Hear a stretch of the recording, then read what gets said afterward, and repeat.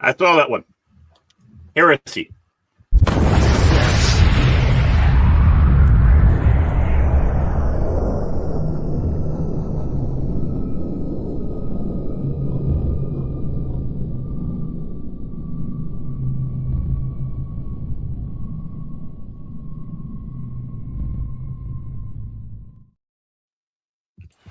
This episode is brought to you by thedolphinwars.com.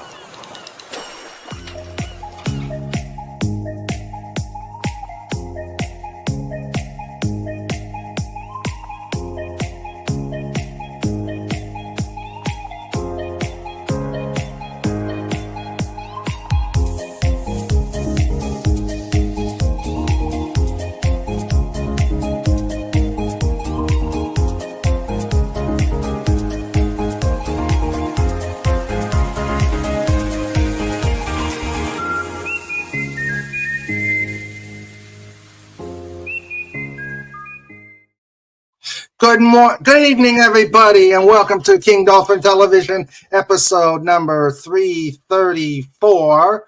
This is our first themed episode of 2025. Time to get this started. Time to get the themed episode starting. And what better way to start with a Star Trek theme? Yay! I am Raymond. I am author of the Dolphin Wars trilogy of books and ruler of the greatest pod in YouTube. And it is my pleasure to be here on running King Dolphin TV with the rest of you beautiful people here. Before I introduce my fantastic panel here, I would like to ask you that if you enjoy these episodes, if you enjoy Just Cuz, if you love the interviews, the other chaos that we have here, that you like and subscribe. And most importantly, watch the old episodes. There's a lot of fun stuff, and it gets me the watch hours. I'm getting that close. But it's just like a log jam yet again. So, and also, if you are so inclined, please put some ducats in the bucket. It is pinned on the top, and it especially for this show tonight. Courtesy of SKHC, it says Resistance is futile. Pay up to board Snorty and Trike here with the link to the ducats in the bucket. So Ducats in the bucket. So yes, so avoid Snorty and Trike. Put some ducats in the bucket and help out the channel here. StreamYards is it's StreamYards. That's all I was. Don't get me started. Yeah. It's supposed to be for fun. Yes. Okay. So that's where we are at right now. And I'm if my sound's a little off, it's because as usual, StreamYards has decided to reset my microphones and speakers, so I'm on my computer setup. So yeah, I sabotaged them. Yeah, I'm not happy with that, but I don't want to lose my setup, so bear with me. Okay, and now I'd like to welcome my amazing panel here. Let us start off with the Baron Norman Tag. How you doing? Hey, long time. I have returned. Yes, it's about time. I apologize for being gone so long, but I am back better than ever. Remember, my end of the pool is the warmer part, just to warn you in advance. And I have to say, I'm sorry. There is a reason why I had to stay away. I hope this does not affect our friendship, Raymond. Oh, not But at all. I thought no, because I did a little bit of advertising work, but I felt that there was a conflict of interest. And if you could be so kind, now that I'm done with the job, right? I don't have that conflict of interest. If you don't mind, you can bring up who I was working for there. Sure. And, All right, let's see.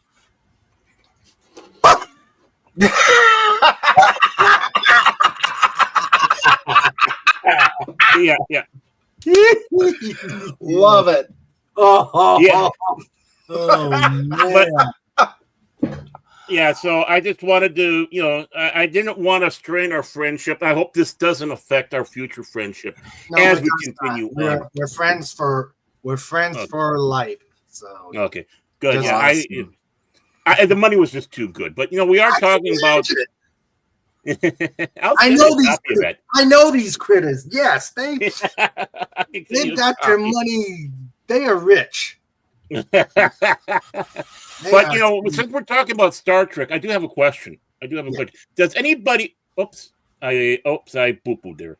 Just a second here. I was supposed to click on something new, because I'm a professional at this. They say I do this all the time for other shows, right? But I don't seem to be able to.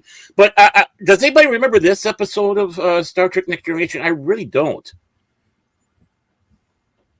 No. Picard must decide whether to stop Romulans from giving their technology to a pre-warp civilization. Data's cat accidentally programs the Enterprise to self-destruct after walking on the council. Horror. I mean, and Damon Wayans was also in that episode. Oh, the horror! I know. I need to. I need to. Need to do some research on that. Yeah, I do. So, I find that very, very, very, very interesting. Oops. Yes, very interesting. All right. But as you can see, I'm back in full form. We're glad to have you, pal. We are glad to have you. All right. And Ensign Fez, how you doing, buddy? Oh, it's been a crazy week, and I'm nervous because, red means dead. Yeah. So, well, other than that, everything's weird. Well, but, we have a perfectly sad example of someone that's going to be in trouble tonight. What did I do? No, not you. Oh, okay. I'm just so used to hearing that from everybody. We got this. You know what I gotta say? Oh, bother. Yeah. That's all I got to say on that. Oh, well, unless he's being beamed down to China, then they might mistake him for the leader. He might survive. Yeah. Okay. But of course, you know who the transporter operator is for this. Later, John. Later, we know. Uh-oh. Yes, I have that meme standing by. As Pooh Bear prepared to beam down, he realized he was wearing a red shirt. Yes. Nice knowing you, Boo. Nice. Yes. If he's the only one going on the mission, then he has a higher chance of survival. Good point. Somebody has to come back. Yeah. That's true. But 50-50. But his last words were probably, "Oh, bother." Mm-hmm. Yeah. All right. And speaking of which, the comms officer, Lieutenant Anti-Derivative Jill, how are you? I'm doing really great. I've had a whole big week of streaming, and so now I can relax and talk about Star Trek. This is a good, fun party. I've been looking forward to. I'm looking forward to everything we've got planned for today. I was a little late getting set up because I had to try and find some. Besides finding my Star Trek related memes, I had a Star Trek trivia game, and it as usual, when you want to find it, it's not there, and I blame the many moves that we've been on. Well, no, it must have been taken by the anomaly. Could be. Those darn anomalies. Mm-hmm. Those darn anomalies. You've got to really not like them. Yep. Just update from here. Update there. We got. Yeah. And lastly, but definitely not leastly, hello, Agent Pepsi One. Hello? Hello. Okay, I guess I have to do the refrain of the Agent Pepsi One. Agent Pepsi One. They've given her a number and taken away her name. Hello, Agent Pepsi One. Must be having some issues. Mother. I haven't seen Pepsi Agent 1 in ages. Yeah. Good to see you if you can hear me. Yeah, Yes. I bet she'll be back, and she'll explain why she was away. Yep. Yep. All right. So we've got her. Okay. So we've got. She's saying in the chat, she's having issues. Okay. Well, I'll probably start announcing our guests who have come to join the chat. We've got visitor wise. Okay. Wow. All right. We've got Cobalt Bald Eagle in the background. Hello, Cobalt. Hey there. We've got Pudgy Hedgehog, the amazing Pudgy Hedgehog. Come on up, buddy. We got room. Yay, Pudgy. The Now I Eclairs. gotta watch my mouth. What? What? Don't punch the Pudgy. No, I said now I have to watch my mouth. Yeah, you do. Yeah. We have. For years. We'll have Real Wait a Nation gaming clips. Hello, sir. We have Swift -1. Yeah, Hello. And we've got the lovely and talented, amazing Tiger Stripes. Hello, Tiger Stripes. Yay. Hey. hello, Tiger. Okay, Agent Pepsi One. Let's see. She's stepped away. All right, so those are our guests. Now let's go to the lifeguards. Uh-oh. People who are helping to tame chaos and helping us to have fun here. We start out with our producer. Remember, this is King Dolphin TV in color. In stereo, we're available. A Sandra Feliciano production. Hail, Sandra. Hail, Sandra. Love you. Sandra. Please get better. If you can't stick around on the computer, just get on the couch and relax. Okay, she's back. Are you back, Agent Pepsi One? Hello? Hello. Hello. Yes. Hey, there Hey, she is. Hi, Agent Pepsi One. Can you hear me? Yeah, we hear you. Agent. Oh, okay. I mean,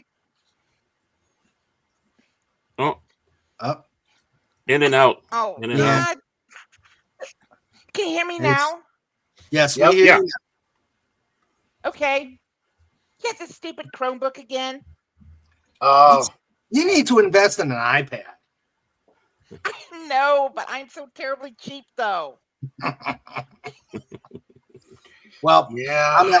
hopefully this won't knock you out, but Agent Pepsi One, Agent Pepsi One, they've given you a number and taken away your name. Number one. Number one in our books. Y'all are sweet. Thank you. All right. There you go. So we've I got haven't tormented Agent Pepsi One in ages. I got about a year or so to catch up on.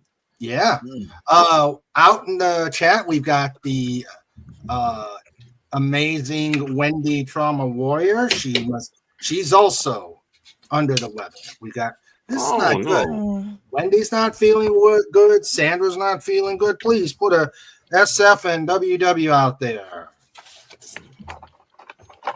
And SF and WTW out there. Yeah, I feel better. That was me last month before Christmas. Yeah.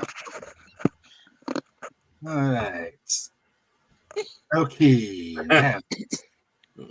That's the way to do it. Yeah. Yep. But you got to have enough paper Yeah, to because do I it. can't. But Or maybe- I right got about a smaller. week's worth. Uh-huh. All right. Let's see. We've got FKHC 2005 out there. How you doing, buddy? We've got the great Legatus Legionai out there. Hello. And we've got Lenrod. Hey, Lenrod. Who says, invest in something decent like a PC. Yeah. I'm sure Lenrod could probably get you a decent deal. He's probably got 20 or 30 sitting in the other room. That's true. Mhm. That's true. But the thing is, you got to learn Canadian to run it. That's the only problem.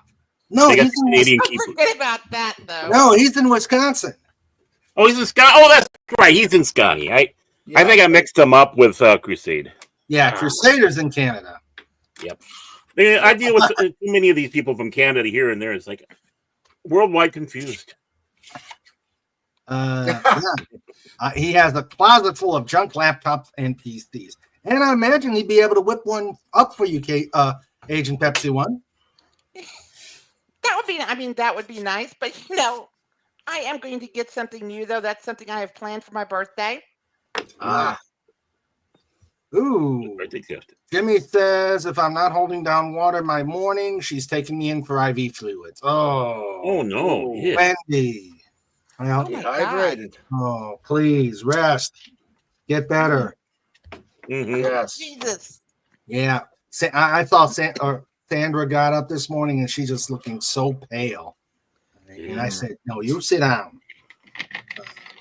You sit down, relax. And of course, Trike assisted in the matter, saying by plopping down on both of us. Oh, dear. Hail Trike. Look at that. Yeah. Yeah, I just can't warm up myself. It's just it's 72 degrees in the house and I'm freezing cold. Oh, Oh, I'd be Pudgy, that's that's the old joke. Okay, let's continue here. Let's see. We have Legatus Legionai. We got Lenrod. Come on up, Lenrod. And I think that's all the lifeguards we've got. Oh, nope. Can't. Ooh. Yes, have to do the proper thing. Do this. Mhm. Do this. Da-da-da. Da-da-da. Da-da-da-da-da-da-da-da-da-da-da-da-da-da-da-da. Lord Apple Pass! Q bar. Dot scream. Hashtag roar. Hail, Trike. Hail to the Trike. I see you over there. There he is. Already with tormenting Mama. Mm-hmm. Yeah. Say. I'm sure we're going to be hearing some barkings in the background. We're going to have a great show, Snort. Mainly because it's all you. Hey, Trike. Don't eat him, Snort. No, I never eat the Snort. Oh, and now we've got the other guy. Hopefully he'll warm things up around here. Sniffles. Oh. The boom.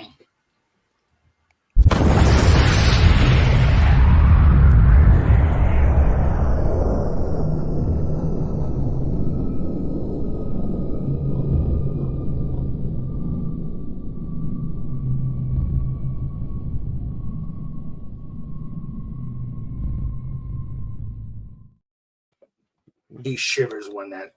I don't know whether to be disturbed or not. He shivers when those blasts go off. Looks like my house from Chili Night. Mm. Ah, that'll do it. And now the hussy. Oh, Snurlypoopus. Cuber. Dot kiss. Hashtag. Let's have fun, Snort. Hey, this is PG.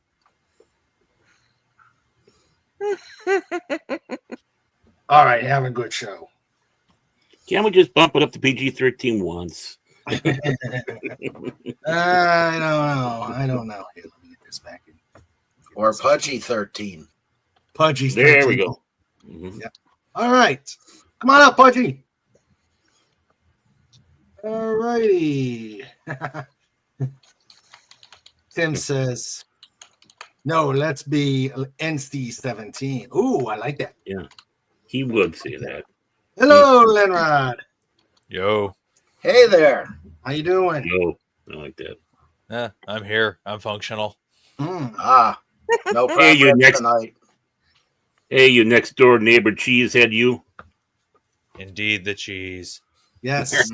Cheese. Cheese. Cheese and All beer. right. Okay, we are doing Star Trek tonight. This is our themed episode, first one. And Tiger Stripes, you are most welcome to come on up. Pudgy, you are most welcome to come on. And let's have some fun. Snortapoopus says Amber. Mwah. Let's see. So tonight it's going to be all Star Trek all evening.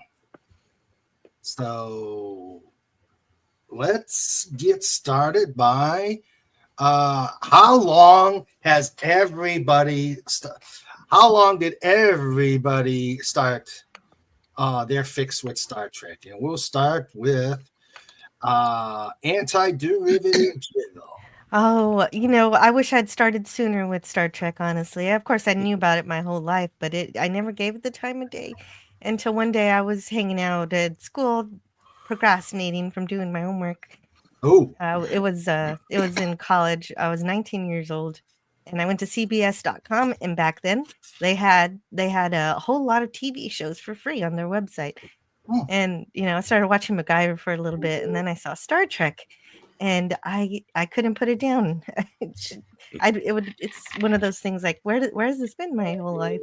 And somebody walked by and they said, I didn't know you were a Trekkie. And I said, neither did I. So here I am, almost 40. So I guess it has been a long time. Ooh, Wow. Jill, you were in college? I'm sure she is. I'm sure she's probably got about 2 or 3 degrees. Oh, just one, just a computer science, bachelor's. All right. Come there on, you go. you You look can smart. fix Look it. at that. It's the ears that give it away. Yeah. it's- She could fix Tim. Pepsi One's computer. Tim says, time to wipe the Klingons. Oh, God, that's an old joke. Time to wipe the Klingons around Uranus.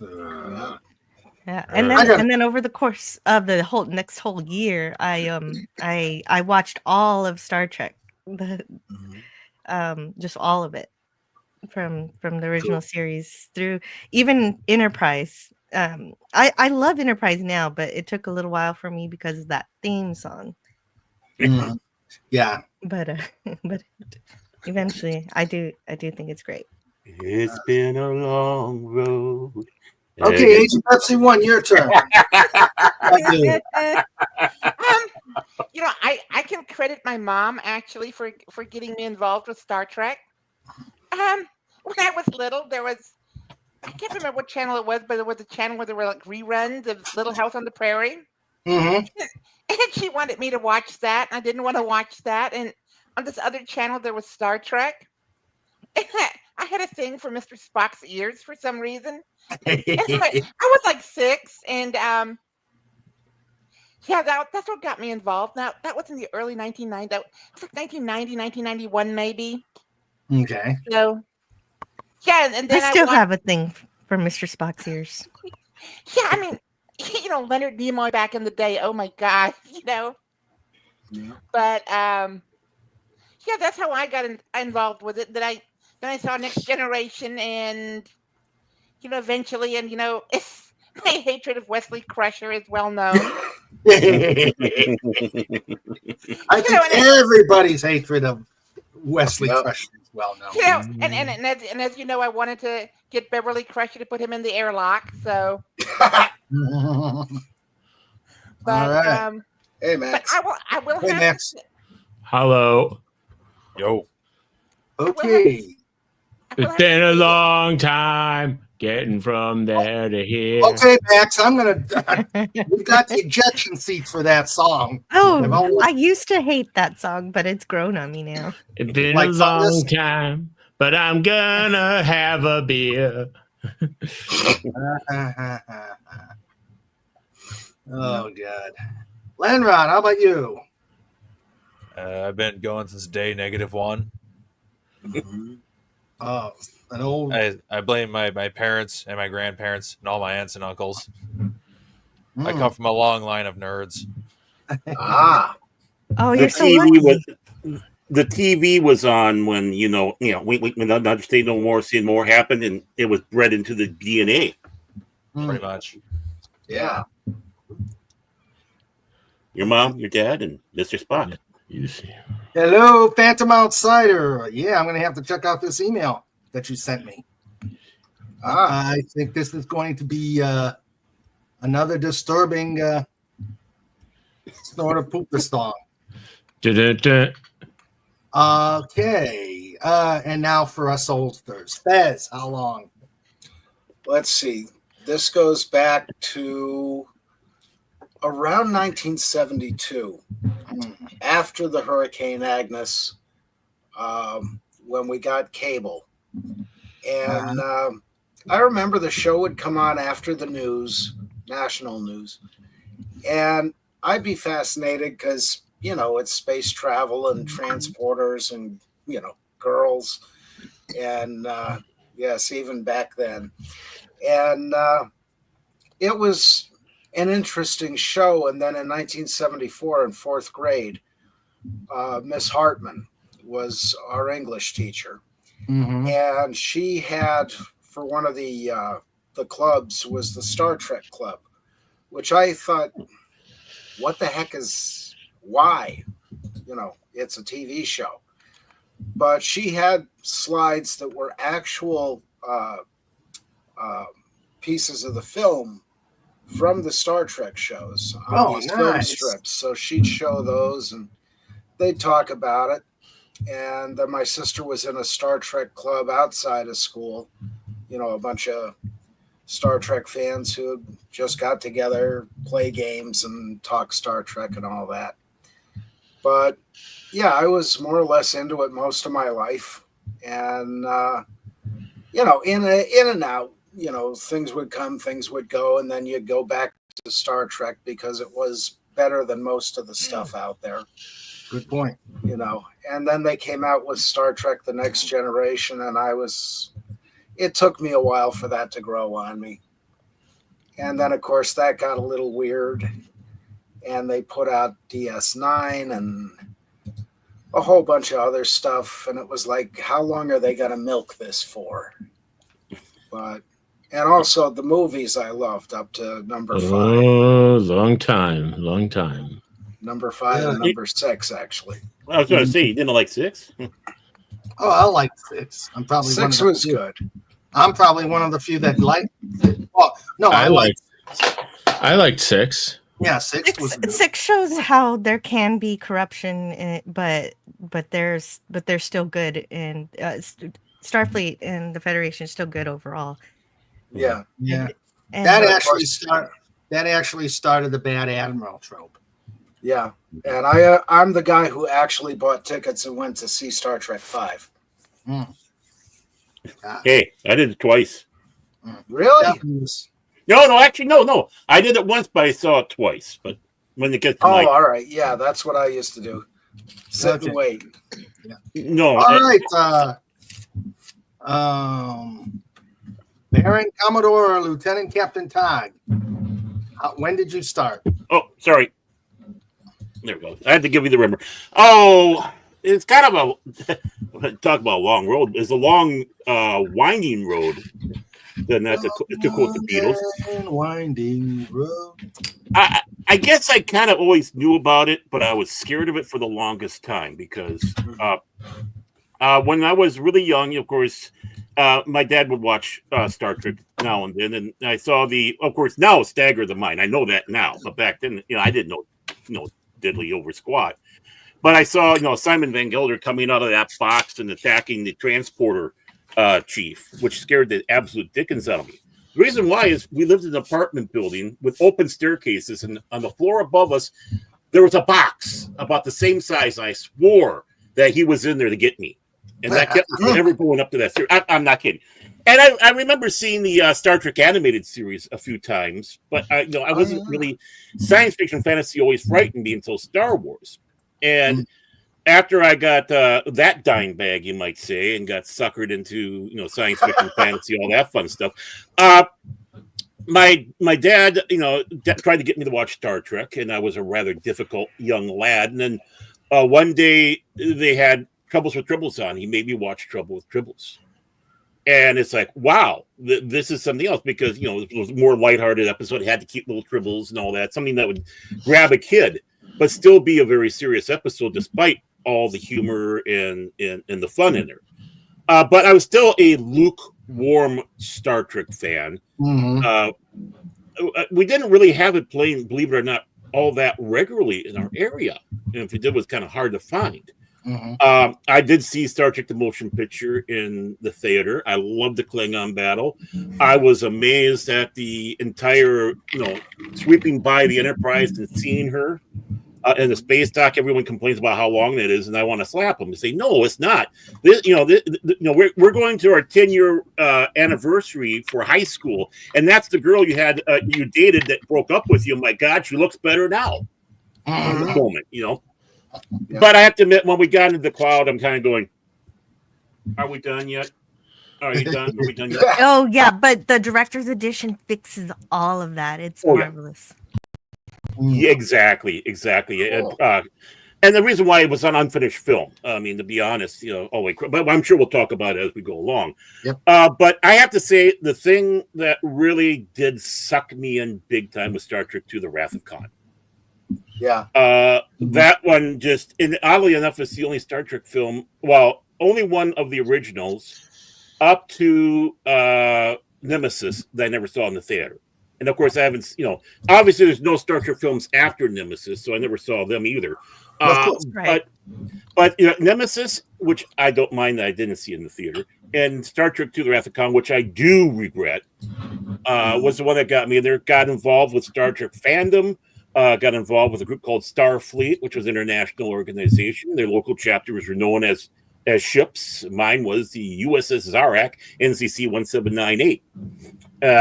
And became the president or captain, and then I became the Commodore, kind of the several state,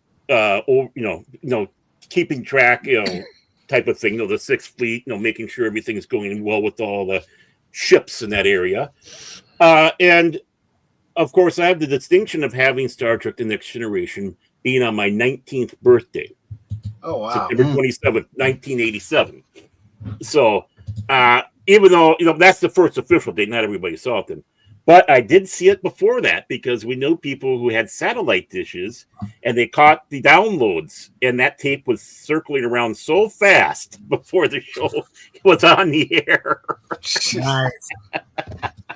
All right, now I'm going to except for Sandra, I'm going to show up all you children. I saw the first run.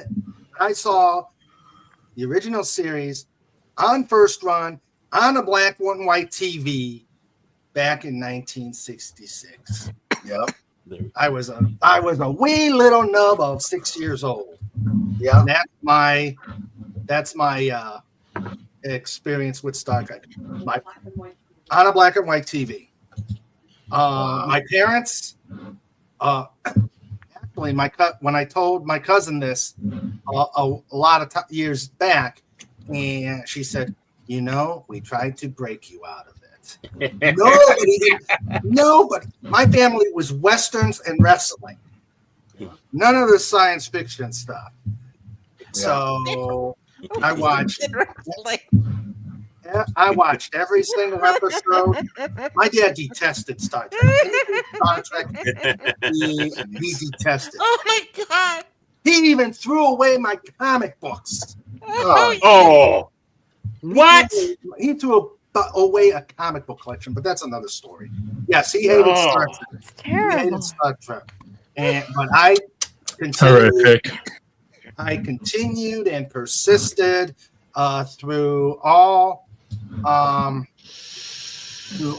iterations, and up until I endured the 2009 movies. Notice in June. I even in a moment of insanity bought Star Trek Discovery, and I'm sorry, Agent Pepsi One, for this remark. Guess where you are going? Guess where you are going? It is. Wow. Let me put the remark up first, and then we'll get a vote. But I know where I'm going to. Hit now.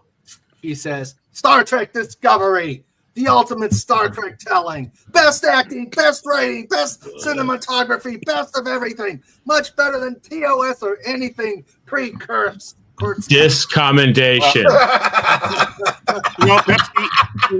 Agent Pepsi One, I'm usually always on your side. I usually always am. I'm sorry, I can't back you up. Discommendation. Section 31. Disinformation is a key. Sorry, Pepsi One. Sorry. You are destined for the pit. Yep. With Snortopoopus. Hooray! Enjoy yourself, Pepsi One. Thank you. I don't think I've ever been put in the pit. No. I'm not in the pit anymore. No, you're not, comic. After months of isolation, I'm not in the pit anymore. I have company. Yeah. Well, don't worry, Agent Pepsi One. I'll sneak some stuff in there for you. Just keep them away from that guy. Keep them away from the Canadian. Oh, poo. It says, keep them away from that Canadian until we buy his country. Then he Tim says she is going to Rura Pente. I'm going to rule Rura Pente. Oh, and as we're talking about, we've got our first entry to the kitty table, I think. I don't know. This Did she say she's going to rural Penthe? Okay, let's see. Rural Pennsylvania. Okay, Tiger Stripes, the wonderful Tiger Stripes. She says, no. Any decent joke deserves a good setup. Here's the one the kids used to tell. What did Mr. Spot find in the officer's toilet? Captain's log. Mm-hmm. There's an oldie. Enjoy your eclairs. Enjoy your eclairs, Fire Stripes or Tiger Stripes. Yeah. I must really be rusty. I'm usually the first one there. Oh yeah. All right. Oh, she's been in Los Angeles. Wow. Mm. Oh. What, too soon? Too soon. Oh my God. Okay, then we'll use the other one. Well. Oh Jesus. Then we'll use the other one. I always think that wait, she she's has a in mustache. Texas. She's in Texas. We can use that. She's in Texas. We can use that.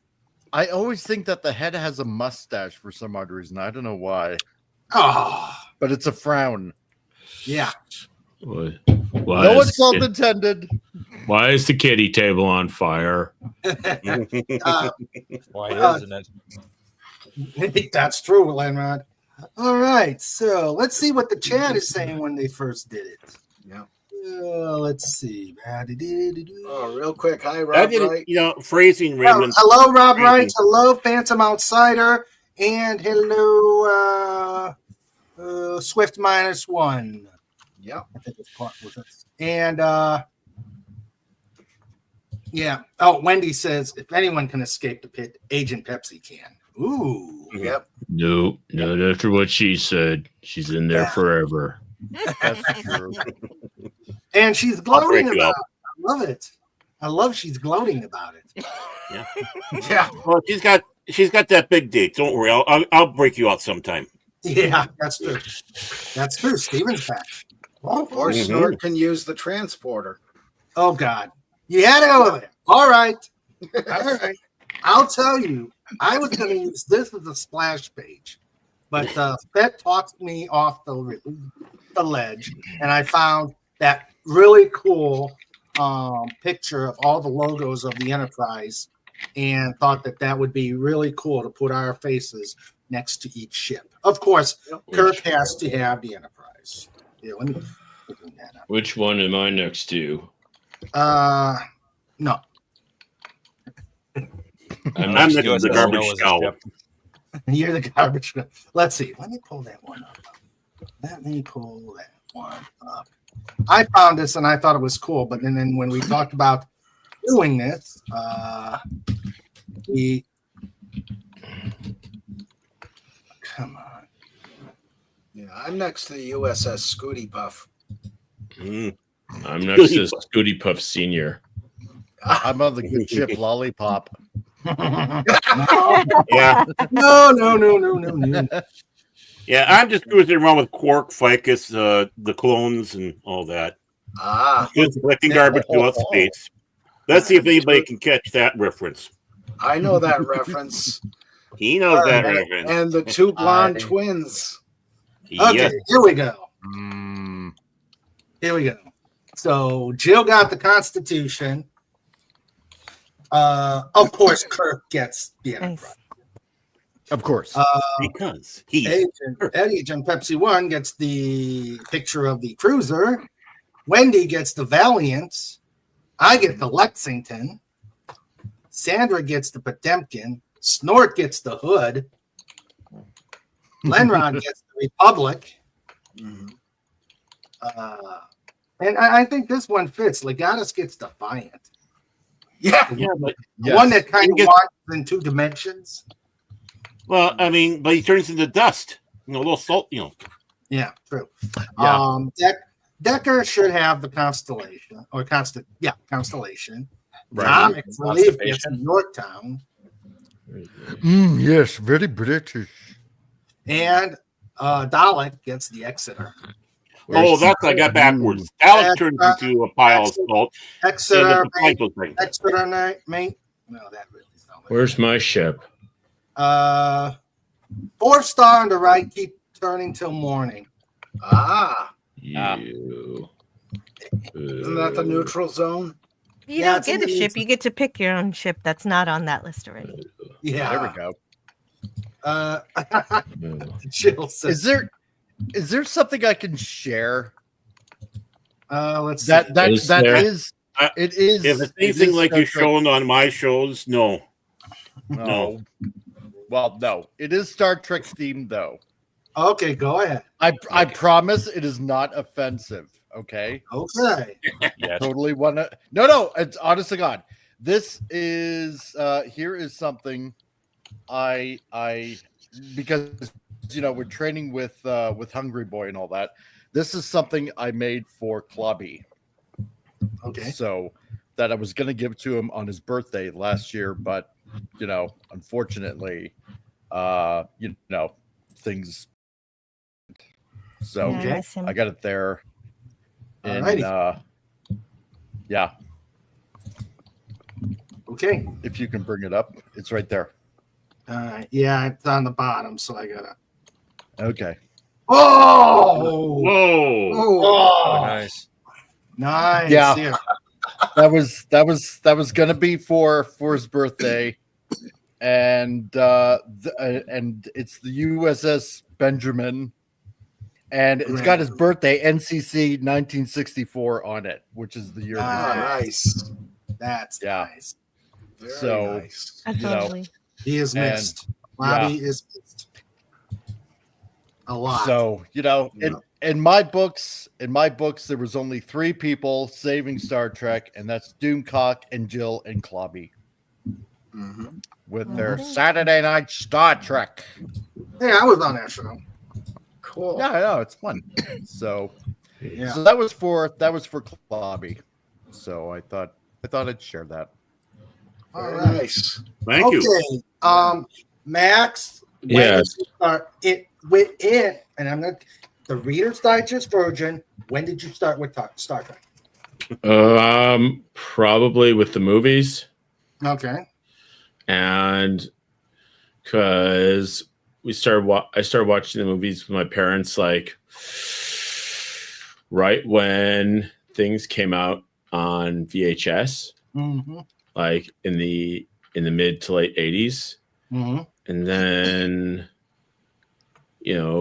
of course you would learn how to make copies of videotapes, and then you could, like, watch them over and over and again. Because anyway, No. You are a pirate. Yarr. Who wasn't back then? So I know. That was a great pastime, was recording off the TV. of Oh, course, yeah. We why do you rented have movies and dubbed them. why do you have a video? Why do you have a video cassette player that only has play and not record? Interesting. Exactly. Yeah. So it's like, because I was always into Doctor Who, and then it's like, oh wow, this is space too, and then I hadn't really got into. I started watching Star Trek: The Next Generation, and around the time of the 25th anniversary, they had re-released a whole bunch of episodes. So then I started getting into them, and then it just sort of went from there. Okay. All right. Comic. You. Yeah. Oh boy. First time I got into Star Trek. Wow. Well, it's gonna be my mom and dad, and watching them on Saturdays, reruns. It was like, late Saturday morning, they put like some sort of sci-fi show on, so I grew up with like Star Trek, Space 1999, stuff like that, right? And yeah, that's what got me into Star Trek, watching where no one has gone before, where no man has gone before. And then my dad was like, "Oh, William Shatner's Canadian, right?" I'm like, "Really?" That's like, to me, that's like really cool, right? So a Canadian at the helm of the Enterprise. Yeah. And Yeah. and the engineer James Doohan. Scott. Yep. He's Canadian. That's right. So that's what got me in. I loved it, right? I just loved it. The sets and the monsters and everything like that. And it was just fun sci-fi. And then Next Generation comes out, right? And my grandmother at the time, on my dad's side, my dad's mom, she didn't like Next Generation because it wasn't Captain Kirk. So, no, I don't like this new version of Star Trek. I just don't like it. I like Captain Kirk better. So, At least you put a toupee on, right? yeah, exactly, right? So, but my dad liked it, and so I watched it along with him, right? So I started watching Next Generation, and Deep Space Nine, it wasn't too bad. I thought, well, what kind of adventures are going to be coming, to a stationary space station that's only in one place in space, right? So, but they kind of made it work, and I thought, me personally, I thought Voyager was pretty cool, because they're in a different neck of the galaxy, right, on the other side of the galaxy, just trying to make it home, and it was a true representation of the space probe Voyager that went out there and is just traveling through space. Don't know where it's going to end up, but it's literally exploring the deep cosmos that we're never going to see ourselves, right? And I thought that was an appropriate name to call Star Trek Voyager, right? Because they're seeing things that they've never seen before because they're on the other side of the galaxy, right? And Enterprise, I never did get into Enterprise. I wish I would have. I've seen a few episodes, but I do want to give it a chance. You still can, yeah, definitely give it a chance. It kind of goes back to some of the TOS themes. Yeah, I mean, Enterprise was really good. I mean, they had good acting, they had good writing, and for the time, I think they had some really good effects. I mean, See, I to don't me- like. I don't like. No, the no, first go ahead, episode. I don't Right. like the first episode where they. I mean, it was stupid. Yeah, let's take this Klingon back to Kronos. You know, I mean, that's stupid. Yeah, you're right. There shouldn't have been a Klingon yet. Yeah. Yeah, but I mean, some of the other stuff they had this throwback Western episode, which was amazing. I mean, I thought, what the hell's going on here? I wanted to watch Star Trek, and this thing comes on, and then I realized it is Star Trek. But Well, see, to me, it's like it's because obviously they canceled it, right? You know, and we're Right. we're never gonna know how it ends. And to me, you know, with the story, it's just I need to have it closed. I can't have it open ended like that and just the story ends and that's it, right? And you're never gonna find out what happens in the end. And that's one thing that's kind of kept me back from actually watching Enterprise. Yeah. I mean, something That's about what the bad end. fan fiction is for. Yeah. True. Yeah, but it's never going to be on the television. It's not, you know. But you know, Well, oh, go on, Pepsi. well, I mean, yeah, go ahead. the ending of Enterprise, though, the ending of Enterprise was really contrived because they were It was actually. horrible. It was very horrible. Because I don't know if you know this, they were greenlit for a 5th season for a long time. It was never official, but they were greenlit for it. And because it didn't occur, they just did this thing. And It was all last minute. Stupid. Yes. oh yeah, and I watched that last episode, and coincidentally, and that last episode really burnt me out on it. Mhm. I loved the all of season 4 up until that point, and then the series ended at the same time the Galactica miniseries came on, the exact same time. And I said, this is cool. Okay, bye, Enterprise. Yeah. Yeah, I mean, Galactica wasn't a different league all by itself. I mean, they had the That's budget. true. Yeah. But you know, I do want to say something about James Doohan, though. Scotty off TOS. I don't know if you all know this, but this man was a genuine war hero. Yes. I mean, He's you know, doing he was at D-Day. I mean, he lost He was like, on a finger. D-Day. He lost a finger on his hand. And smoking saved his life. He had a cigarette case in his pocket. Yeah. Mhm. Yes. Yeah, he was shot like 3 times, and then you know he 8 came. times. He went back and he became a pilot, and he was going to fly like some reconnaissance airplane. Mhm. So I mean, this guy. Oh my God, this Scotty guy. I mean, he really did it. Whatever drove him to acting, I have no idea.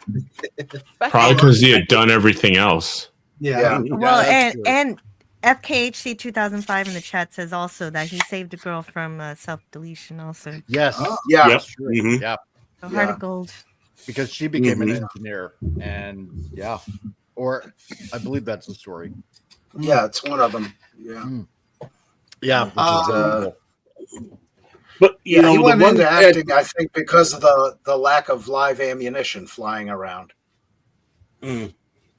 yeah. It's like maybe acting is safer for me. Yeah. Probably. I like Rob Wright's thing. Enterprise needed to get to the Romulan War. Yes. Yeah, they were going to go that way with the series. And what we got also cheated out of by not having season 5 was Doug Drexler's excellent refit design for the NX-01. Oh, Yeah. yes. Yeah, And that was- and we can blame Les Moonves for all the crap we have today Oh, because yeah. he Yeah. canceled this. Yay. All of Star Trek. Yeah. Yay. To the pit with him. yeah, I mean, No. exactly. the pit's too good for him. And do you really want to have Agent Pepsi 1 and Comic Relief Crusader tortured that much? Oh, I think they would do the torturing. Yeah, we'll do the it's- Okay, torture. do it. Yeah. Okay, Just- cool, good. Yeah. Hey, Just shoot him. one more thing, some trivia questions for y'all. Mhm. From TOS, one of the most unusual characters was Lieutenant Kyle, the transporter operator. Mm-hmm. Do you know what he did before he came to acting? What? What? This guy was in the British Special Services, that SAS unit. Oh yeah. Oh, I did not know that. that's cool. Yeah, Wow. I mean, he did that before he came to acting, and then the acting bug bit him while he was in that unit. Hmm. Cool. Wow. Sandra said, No. Sandra said, and I know what she's talking about. I absolutely despise the season 3 of Oh Enterprise. my god, it was terrible. I mean, that thing. He despised the full season continuing episode. I like individual episodes or no more than 2 parts. With the never-ending story, if you miss an episode, you're out of the loop. So true. Mhm. You know, I mean, Sandra's right, and the best episode of Enterprise, bar none, was in Into the Mirror Darkly. Oh my What God, he did. yes. Oh my I mean, God, it was amazing. yes. It was absolutely amazing. And we lost out on the follow-up to that with losing season 5. They're going to go back and revisit that. Yeah, there was so much that we were in store for with season 5. I think would have made a lot of people forgive some of the early stumbling blocks that I showed. Yeah. God damn you, Les Moonves. Hello, Miss Catonic. Hello, Madman. Miss Catonic. Man. Raymond, do you forget how to say madman? No. And Uh, SB4. hello, SP4H. How you doing? Wow, we're getting a lot of people here. What's up, All dude? right. Hey, SB4H. That's great. All right.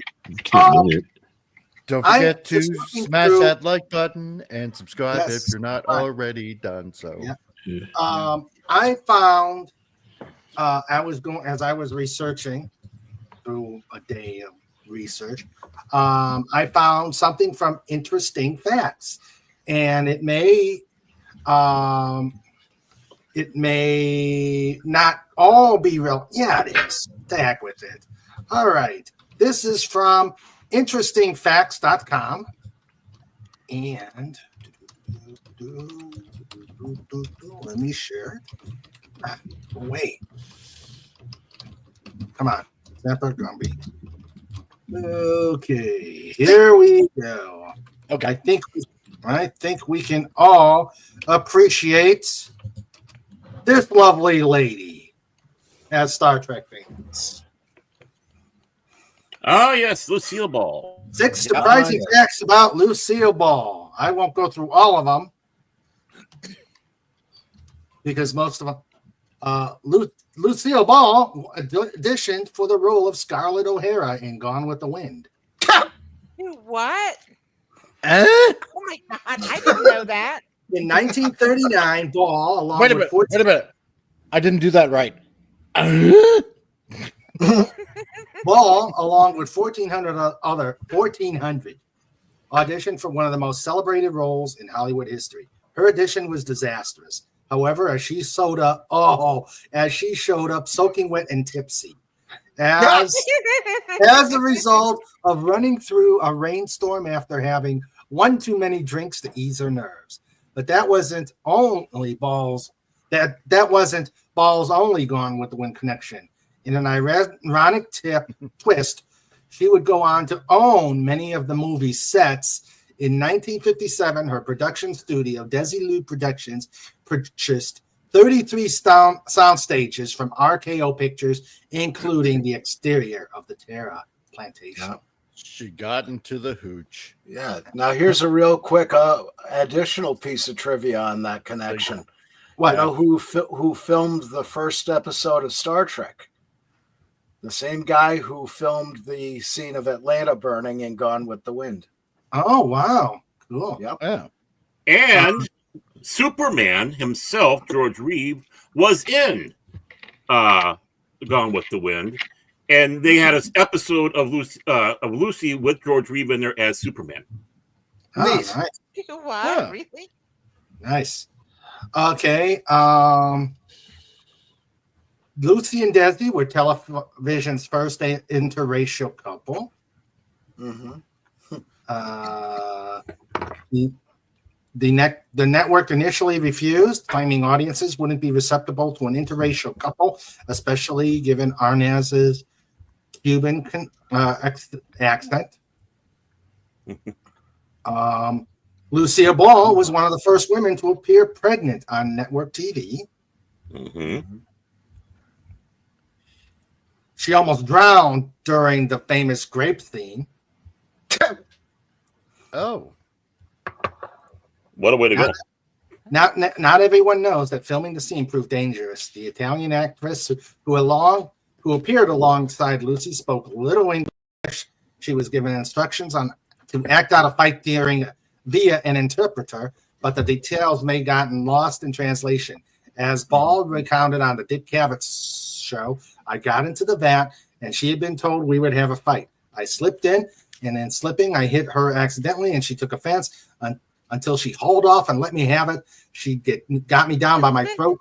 I had grapes up my nose, in my ear, and she was choking me. And I'm really beating her to get her off. She didn't understand that she had to let me up once in a while. I was drowning in those grapes. And that's why she showed up wet and tipsy to the audition. that's right. Because she got And- into their hooch. And now, why we're talking about her. She helped get Star Trek on television. As the first female head of a major Hollywood studio, Desilu, which she formed with Arnaz, but took over herself after the divorce in 1960, Ball helped produce some of the most influential television shows of all time. She was particularly instrumental in getting Star Trek on the air. There was apparently some trepidation by Desilu board members when it came to the budget of the ambitious series, leaving Ball to personally finance not one but two pilots of the science fiction mainstay. One studio accountant, Edwin Ed Holly, even claimed if it were not for Lucy, there would be no Star Trek today. Lucille Ball truly allowed the show to live. I hear at first though that she didn't realize what Star Trek was. She was the reason at the beginning that Star Trek got the pilot, but that she thought it was going to be about stars like actors. Yeah, on a USO tour of the South Pacific. The full story is in the first couple of chapters of Herb Solow and Robert Justman's book, and there's an audio version of it on YouTube. I highly recommend it. It's a great book. And so, thank you, you redheaded drunk. Sorry, you redheaded Irish drunk. Wow! There we go. Damn it! Okay, you're back to the pits. Yeah. I thought he was an out. You've got some splaining to do. And there she is. Thank you. This is admirable. This is according to this was given to me by FKHC 2005. Thank you. That's wow. That is a wonderful picture of her. Yeah. We're an hour and 3 minutes into this show, and I haven't been thrown in the pit or the kitty table. What am I doing wrong? Throw him in the pit. Well, we could do it just on. No. Throw him in the pit just cause. No, Baron. What? I think because you have asked that, you will get neither the pit nor the kitty table. Uh-oh. The broccoli table for you. Yeah. Light him on fire. What? You keep Asian Pepsi there, and I go out and have dinner with her husband? Because it sounds like he's going to a good restaurant. No. You know me. You're going to the slap shot table. Oh, fuck that! No. Okay, I'm calling that number. Golden showers. Oh God. Oh boy. Yes. Sing. You know we were gonna get. You know this was gonna get off the rails very quickly. You know it. No, I was behaving. that's impossible. Me fail English? Oh, In Star Trek Alright. Enterprise episode Carbon Creek, they paid homage to Lucy as the one Vulcan you used to love. Oh, yeah, I remember that. I remember that Great episode. when T'Pol was on Earth and the Vulcan watched I Love Lucy. Oh. I mean, Carbon Creek, a lot of people hated that episode, but I think it's one Really? of the best. Oh, yeah. I think it's one of the better ones. I yeah. thought it was one of the best on Enterprise. Yeah, of course. And I I still get a love it. lot. So, I mean, The fish out of water trope's always going to get me every time. Honestly. Yeah. when Yeah, T-Ball puts on the dress backwards, and the other guy says, I believe you're wearing that garment backwards, completely straight face. It is, my God, this is why I'm not an actress, because I would have lost it. I would have completely lost it. Yep. And I love the nice touch of she's back, she's on the Enterprise, and she pulls out the purse. Oh yeah, that was great. And when they were having that dinner, and they says, she says, about the glass of wine, she said, I'll have a small indulgence. And Trip says, well, make mine a large one. Huh. He wasn't alky. I didn't know that, but there you go. When I did when not you know got that. when you have a coping mechanism. Oh, Jesus, I would really need one on a starship. Oh, Jesus Christ. You wouldn't get me into that tub. No way. Rob Wright says, I wish we would have had more episodes in the Mirror Universe. The Star Trek Next Generation book, Mirror Mirror, was great. Yeah. Another one, the other one that I actually have from Next Generation is it starts with Dark, and it's the Enterprise Dark Mirror? Enterprise Deep. Huh? Dark Mirror?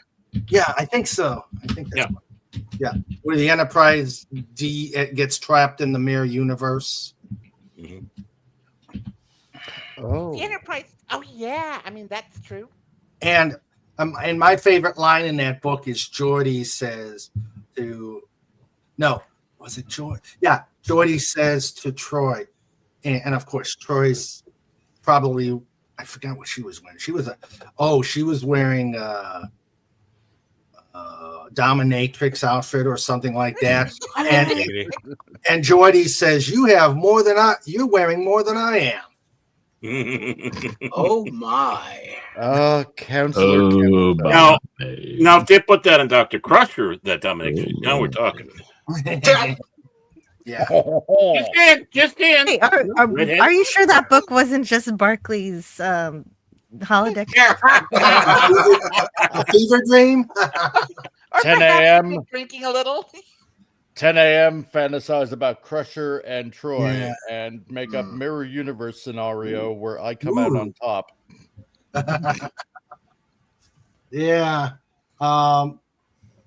So I also happened to find some Star Trek trivia. Yay! Star Trek trivia. Yay, Twivia. Yes. Okay. Let's see. Now, how am I going to buzz in? No. Well. Oh my God. These are so easy. Well, let's. You're talking to the right crowd then. Yeah. Yeah. I've been told many times I'm We need to have some easy based as opposed to the Trivial Pursuit question. I was telling John and Baron that I actually had a Star Trek trivia game, and it vanished. I do not know where it went to. No. Sandra just said it went to the Mirror Universe. I am so gonna lose against Jill. Dang it. Hey, you All don't right. know what happened. I don't know. No. See, because here's the thing, like, I like Star Trek. I love Star Trek, just as much as I love Star Wars. But like many of you get into like the whole history and the technical manuals and all that kind of stuff. Like, and the role-playing guides. Yes, and I'm just a fan. I just enjoy it for the show that it is. And you guys have like way more knowledge than I do in that respect. I'll bet you Jill. I'll bet you Jill has the two. I'll bet you Jill has the two. Like me. Jill probably has the 2-volume hard copy Star Trek encyclopedia. Yes. And if Raquel was here, she'd slaughter us all probably. It'd be a tie between Raquel and Jill. Hands down. Or Doomcock if he was here. Do you, Jill? I'm sorry. No, but I took it from archive.org. I do have it. It's not hard copy. Not that I'm dissuading Jill from answering. I'm not. Oh no. Yeah, I've got. My God, I've got the. I'm just gonna say most of my answers are tribbles. So there we go. I've got the Enterprise blueprints, the old Frank Joseph's technical manual. Mm-hmm. I think I still have Mr. Scott's Guide to the Enterprise. Oh, you have it too? We both do. I have the Next Generation technical manual. I have the Deep Space Nine, 2 copies of the Deep Space Nine because due to reasons. And yeah, and of course, who can not have all the Hallmark ornaments? We have both. We have triple copies of the Hallmark ornaments because I bought 2. I bought one for hanging up and collecting, and I think she bought just to hang up. Yeah. So I mean, we have triple. Okay. So first one, and yeah, I looked at these questions. I should have gone further. I should have gone deeper. Which actor portrays Geordie LaForge in The Next Generation? Michael Dorn. Ben Vereen. Denzel Washington. Hugh Jackman. John Amos. Samuel L. Jackson. Jennifer Lawrence. Tim Matheson. Really? Oh, This Don question's Cheadle. so easy. Oh, Robert Downey Jr. from Tropic Thunder. Oh, Did I do that? Dang. Well, that one was a rough one. okay. Reading Rainbow. And these are the okay. Let me see about these toughest questions. What the hell? Robert Downey Jr. in blackface. That one was the best answer. I know. The worst Oh, answer. that's terrible. That's terrible. Thank you. James Earl Jones. Because Tropic Thunder. Yeah. James Earl Jones. Yes. Oh, man. Mr. Jones, you're like the old. Hey, yeah, if the questions are that easy, every answer is going to be a joke. Oh man. Don't you know it? okay. What is the name of the Klingon homeworld? Shangri-La. Xanadu. Canada. Cleveland. Palm Springs. Who said Chicago. Cleveland? Who said Cleveland? I like that one. I think the first time they were going to call it Kling. Just Kling. Yeah. We are the warriors Are the of Kling. Yeah, I remember that. Static cling. Okay. There you go. Tim, Pennsylvania. Wilkes-Barre.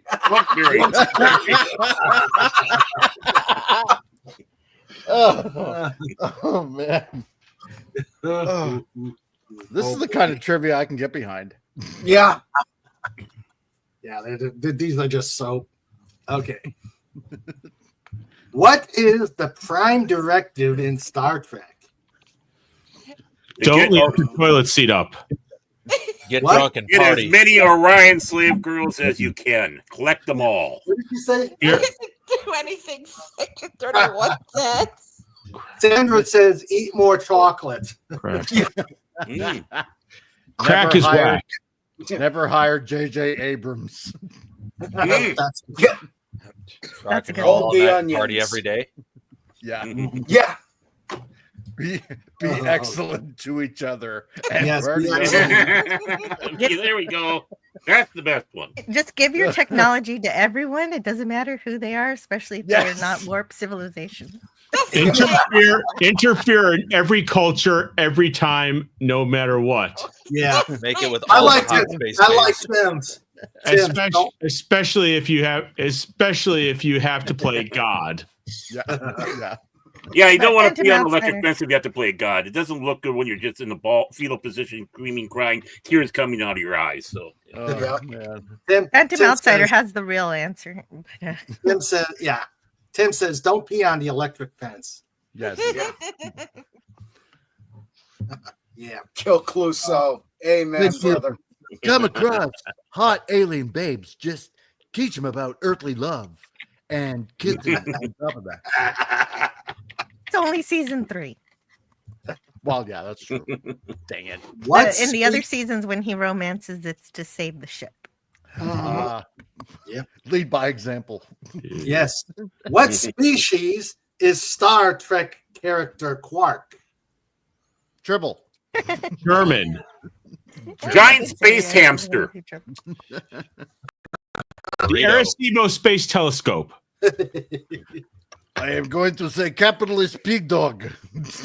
A What Sphinx is this? cat. What is quark? He is Moose. Yes. He's What's a this Quark? despicable moose. Wendy. Jimmy comes up and says, Jimmy comes up. That's so true, Jimmy. Yeah. Don't throw up Yeah. when you meet don't throw up when you meet a new species. Yeah.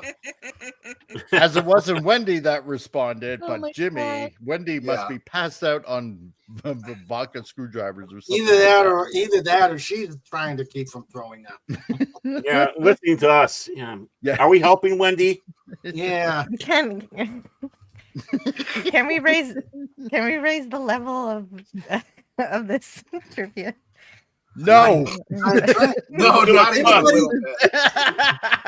Anybody can find some better questions. I am. Oh, Wendy's asleep. Okay. Oh, Good for you, Jimmy. Oh, Now- Phantom Outsiders has an answer. Yes. we kind of referenced that earlier, didn't we, guys? Yeah. Quark, the space garbage man, played by Richard Benjamin in the short-lived series Quark on NBC. I remember that show. My two Yeah, quarks. and Tim. Really?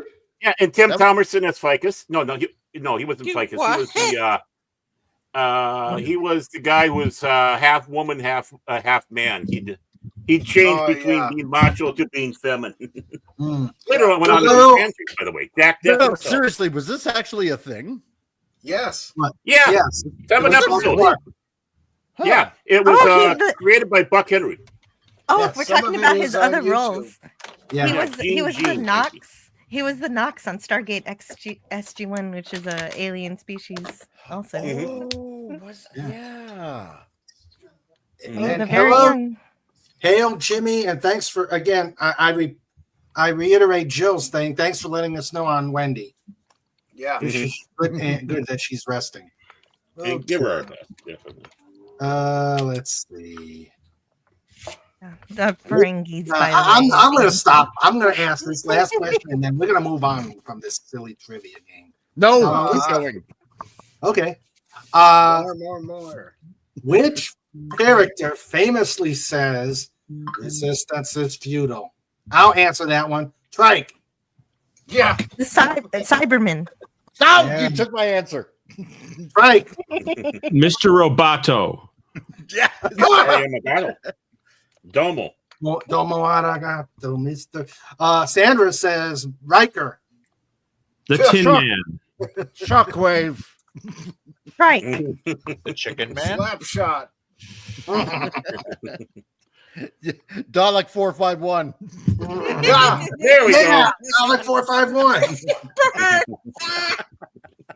Oh, Panama cider. It's got Beef Pad Thai. Pepe Le Pew. Oh, go. yes. Hey. Oh, yeah. Alf. Resistance is futile, mein petit. Yes, flower. Rob Wright got it right. Yeah. Mr. Burns. Yeah. Okay, I got one. I Okay, got one. Agent Pepsi This one, is, you this is take going to be a care. tough one. Which Yeah, Pepsi. episode? Hold on. Okay, Agent sure. Pepsi Sorry. one's got to head out, so Oh, okay. Yeah. we have a good dinner. Hopefully, we may be going on when you get back, or if not, we'll catch you later. Have a Okay. great reunion. Hey, Bye love bye. y'all. Take care. See you soon. Have Love fun. you, All Agent right, Pepsi. this Laters. was a absolutely great podcast. You should do this more often. This is amazing. Well, thank you. It's because of me. Oh, Hey, See ya, Adrian. See, I gotta step out for a bit to go get food for my family, but I'll be back because Okay. they gotta eat. sometime. Really? Do they? Mm, That's a Yeah, cheap. I'll they say ate don't last eat week. this. I mean, there's Let going to them be fend for bloodshed if they themselves. don't eat. yeah, Yeah, exactly. There are complaints. I'll be back as Let's soon as throw I them in the can. pit. Do it like Thunderdome. 2 enter, 1 Yeah. leave. Exactly. Hey, yeah. okay, see you in a bit, Jill. Yep. See you, Joe. Ooh, burgers. Yeah, We yeah. had pizza. Mm. We had pizza. I had chicken, Domino's chicken with Ooh. feta cheese and honey barbecue sauce. Good night, Rob. Night, Sweet. Rob. Night. Hey, take care, Rob. Good to see you, man. Okay. Okay, right, here's let's- a hard. Okay, you want a hard question? Here's a hard question. Which episode of the original series of Star Trek influenced the invention of the Laserdisc / DVD or CD-ROM? I don't know the name of it, but it was the one with Ian Fox as the librarian. All Our Yesterdays. Yes, Mr. H. Oh, okay. That's it. Nice. Mm-hmm. Oh, I knew nice. he was going to get it. I knew he was going to get it. Okay. And, you know, Ian Fox wasn't nearly as old as he looked in that. Mm-mm. I think it was he was gassed in World War I, and it affected his face, his skin. But Mhm. he always looked like an old man since, Mhm. since his 20s. Okay. Let's go. I'm going to pass these two. I'm going to go to the next one. Oh boy. Who plays the character of Benjamin Sisko on Star Trek Deep Space Nine? Starbase Oh, 347. Hawk. Shaft. Mark Hamill. Isaac Hayes. Shaft. Carrie Underwood. I was going to say Richard Donkey. Someone beat me to that. Bob Ross. Jimmy Carter. Bob Ross. Tennessee Bob- Ernie Ford. Bob Newhart. Sammy Davis Jr. Ooh, he would have been a good one. Ooh, there we go. Yeah. Yeah. Yeah. Yep. He was a I badass. loved Hawk Yeah. in Spencer for Hire. When I saw Avery Brooks as Cisco, I said, "Oh yeah, this is gonna be good." But then they made him so. It took him, huh? Diplomatic. Yeah, they should have made him go all Hawk from the very beginning Mhm. Yeah. instead of waiting. You should have kept the shades too. You big dummy! You big But- dummy! You big but- dummy, Tim! Red Fox. Oh man. Oh, Rerun from What's Happening. really want to know what's Hey. happening. Yeah. It's Kid Dynamite. Yeah. JJ Walker. Walker. Jimmy Walker. Yeah. Yeah. Once he shit. Yeah, he had to get the hair. He got to lose the hair to become a Mhm. Yeah. Slappy White. Nipsey Russell. Yeah, I was just thinking that. Superfly. Scatman Crothers. Oh, it was. Oh. But he was a transformer. Yep. Yes. You know who He was jazz. Captain Cisco? What? David Hasselhoff. Yeah. There we go. Red Fox. George You dummy. You know, I had when they showed. I didn't see Next Generation on TV. Oh God. Because I was in Germany, and we don't get live. Armed Forces Network doesn't get live stuff, and Right. Next Generation. Well, they didn't do sci-fi for forever on Yeah. Armed Forces Radio network. So I got lucky that my boss bootlegged a copy of a video cassette. It's ancient technology for you kids. Of the first 6 episodes of Next Generation, and brought him back and gave me a copy. Yeah. And I looked. Oh, Yeah. okay. Just to let you know, VHS is when you put a string between 2 coconuts. Yeah. Yes. And I looked and I saw the captain, and I said, "Oh my God, Guernsey from Dune. He was the worst actor in the entire movie." Mm. And I said, "This show is doomed. This show is doomed. You put the worst actor ever as the captain of a major Star Trek role." And I will go down. I will continue saying that. So, I mean, granted, he kind of grew with me, but I couldn't get over my first impression that, come on, Sting, who didn't have 3 words in the entire movie, is a better actor than Patrick Stewart. Yeah. Yeah. Patrick Stewart isn't just a ham; he's the whole pig. Exactly. Wow. Yep. I'm going to have to tell Phil McCracken to come here because he hates Patrick Stewart too. It's like you can all ruffle together Yeah.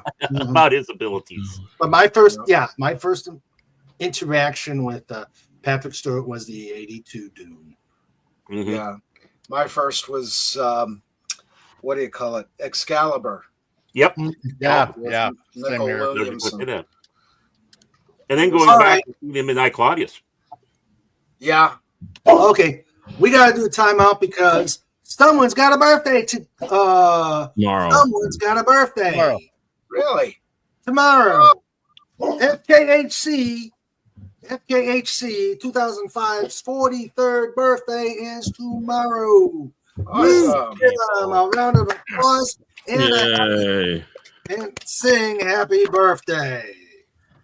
One and a one, Oh. and a one, and a two, and a three. Happy Happy birthday. birthday to you. Happy birthday to you. Happy birthday, birthday. I'm just gonna keep FKHC 2005, otherwise known as Birthday to FKHC. you. Happy birthday to you. And Benny Moore. You're gonna regret telling us that, Tim. And the channel gets taken down due to a violation of YouTube policy. Why is that? Not anymore. Why is that, Lenrod?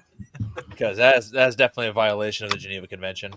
Oh, yeah. The convention, yeah. Okay. And many conventions. Pretty sure How we're going to have dare more we- crimes trials How after that. dare we assume that FKHC, otherwise known as him, has a birthday? Yeah. I thought he was hatched. I thought he brought from the rock. I thought he was a celestial beam come from on high. Yes. Yep. He was in Life Force, where he sat back and said that was his first on-screen kiss, which wasn't the truth. Mm-hmm. It had to be with another man. Phantom says the same thing. I mean, Mathilda May, who had no lines, was better than Patrick Stewart. Yeah. Yeah. Well, she had a couple things going for her, and she was more than happy to show it off. Yeah, the left one and the right one. Whoa, Don't huge need circle. lines. Huge circles with little Huge. dots. Huge Only circles with proving little you don't need lines when you got huge assets. Mm, dots. perfectly proportioned. With Yes. little dot in the middle. Oh, yes. And with that, when the ladies left, guess what happens? We all turn into a bunch of boys. Toxic boys. But we do have, we just remember, we have ladies in the chat and a hedgehog. Yeah. All And a right. bear. So huge circles, amazing circles. Oh, did someone say bear? I've been trying to. Oh, This must yes. be. Yes, we must. I almost put this as the splash page and wanted all our pictures there, but I thought better of it, and it was. I thought better of it, and thought that this one is says so much about us here at the pod. Oh dear. Oh boy. Hey, Fun, I'm outside. You know what that film was originally going to be called, I'm sure. Oh, yeah. Ah, yes. That's why I want Snorty as part of my crew. Yeah, This makes complete sense. yeah. And see, he doesn't discriminate. All departments. Yes. Yeah, he does it. Yeah, all three. Yep. Oh, you should have heard last. You should have heard on Wednesday. He said he was packing that transporter up. Mm. Yeah. I mean, who says you have to materialize them with their clothes on? I mean, come on. Mhm. Yes. You have to check for lesions, any abrasions. You know, it's purely a safety thing. Yep. Yeah. But the thing is, as a polar bear, what's their life chance? I mean, he might be hungry. True. Or the other word that begins with H. Sometimes Hey, you hey, don't hey. need the. Sometimes So, you don't need the burrito. I have- only the filling. I have a bit of trivia. Okay. Okay. Now, can you name one actor who has starred in Star Trek, Star Wars, Doctor Who, and Blake Seven? I think I do.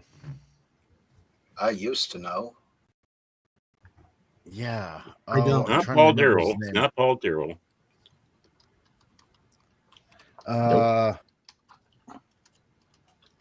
Tribbles. He was with It's Nope. oh dang, what was his name again? Dang it, yeah, because I think I know who you're talking about. Oh dang it. David Warner. Nope. No, not David Warner. He was in- he It's was not in Brian Teenage- Blessed either, because he was never in Star Trek. He was in. David Warner was in Teenage Mutant Ninja Turtles. I think I think it's Julian Glover. Yeah. Um, Well, no, he wasn't in the original. He wasn't in the original. Well- are you just talking about the he was entire franchise? never in Star Trek. Oh, okay. Okay, so you're not differentiating from What? all of Star Trek. I mean, you're saying all Star Trek, not just a All. particular series. All Star Trek. Okay. Oh, all Star Trek. Oh. Yes. We're stopping at Enterprise, right? No. Mhm. Sorry. Oh, Can't forget. then forget it. I don't Deep. know. It's Deep Roy. Oh, Really? Yeah, right. Yes. Mhm. Oh. He Because I know played. Deep Roy was in Doctor Who, and I didn't know he was in in- Star Wars. Yeah, he was in Empire Strikes Back. He was a stand-in for Yoda and R2D2. And in Return of the Jedi, he was an Ewok. Ewok. Mhm. Oh. And he was also in Flash Gordon. Yes. Okay, what did he play in Star Trek? In Star Trek, he was in the later years in the 2009 in Star Trek. Oh, he was the plow. He was the little guy with the. Yeah. Scotty's he was the little buddy. He was the Triceratops guy. I guess, yeah. Scotty's assistant. Yeah. He was Scotty's assistant. So. Oh. But Okay. the problem is we don't count that stuff as Star Trek. So Well, we're elitist snobs. It's under the blanket with it. Yeah. Tim says that's not Star Trek. Star Trek is 6605. Oh, and you know better than that, Mike. You call that Star Trek? No, this is a Star Trek. I'll give it to him at least for hitting 4 genres, or not 4 genres, four major titles. Okay, right? Yeah, I'll give him that. I'll give him that. Okay, let's see. Because he was funny as an Oompa he was also on the X-Files. Mm-hmm. Yeah, he was. Yep. That guy has a big career. That's no doubt about that. Yep. And a unique name, Deep Roy. What a name to have. Yeah. All right, let's I'm sure we'll see this. We'll see more transporter shenanigans later on. Yes. Just make sure you leave one of them for me, okay? Yes. We know you have a choice in transporter operators, and we'd like to thank you for flying Snortopoopas Bear Lines. With the emphasis on bear. Yeah. Two forms of bear, huh? Yeah. Oh dear. Bare necessities, the simple bare necessities. Forget about your clothes and your life.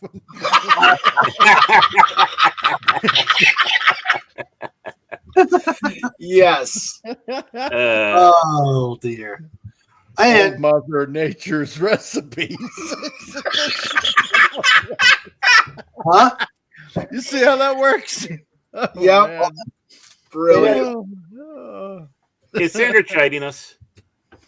Oh yeah. Oh, Sandra says we got to watch it. That is Disney. Ooh. It's only a Dun, couple dun, lines. I will watch it, Yeah. Sandra.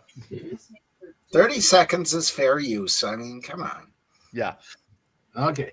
We're a bunch of boys here, not men. Yeah. Remember that.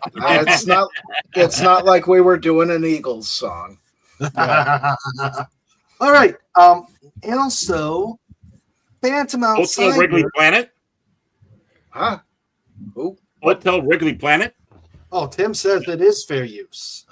Yeah. Oh, okay, cool. All right. Don't encourage him. Don't encourage him to sing. All right.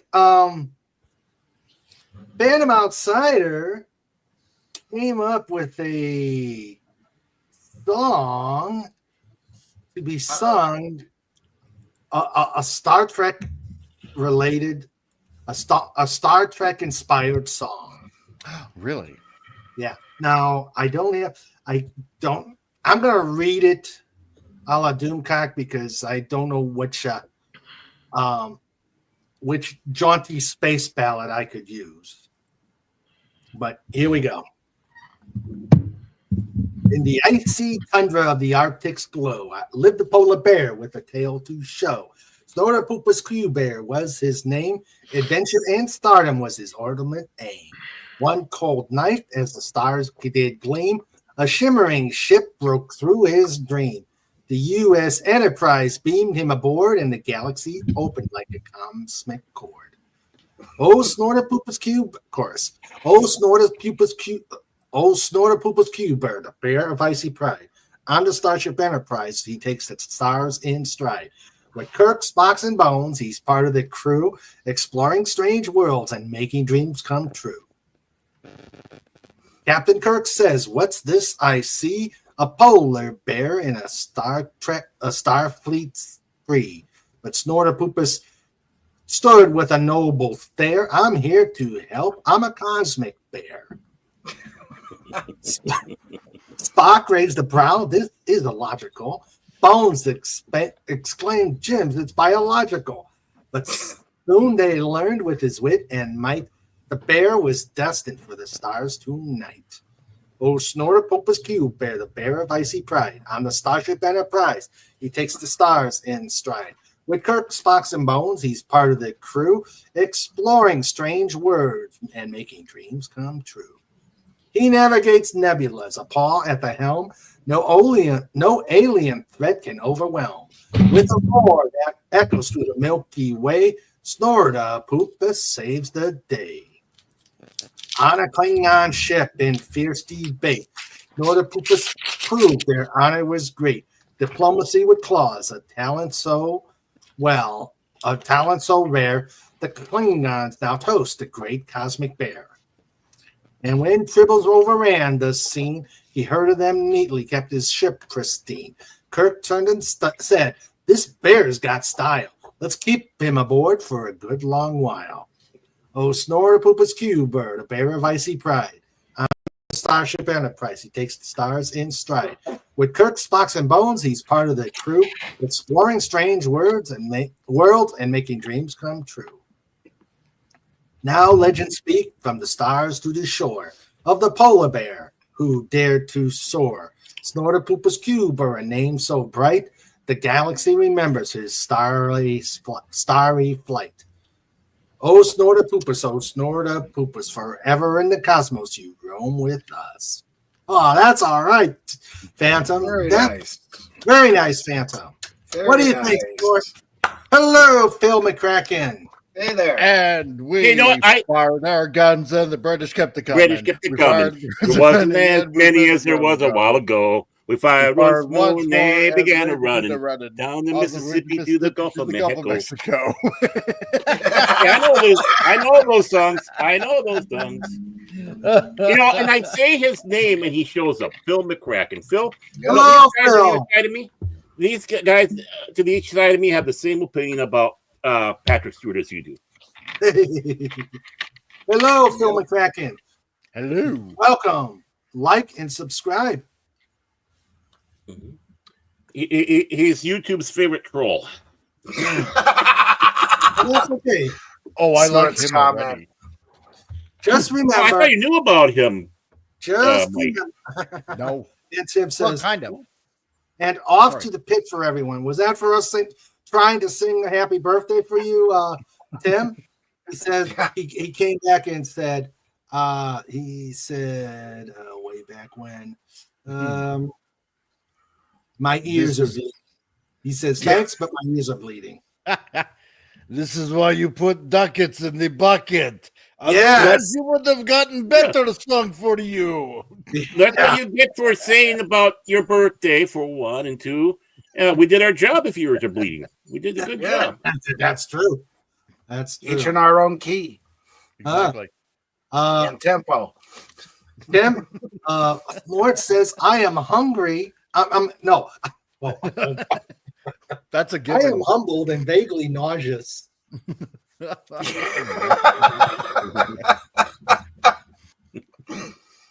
I don't believe the second part. Polar bears are never nauseous. That's true. Yeah. Well, unless they eat a bad seal, you know. Oh, that's true. true. Yeah. Just finished. Stay with me out. Just finished an update where Snort is more Snort. Oh boy, does that mean he's doing the beaming? Is it more of he's using the transporting? Yeah. Never eat bear claws when you have black shirt. Yeah.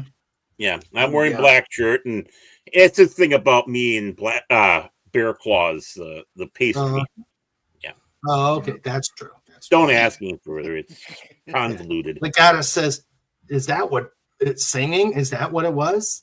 Well, you asked for it. Yeah, I mean, we would have been a boy band. Did somebody say bear claws? Yeah, Phil McCracken. Bear claws and eclairs. He uses the transporter, but it is G, maybe PG, all done in fun. I have to check these out here. Right. Yeah. Okay, let's see. A mischievous space bear. I'm going to save this one for when Jill comes back. Okay. Yeah, this one I think I'm going to save for Jill. The return of Jill. More trivia. More trivia? Yes. Oh yeah. Okay. Let's see. Let's do this. All right. Which Star Trek series first introduced the Cardassians? Wasn't that Next Generation. Mm-hmm. Yeah. Oh, I was thinking more like Living It with the Cardassians or something like that. Oh, ooh, Quantum Leap. Quantum Leap. The OJ trial. Yeah. Yeah. Did I win? Which is true. It is true. Yeah. See, at the end, I know how to weave these things. Yeah, it was true. We first heard about the Cardassians. Then. Yeah. Bobby Cardassian. And the world grew darker. Yeah. Yeah. No. And the asses grew. The world took vengeance on him. He got to be played by David Schwimmer in the TV movie. Yeah. Oh, there's Joe. Hi, Jill. Did you David Schwimmer? Ooh. What? Yeah. Did you hear this? Are you ready to hear a Snorter Poopin' Star Trek song, Jill? Tortilla soup. Ooh. Kim Kardashians. Oh, God. All right. Rules for a red shirt. For red shirt crew members. There we go. Always stay real close to a senior officer. Yes. Get tons of life insurance. Yep. Try to get a promotion. Yeah. Just try it. Didn't work for Harry Kim. That's true. Oh yeah. He never got promoted. No. Still is innocent too. Stop Never, aging never take someone else's shift. Mm-hmm. I like number 5. Yeah. Searching by yourself is equal to a really bad idea. Yep. Yeah. They missed the really. Don't touch, taste, step on, team up. No. Don't touch, taste, step on, lean up against, or smell anything at all. Yep. Just basically stand there and don't do anything. If it looks harmless, it will kill you. If it looks dangerous, it will kill you. Sounds like Australia. Yeah. If you are beaming down, steal a different color shirt. Yep. And lastly, if a camera crew is filming you, run. Especially if I'm Mutual Omaha's Wild Kingdom. Oh, yeah. Yeah. And number 6 is especially important if you're staying at a motel in Wilkes-Barre.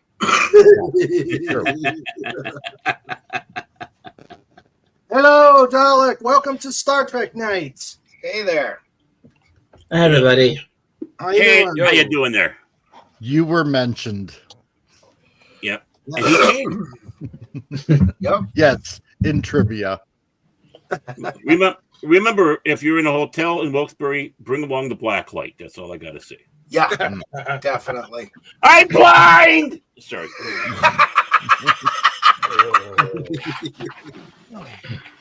How you doing, Dalek?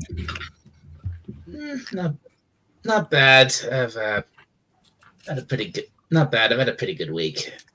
Oh, Good. Good. Good. Welcome to Star Trek Night. Yes. We actually put you on a starship. Yeah. Yeah, we took down the no Dalek sign. No Daleks allowed. Obey the sign.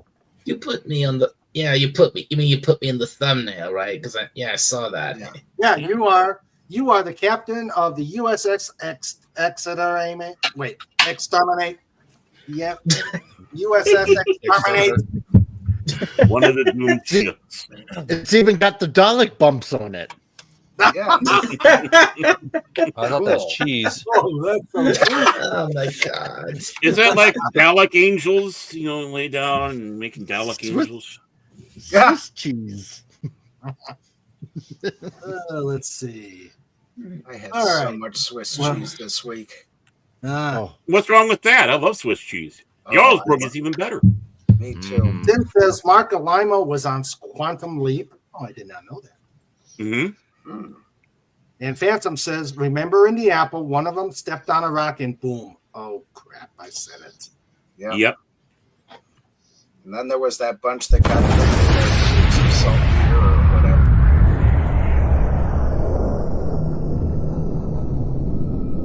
Colors, man.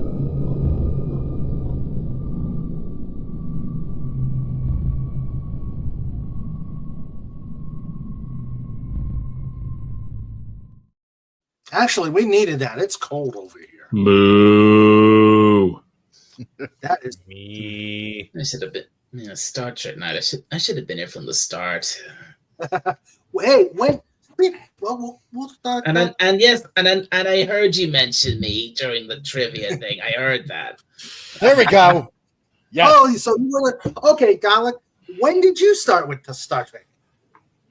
Oh, years ago. It was long before I first watched. I first got into Star Trek long before I ever got into Doctor Who. Funnily enough, I think I was at least definitely a little kid because it was like obviously I bet you all probably started with the original series. For me, my start was the Next Generation because I remember that at the time they were rerunning it on BBC Two every week, every day back then. So that's pretty much how I first got into Star Trek and I watched a little bit of Star Trek Voyager as well. And I didn't know I didn't properly get into it till a few years later when I think managed to find the episodes online, and I watched all of TNG, all of Voyager, and then event. But it wasn't. But I hadn't seen much of the original series until not that long ago, and I hadn't seen any of all of DS9 until literally just a couple of years ago, and I found all the series on Netflix, and I binge watched all of DS9. And I hope you enjoyed it because that was my favorite. Deep Space Nine is my second favorite. Original series, obviously, is one. Hey, Wes. Hello, Wes Kago, and hello. I think I can say my dad's he probably watched this. I think he watched the original series as a lad himself. So cool.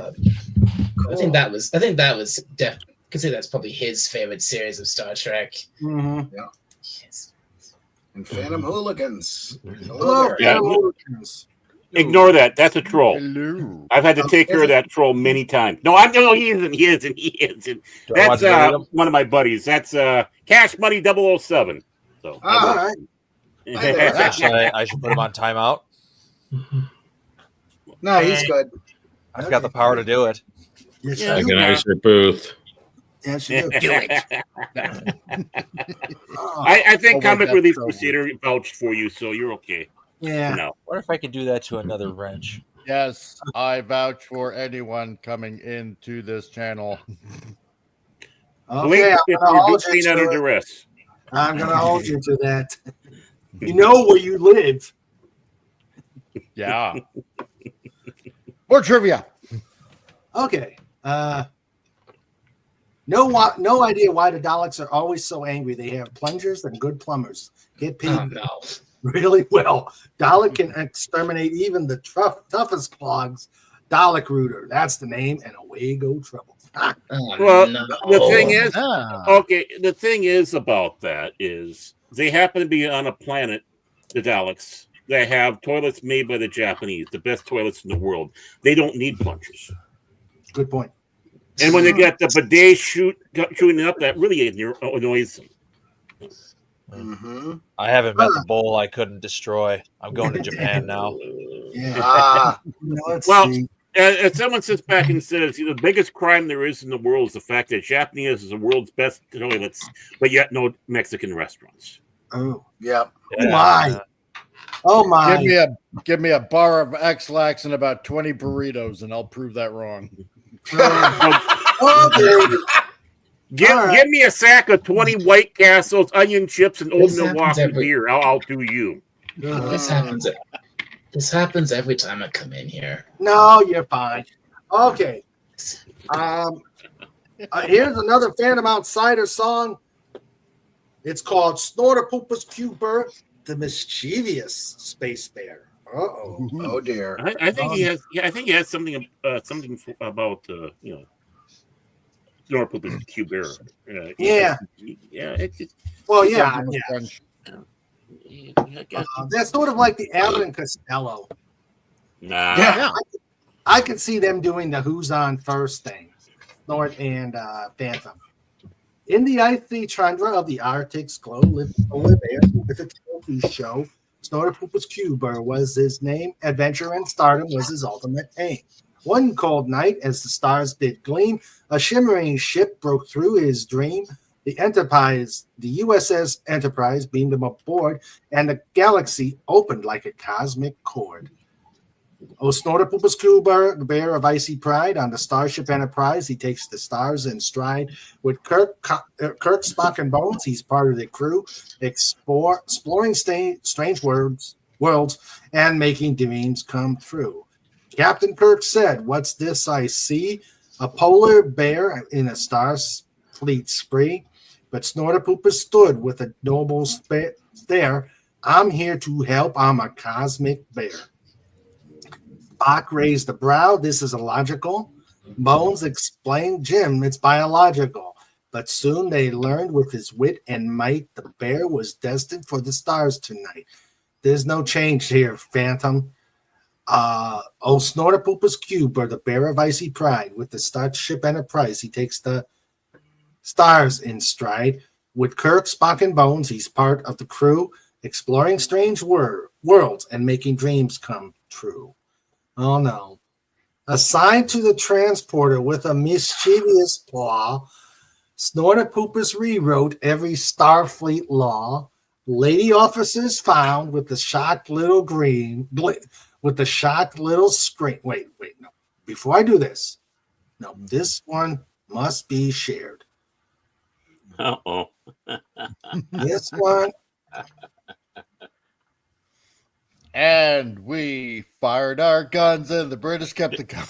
It wasn't as many as there was a while ago. Hi. All right, let me finish this. Okay. Okay, let me finish this. Oh, come on.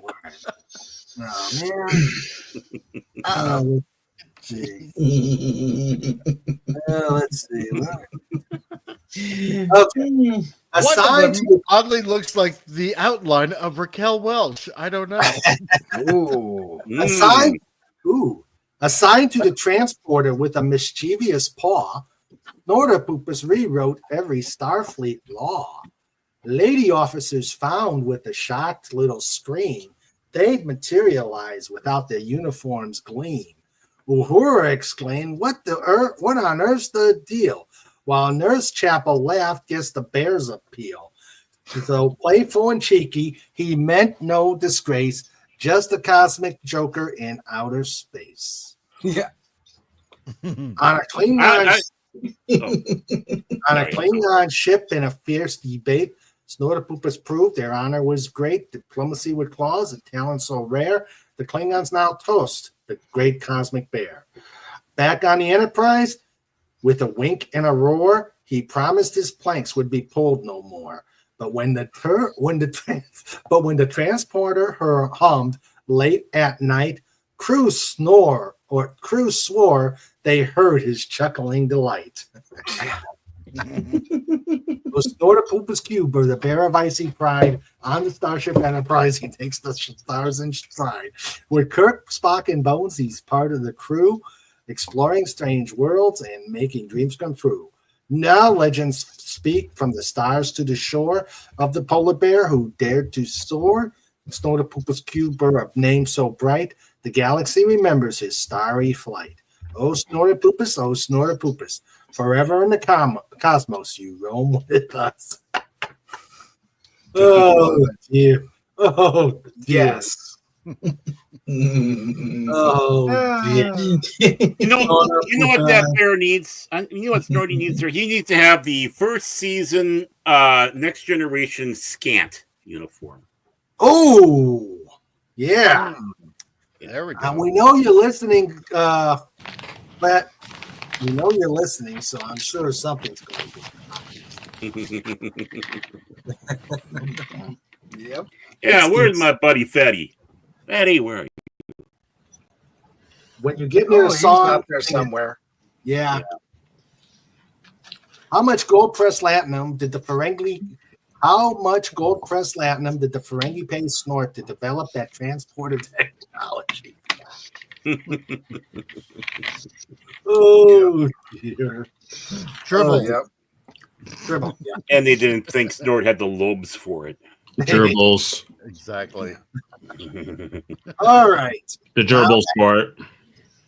Okay. All right. Let's go. Let's try and move, if possible. Let's try and move it to a serious part. The trivia questions are blowing up in my face. God, these questions are so idiotically stupid. And that's why Well- we're having fun with them. Yep. They're Okay, done up okay. by normies. Okay. What do Vulcans call the period of intense mating urges they experience? College College years. 9. Are we supposed to give the right answer or just joke answers? Joke answers. You can. College years. It's the college years. Have Crafted. you ever seen a Vulcan at a kegger? I'm sure we all know the answer, but Yes, we all know the answer. These are so freaking obvious. Yeah. Yeah, they're written by Mine, normies. yeah. Mine is boom chaka wow wow. Boom chaka wow wow. Corn hub. Yeah. Huge circles. Mounting time. Now I forgot the question. big cogs. Rutton. They're calling it Rutton season. Vulcans are rutting again. Here it is. What do Vulcans call the period of intense mating urges they experience? Savix and heat again. Movie night. I like that one. The answer is Netflix and chill. Oh my god. Oh, Pudgy says. Oh no. The answer is Dalek 451. It's Dalek state law.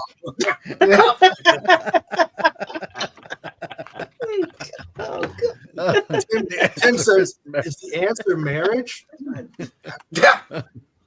Marriage, that usually takes away all the. Never mind. Yeah. Snooky pooky woo woo. Time. Yeah, I learned the success to celibacy, marriage. Yeah. Hale, Dan about say this is, hey, both Ferengi and Snort like ear scritches, but for way different reasons. Yeah. I don't think so. I think about the same. Saw what? There's Saw what, Tim? The You saw answer what? is Wabbit season. What season? You can say Klingon season, Romulan season, Klingon season, Romulan season. Let's just say they both enjoy being petted. Yeah. Yeah. Dalek season, Cyberman season. Now, Oh.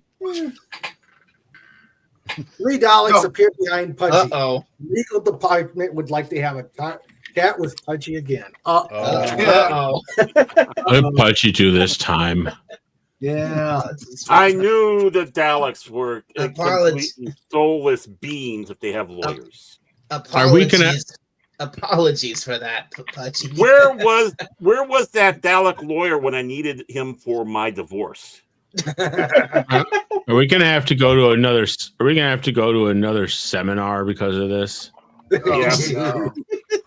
3. Maybe. Hockey season. Yeah. Baseball season. All right, let's go Love to Sports ball. The Italian seasoning.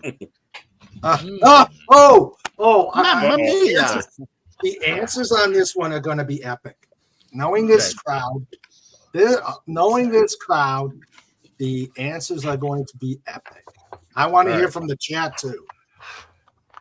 What position does Wesley Crusher hold on the USS Enterprise D? Piece of Makeshift crap. proton torpedo. Punching bag. Shut up, Wesley. Airlock Boy- duct tape. Boil on the ass of the series. Anus Maximus. Yeah. Orda-bait. Picard. Sandra says a hole. Picard's whipping Yes. boy. Yeah, Picard's whipping. Picard's. Something I gave Scotty R37 instead of him giving me a She-Hulk doll. Yeah. Snort says phaser target. Yep. Photon torpedo tube scrubber. Oh yeah. Even worse. Holodeck cleaner. Even worse. Even worse. Worf's plumber. Ooh. Wow. Barclays holodeck cleaner. We know some of the. We know some of the stuff. We know some of the stuff more beats. Yes. Yes. Mr. Wesley, you have to clean out the holodeck. Here's your black light. Make sure you get everything. Mr. Barkley, to my ready room. He's the dilithium chamber reactor liquor. Yeah. He may actually like that. Yeah, he might.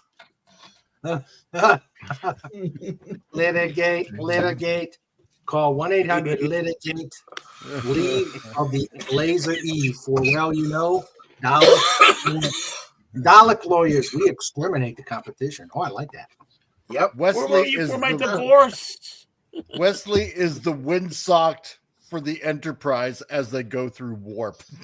if there was wind in space. Romulan bait. He Yes. cleans inside the warp core. Oh, Pudgy may have the most profound statement about Wesley. Oh yeah. Ah, okay. Oh Wait, no. no, wait. Oh. Okay. Ponder this. What if Wesley was the plug between the Prime Universe and Discovery Universe? We made Wesley go away, then Mikey Spock shows up. Oh no! Oh God, that is so scary. That wasn't Pudgy. That wasn't Pudgy. That was Mirror Pudgy. No, in don't say disguise. that. Yes, no, yeah, say it. Let's bring him back. Mirror Pudgy. There, Pudgy.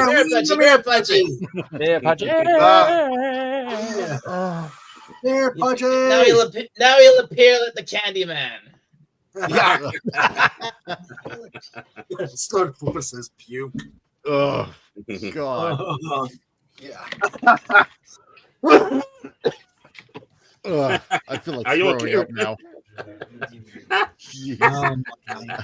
I got the heebie-jeebies from that Oh one. God. To think that he is the to think he is the bridge. Oh, he is God. the bridge. No, Pudgy. I got the no. shivers. To restore the prime timeline, we need a Wesley Crusher standalone series. I told you, incognito. Yes, that says it. Yes, it is. Pudgy goes to the pit. Oh no, we That's have not seen the return of Mere Pudgy. Yeah. Bom, bom, bom. Oh God, we've seen the return of Mere Pudgy. You know what? He actually made a horrifying discovery now that we all cannot unthink what he just said. Yeah. Oh, well, you everything know? about Discovery was horrifying, but that's beside the point. Yeah. Oh, Well, we'll put it on the WB. Nobody will know. good point. Oh my. Why not? It's in the perfect Dang. spot. Paramount Yeah. Plus, no one will know. Yeah. True. Oh care. God. Yeah, Oh, that man. is so scary that Even Rob Zombie wouldn't make a horror movie out of that. Nord, get your transporter. Yeah. Oh. Yeah, shots fired. Shots fired. Don't worry, I'll get back to him. Baron is a Crusher fanboy. Pudgy, I'm stealing that theory. Oh man, because this is Oh, Here it yes. is. yeah. This in the last episode with Wesley, he left with the Traveler to visit other dimensions. They Yeah. could do a single shot 6-episode series to do it. Oh, Yeah. well, where's Agent Pepsi One and Jill when you need them? I Yeah. think they'd I be know, very right? involved at that. See, this is what happens when the ladies leave. We all turn into boys. Oh, Well, I dear. was a That, boy when I got here, so that's scary. That is very scary. Let's see. Just when I forgot about that. I found a Wesley Crusher laying in a ditch. Want to poke him with a stick? Yeah.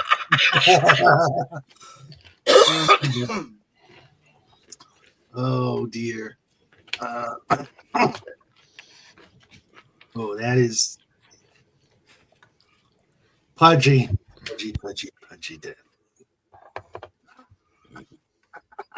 the Wesley verse. The way. Oh God. Yes, that whole universe was because of Wesley. Yeah. Mhm. The pit. I'm sorry. Captain of the USS Soy Boy. Oh, Again, Oh, on the good ship, Lollipop. Yeah. Wesley's on the bridge. His wife is in the cabin with a headache. The pool boy's helping her. Wink, wink, nudge, nudge. Yeah. You mean his The husband? pit. The pit. oh dear. Okay. Let's breathe. The pit. I used to feel sorry for Will Wheaton. Then he opened his mouth. Yeah, I know, right? Why Somewhere, couldn't he be- somewhere, Tupac is clicking furniture and using adult language at that. Yeah. Oh man. The newest Crusher had to be the chosen one in Puke Car. Yeah. Oh yeah. Jeez. It wouldn't be a Star Trek time without bashing Wesley. Yep. And Will Wheaton. Kicking. Okay. Pudgy meant kicking. Why couldn't he Shut have up, been the Wesley. victim in Lost Boys? No, not Lost Boys. In Stand By Me. Down by Oh, let's see. Why couldn't he have been a little slower on the bridge? Yeah. Okay. Next trivia question. What does the T in James Tiberius Kirk? Oh, sorry. Boom. The T means the letter T. Ha Triples. Yeah. What does the T in James T Kirk stand for? I like that. Sandra said testosterone. Yes. Yeah. Oh, Pudgy. I gave it away. Sorry. Yeah, Snort, I gave it away. Mr. T. Either it's Wendy or Jimmy. It must be Jimmy that said Mr. T. Oh man. Oh, James Mr. T. Kirk.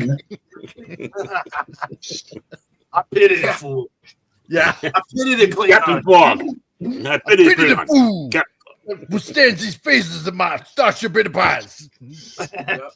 Snorri Cooper says tummy scratch. Yeah.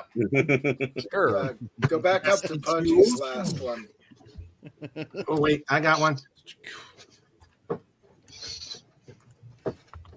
There's one. James Testosterone Kirk. Captain of Trike. Starship Enterprise. Yeah. James Trike Kirk. Yes. Oh man. How about James Trick Kirk? Trich. Ah. Yeah. Ooh. Yeah. Mm-hmm. You know you want to hear Kirk say Mr. T's line. I pity the fool who messes with the Enterprise. I Yeah. pity the fool. Who? Yeah. Hi, That's it. the fool. Send that to Doomcog next Friday Night Fox. Have him say that. Oh Yeah. yeah. Oh yeah. The Emperor Tiberius was a total pervert in real life, and Roddenberry thought he was a good role model. Figures. Yeah. Well, to be You are so fair, wise. but to be fair, there a lot of the emperors had Tiberius, and they're like there is Tiberius Claudius Nero Dramaticus, also known as Claudius. Mhm. So I mean, a lot of them just the one was. So I'm trying to defend. I'm trying to defend it, but when was Tiberius first used? After the Star Trek Tiber 6. River Star was Trek found. 6. And a, I as in- believe it was in the general animated or series. Star Trek? Oh. Hmm. I believe it was in the animated series. Yeah. Huh. Did you see Pudgy's last one?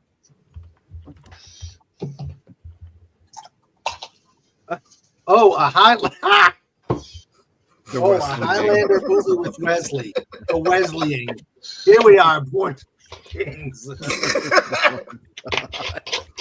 Oh, Oh man. the animated series. Mm. Well, yeah. Well, I never.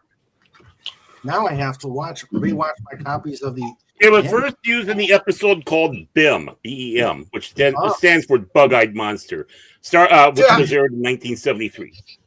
Okay, Wow. I'll have to go back and watch that episode. Mm-hmm. I am lucky enough that I bought the 50th anniversary of the original series, and oh my God, what a glorious package this is! It comes with the entire animated series.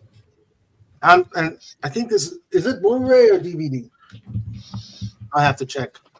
So it's either Blu-ray or DVD, but it comes with the entire animated series. Oh.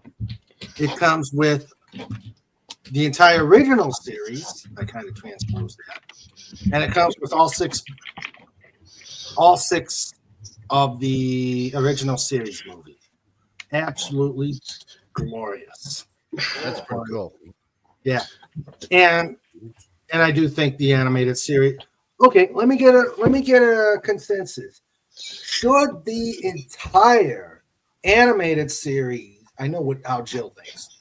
Should the entire animated series be canceled? Yes. Yeah. Wholeheartedly so.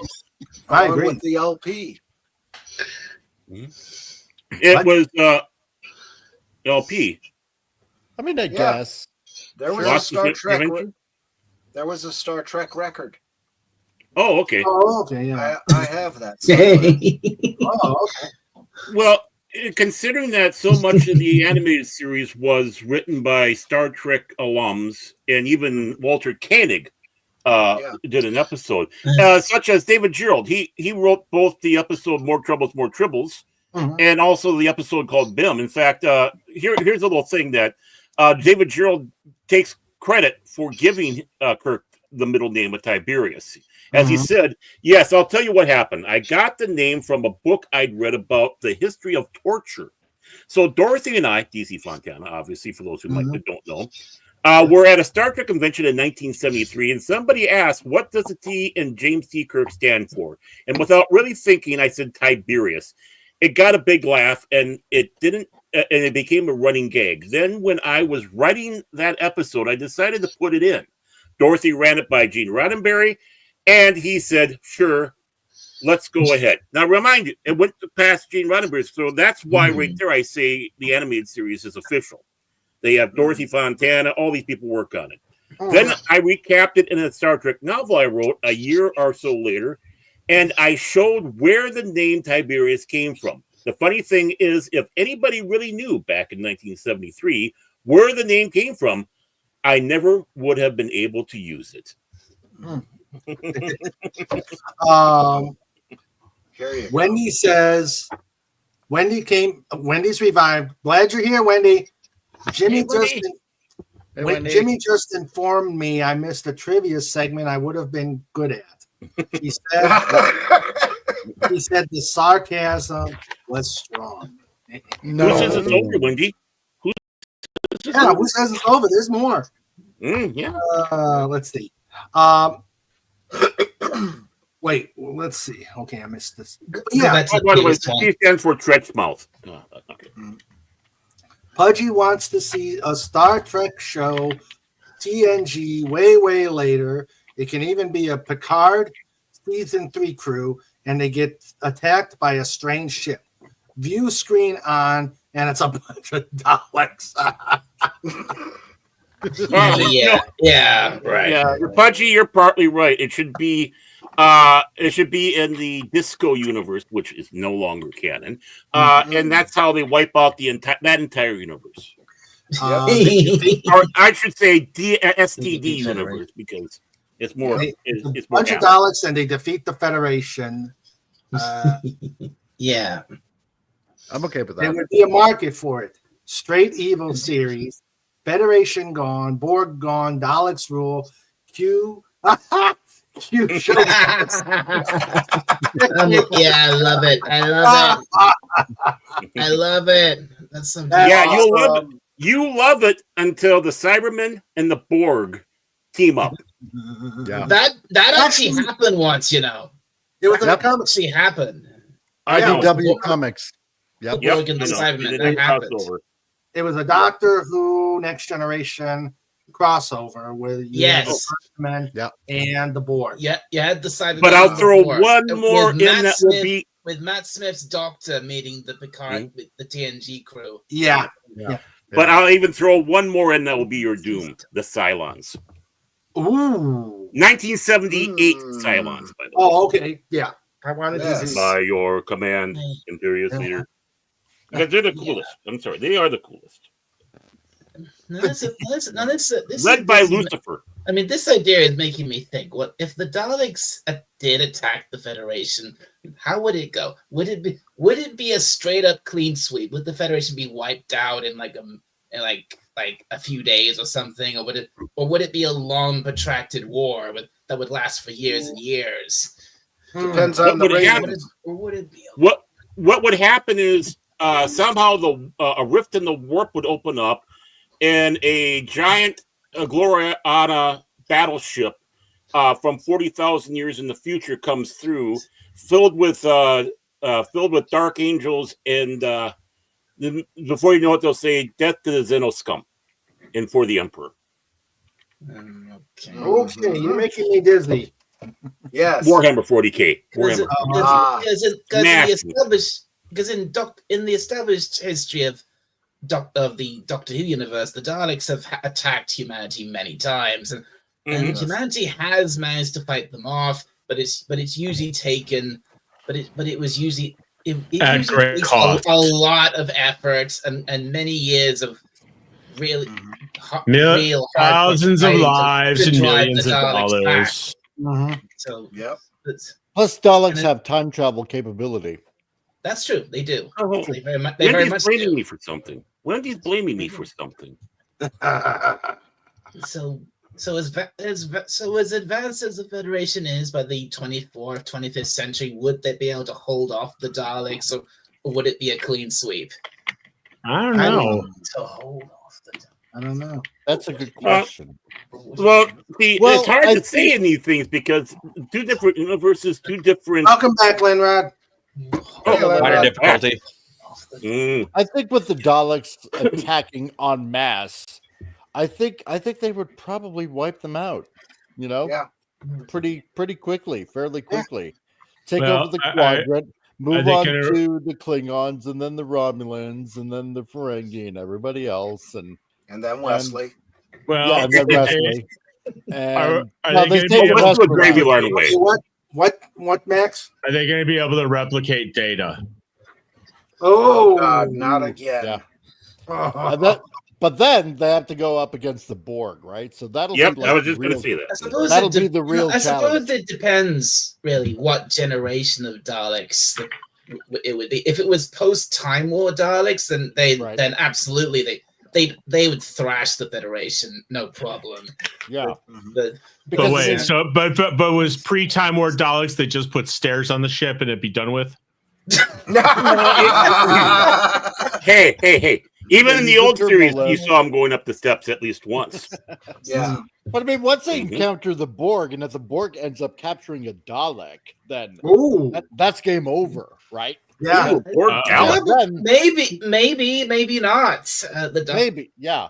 It's hard to say. Maybe. I am Dalek of Borg. Sorry, go ahead, Dalek. Because the thing, if the Borg captured and tried to assimilate a Dalek, it's hard to say if it would work or not. Because one thing about Daleks, they are extremely strong-willed, and they might be able to resist the Dalek Borg assimilation at least for a while. Or turnabout's fair play, assimilate the Borg. Yes, that could happen. But about that strong will thing, remember back with the evil of the Daleks?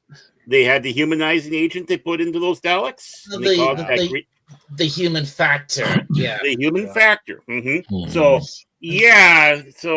they might not be as invulnerable. What about the Daleks versus Hank Hill? What? I'll tell you what, right there, propane and propane accessories. Are you saying that propane can't defeat the Daleks? I'm going to report you to Texas Propane Commissioner Murray Hogarth. That's just communist talk, and I don't believe anything you're saying right now.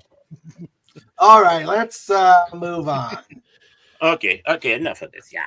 Oh, wait, I got an idea. I know how the Federation can defeat the Daleks. Okay. You put Snortopoopus on the transporter again, and he beams the metal half away from the living half. Same way he did with the women in the clothes. There you go. There we go. We found the Leave it to the bear. Did you hear about...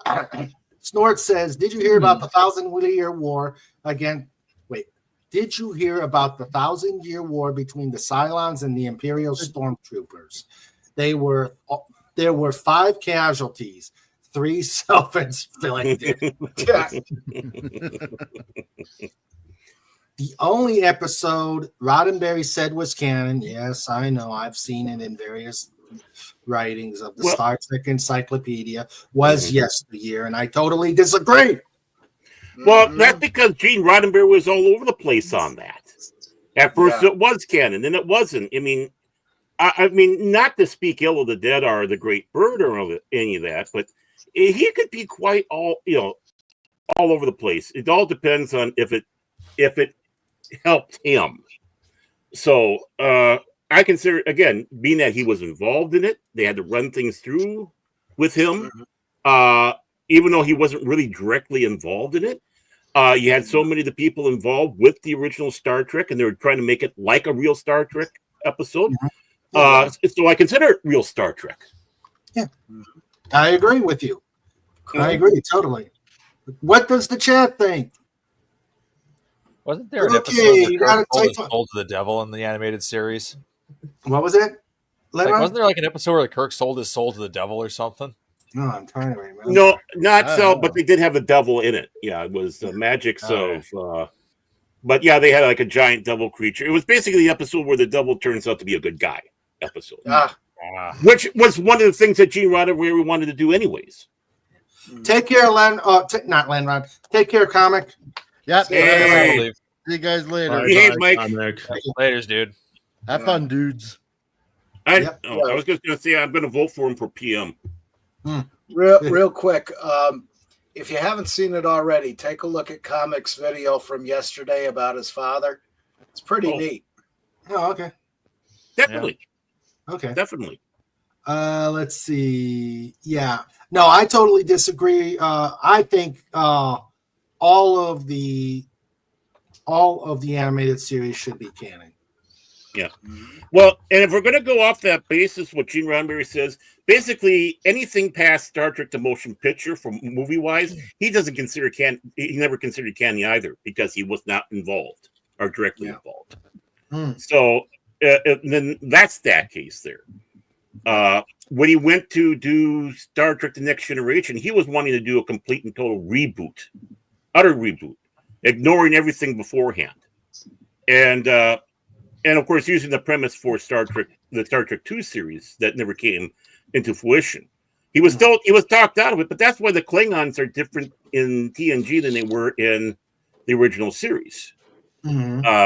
So yeah, I mean, Gene Roddenberry, I mean, bless him for giving us Star Trek, but really a lot of Star Trek that we got and love came from others like Gene L. Kuhn, D.C. Fontana, David Gerald, Ted Sturgeon, Robert Bloch, all these people. They're the ones that filled it in. He was obviously he was a force behind it, but when you got to the third season of Star Trek, he already ran.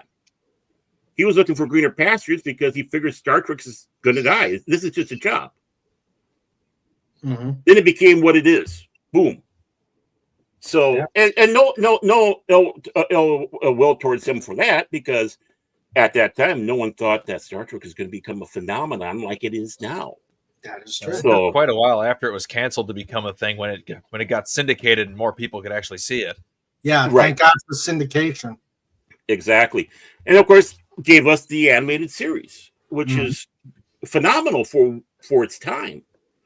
And of course, him trying to work on the Star Trek II series that failed, Star Trek the motion picture. And I think he was still mad that it wasn't as well received as he was intending. But again, as I said before, it was an unfinished film. Yeah.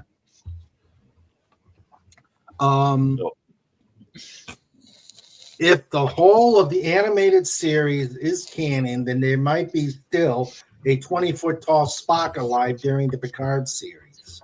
Yeah. The Picard. Which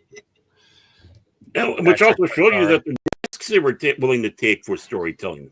They weren't. They could go out there with the animated series and do things they couldn't do with the live action. Yeah, and they could get wilder, and that's what we wanted from Star Trek.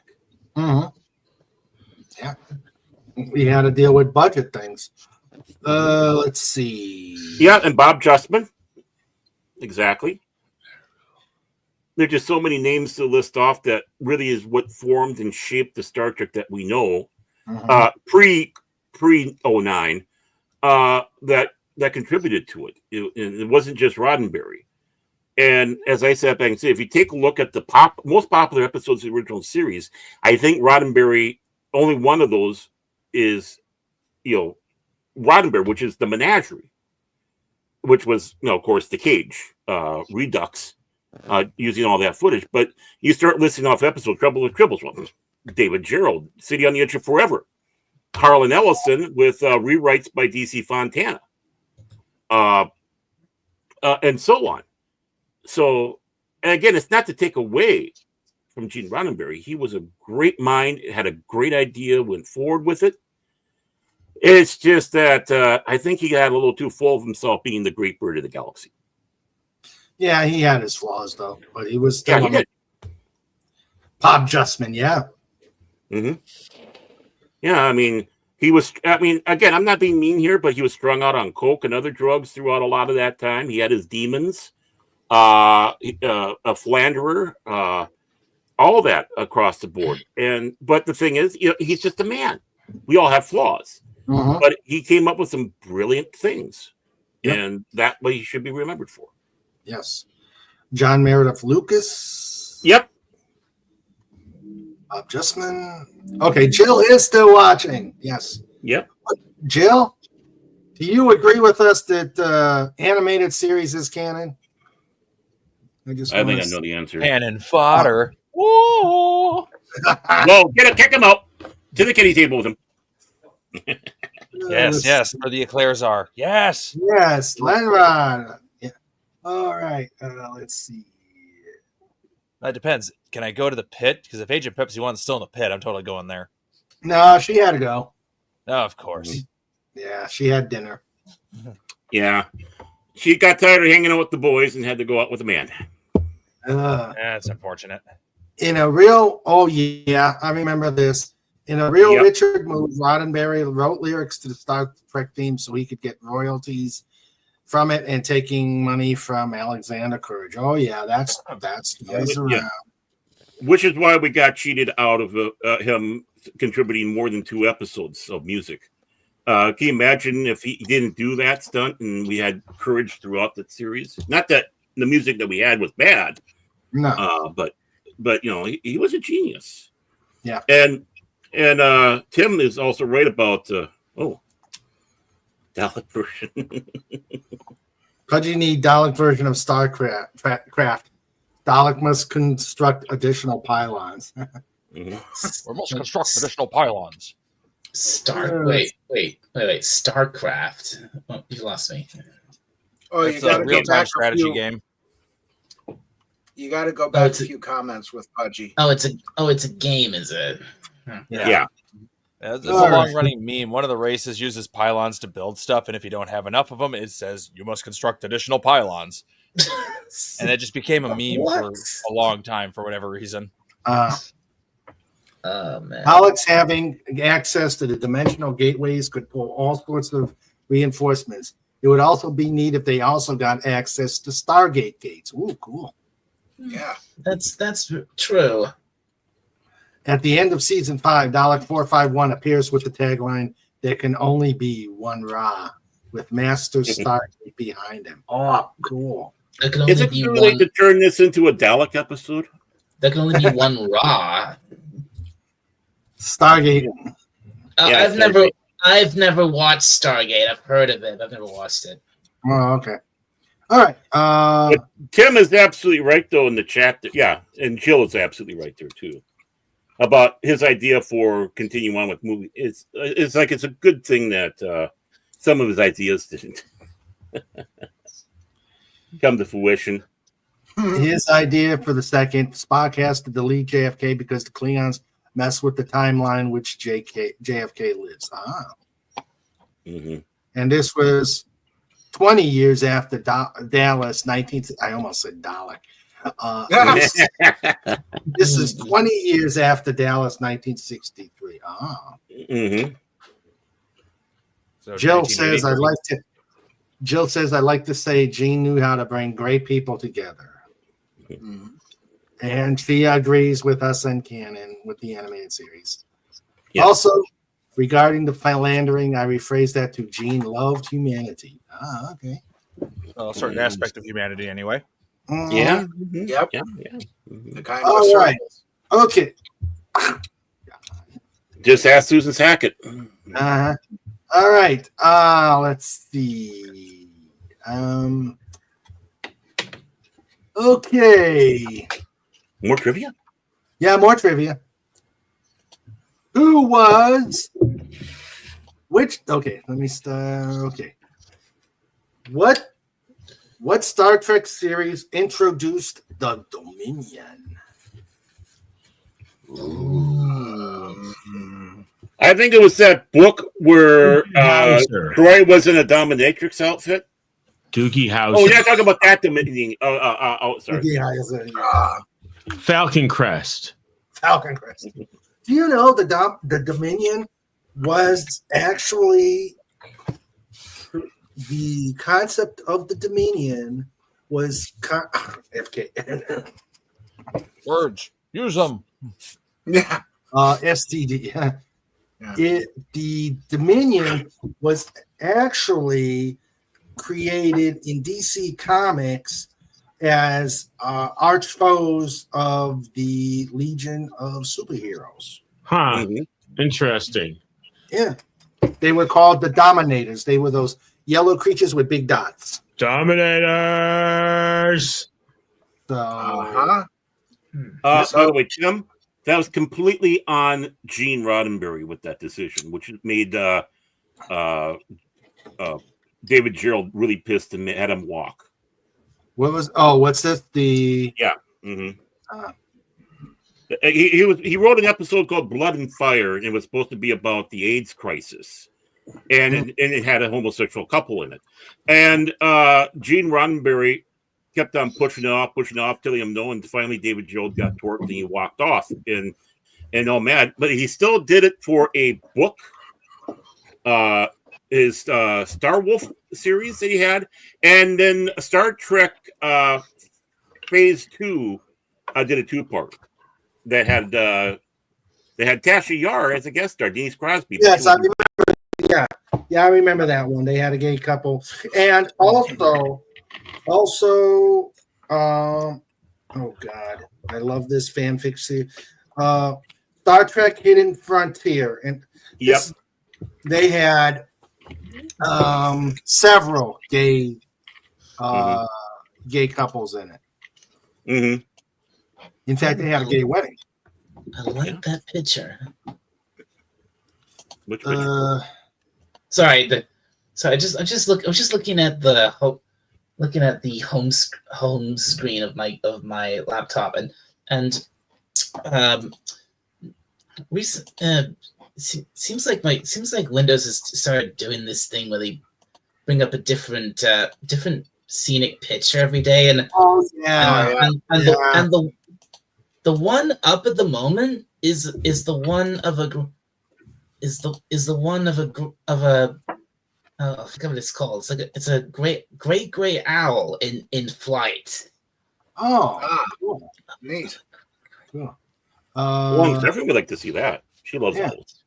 Okay, let's all go Control Alt Delete and bring up that picture. Wait a minute. I just work on a map. Alt F4. There it is. Yeah. I know that they were hinted at during the second season of of DS9, but wasn't the episode actually called The Dominion? No. Probably. No, was it? No. I know the Odyssey got smeared in it, that episode. That was the Jem'Hadar. Yeah, the Jem'Hadar. Okay. Yeah, that was the Jem'Hadar. They didn't. The Dominion was in the second season was kind of hinted. Yes, you were right. Yeah. But it wasn't till the episode The Jem'Hadar that they actually started doing the Dominion in force. I have to confess, my DS9 is a little weak because it's been a long time since I've seen it. I need to watch it again. Yeah. And they have it on Pluto TV for free. There's my plug there. Okay. Get 2 cents from them. What were you gonna say, Doc? About the Jem'Hadar. Were they clones or something? Or Yes, they were clones. Yeah. They were clones. They were clones with it. They were clones. The Vorta were clones. But the Jem'Hadar were designed with a genetic mutation that they were addicted to a substance called Ketracel White. Yes, I remember. Yeah, I remember that. Yeah. Yeah, I just know Iggy Pop was a Vorta. What was that? Iggy Pop was a Vorta. Yes, Iggy Pop was a Vorta. Yep, and he made a pretty good Vorta. He should have taken Wei Yun's spot. I could see him as Wesley Crusher No. Oh, no. No. Go away, John. He Iggy would Pop have. is cool. Well, that's the thing. He would have improved that role so much. No makeup was needed for Iggy Pop. That's true. That's true. They just picked him up from the bar after a bender. Yeah. Yeah. There might be more truth to that than you imagine. Mm-hmm. Let's see. But yeah, so yeah, I think that was where, I mean, other than the hinting, in the previous series, that's where they came up. That's where they really, the Jem'Hadar is where they really started in force. Mm-hmm. Dang them. Let's see. Delicious meat. Oh, ooh! I cooked a couple of pork chops, and now I'm eating them. Oh, I love nice. pork chops. Bone in or bone off? No bone at all. Ooh. Oh, the bone's the best. Crazy. Let's see. Well, that and the gristle. Okay. There's the bristly guy. I just eat all of it. Nothing goes okay. to waste.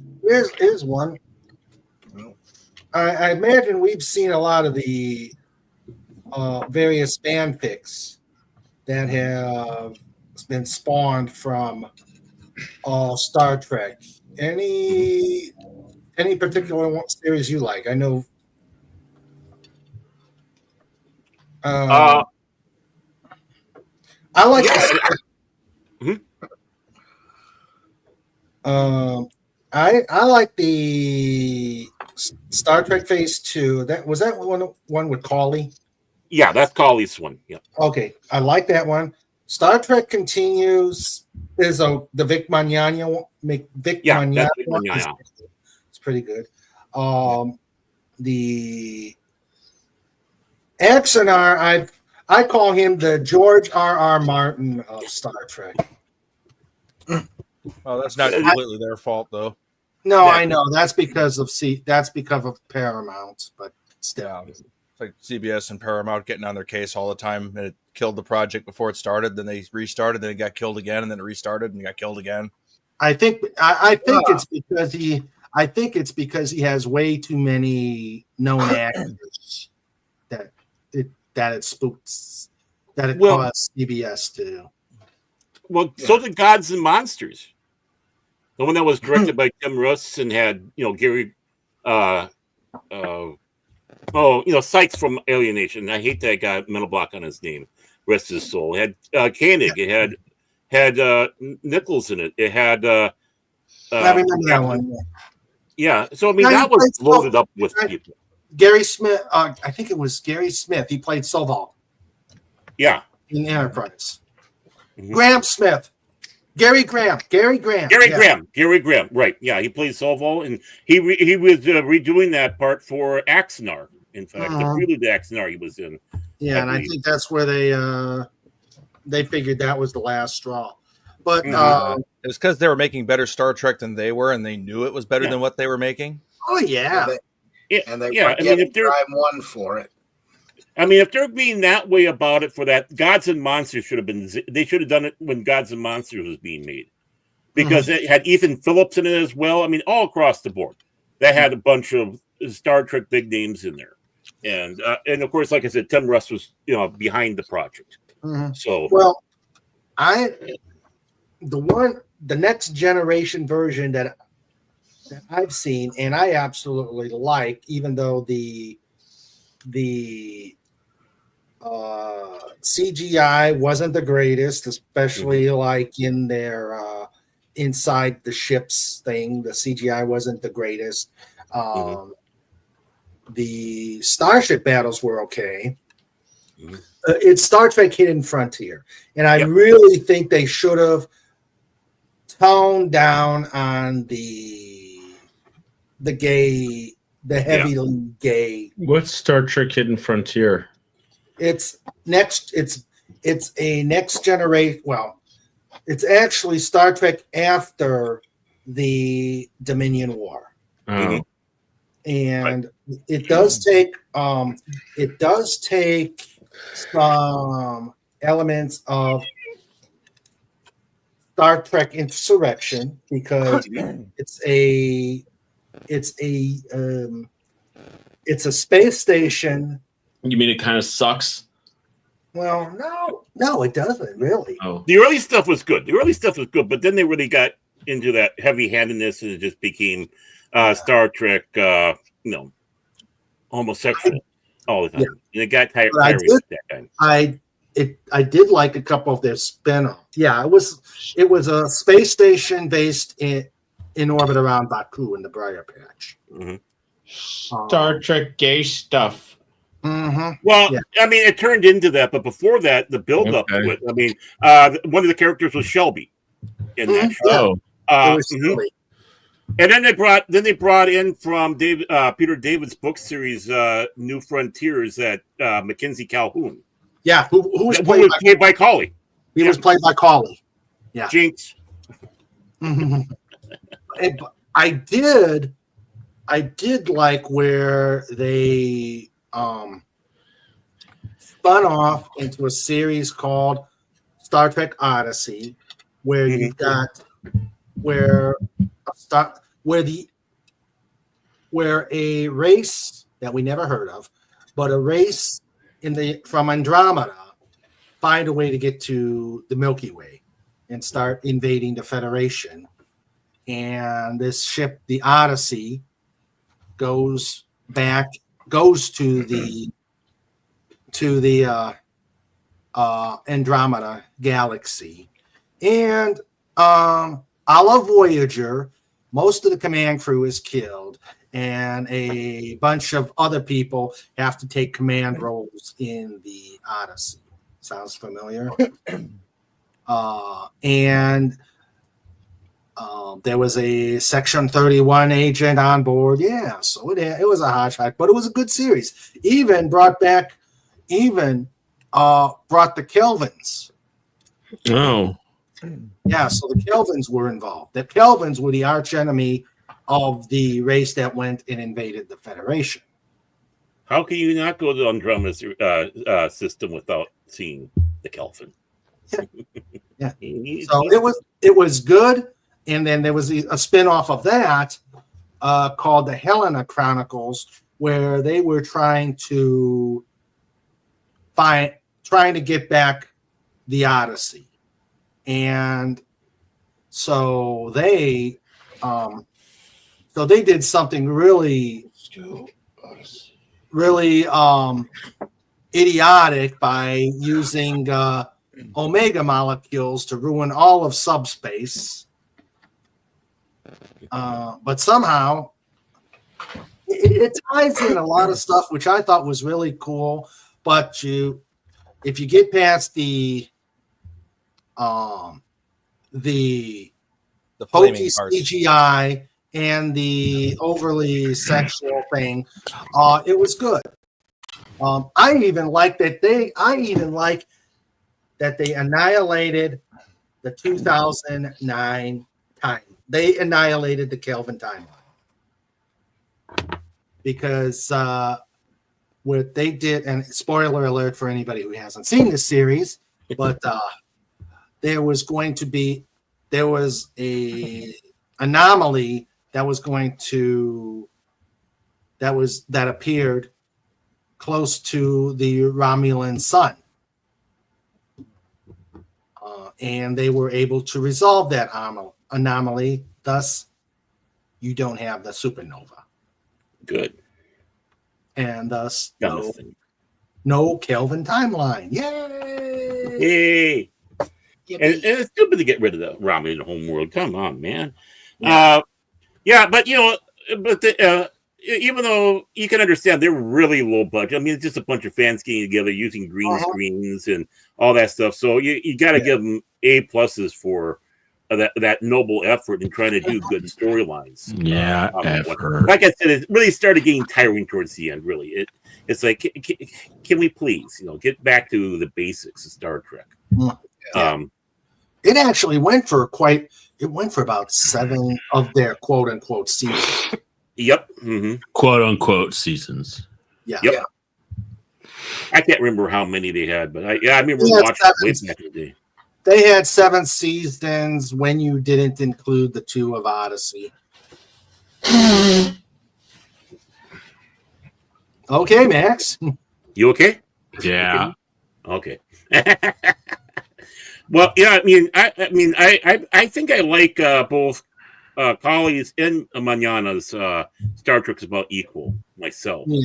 Yeah. Because they were able to pull people in. I mean, you have Chris doing Star Trek Continues along with Manana. They brought in Lou Ferrigno. They brought in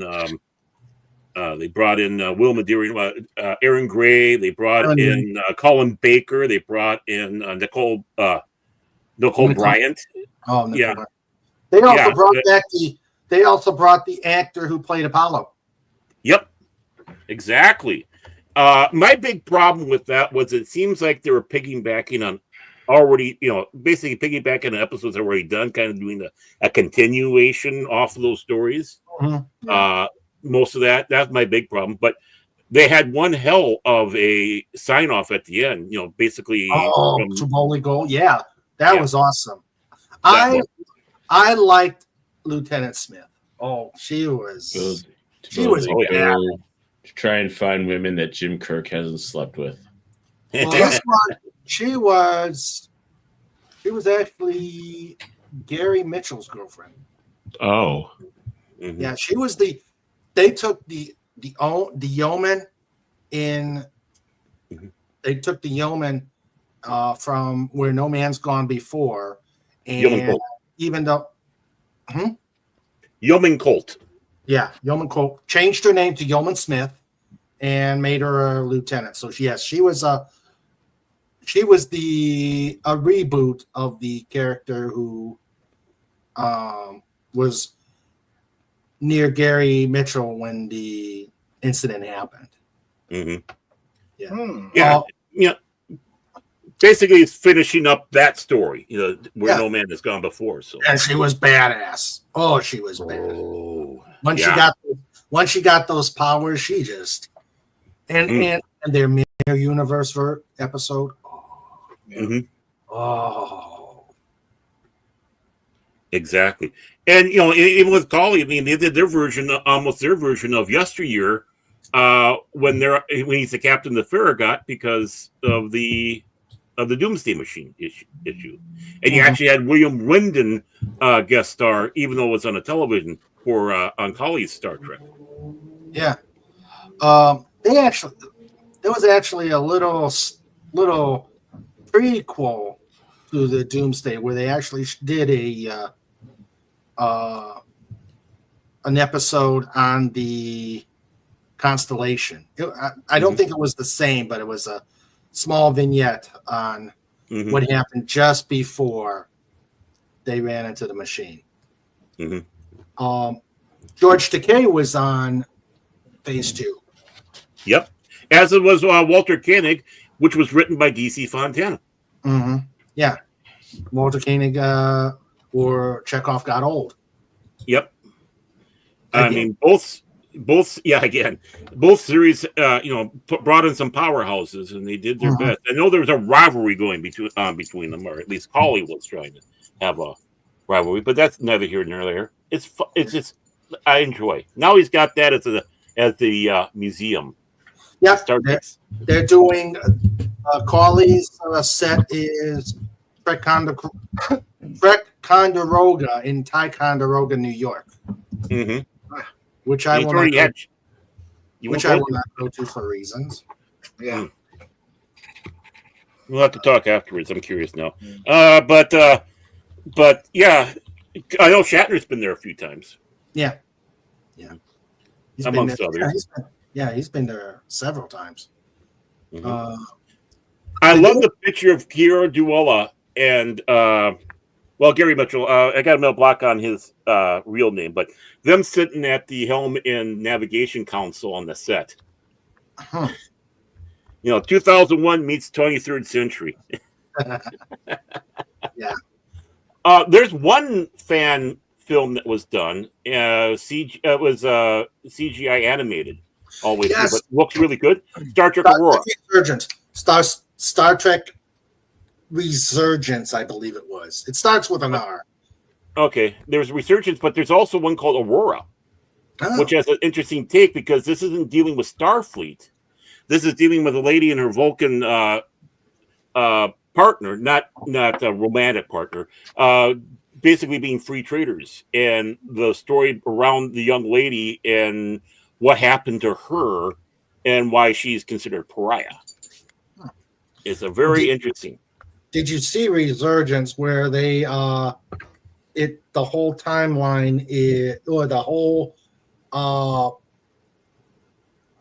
premise is, we lost him. Oh no! Brings out the pipe and he gets vanished. Self-ban hammered. No. Yeah. Let's see. Legata says Wayne and Schuster's Star Trek episode. Funny satire of Star Trek. Hello. Hello. Did you? Hi, I'm back. Sorry about that. Star Trek Resurgence, if I remember right, is where it involves the Takan from Next Generation. Yeah, the game. Yeah, I need to get that game. I watched Pacific 414 play that, and I got lost in it. It was like watching an episode of Star Trek. Yeah, it's that episode. Yeah, and they made it into a fanfic. Now, has anybody ever done anything with Star Trek and Planet of the Apes? Not yet. Not that I know of. Maybe Bad Magazine or They Crack, need but They need to.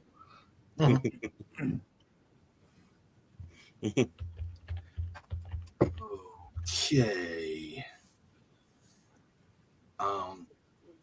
Let's see. Let me go back to see if there's any more. What does the Trill Symbiont Dax bring to its hosts? Drugs. Eclairs. Hot dogs. Twerking. Sex.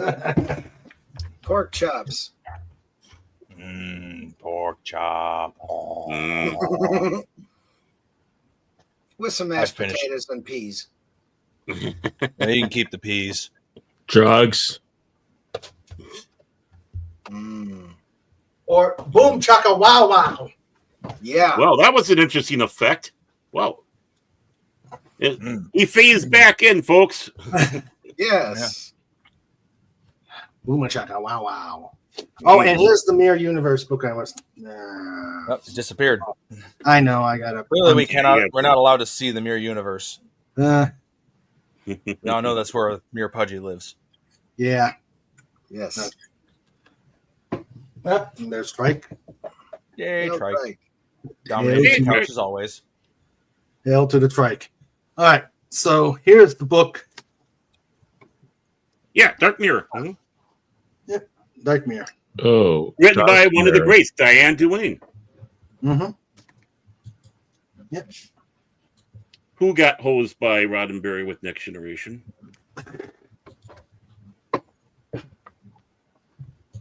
So. Well, she contributed a lot to Star Trek. Mm-hmm. Comics and novels. Yeah, but not necessarily stories that got televised. Yeah, I think only one. That was Where No One's Gone Before. Oh, okay. I believe it's the episode. But she had one I think she did, yeah. Huh. She also introduced a hoarder to the crew of the Enterprise. In Okay. the comics and the books. Yeah. Huh.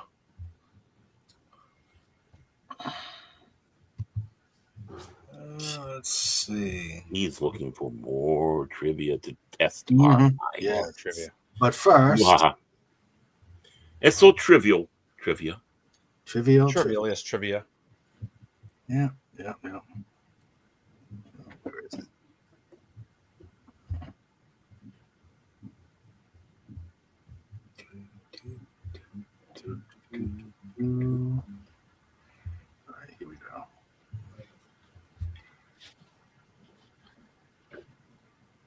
Wouldn't you like to see that?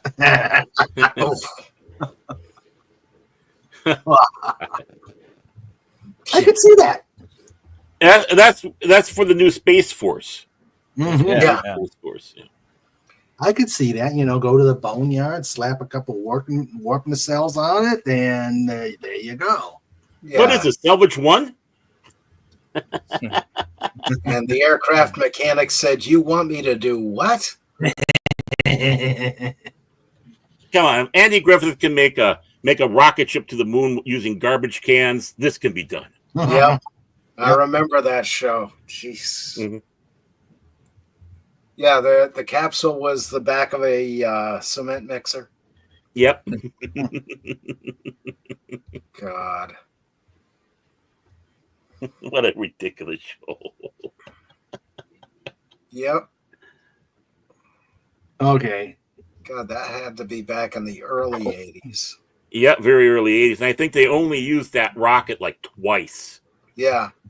Which is why it's like, okay, I'm out of here. I'm a young kid. I want to see the rocket.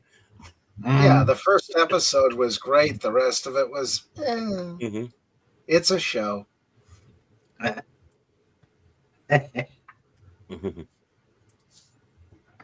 Oh yeah, my first B of the day, Resistance of Future. Yay, what? You want some too? Boxy, assimilate this. Excrement. Yeah. Your mama's futile. Resistance is futile. Prepare to get biolated. Bioculated. Yep, bioculated. I don't know. I think the Death Star would not have a good day against 3 board games. No. Nope. I feel like the amount of energy in the Death Star's main weapon would be really, really hard to assimilate to, though. Yeah. To adapt to, because that is an obscene amount of power. After all, it is taking a bunch of kyber crystals. Yeah. It's like the amount of energy necessary to blow up an entire planet at that is just a lot. Mm-hmm. But it's the recharge time. Yeah. Yeah, there's that. And propulsion systems. Mm-hmm. Well, and see, that's just it. When people have these about matchups all the time, it's like if this universe is, it's like I grew old of that, tired of that a long time ago. It's like, each one of these universes has different technologies. Mm-hmm. And they don't just, so it's kind of apples and oranges. Yeah. Know why there are no pirates in Kansas? Because Kansas is a landlocked state. They all moved to our Kansas. Oh, yeah. Boo hiss, boo hiss. Yeah. All right, next one. Okay. Okay. Who is the Grand Nagus of the Ferengi Alliance? Chuck Norris. Oh, okay. 2 people talked on each other. So. Chuck Norris. Chuck Norris. Mark Cuban. Mark Cuban. I like that answer. Pee Wee Herman. P. Diddy. Whoa. I like the Ferengis too much for that one. Oh, dear.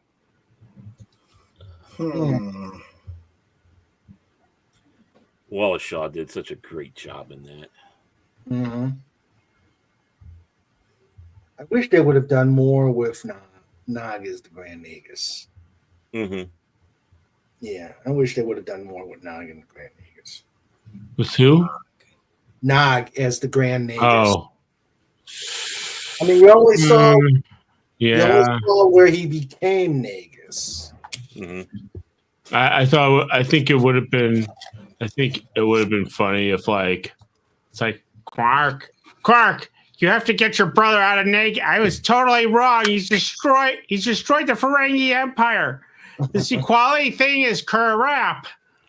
Yeah, it's so bad. But Zek, what about my mother? It's like, your mother was wrong. Oh, Grand Nagus. But boy, could she give Humans. Oh, yeah. Don't you get me started on your Moogie.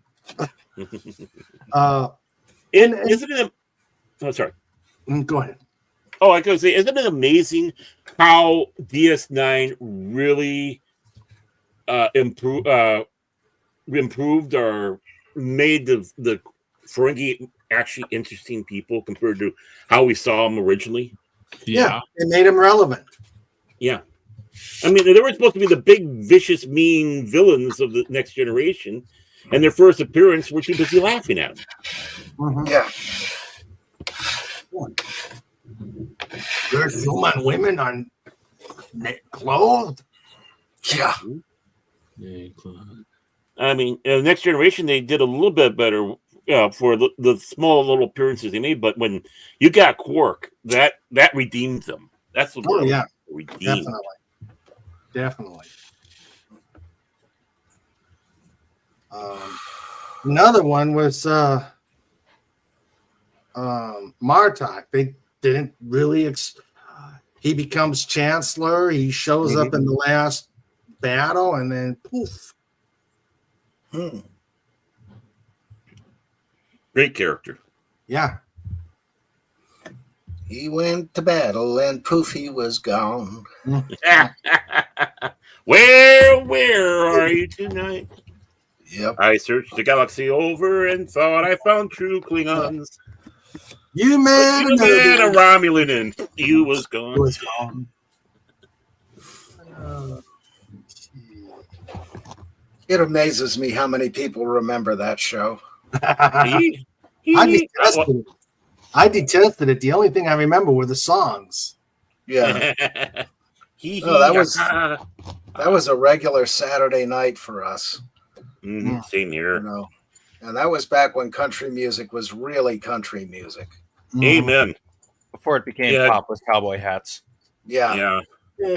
I mean, Roy Clark on there, and he could play a guitar. Oh my word! Yeah. And of course, Buck Owens. Yep.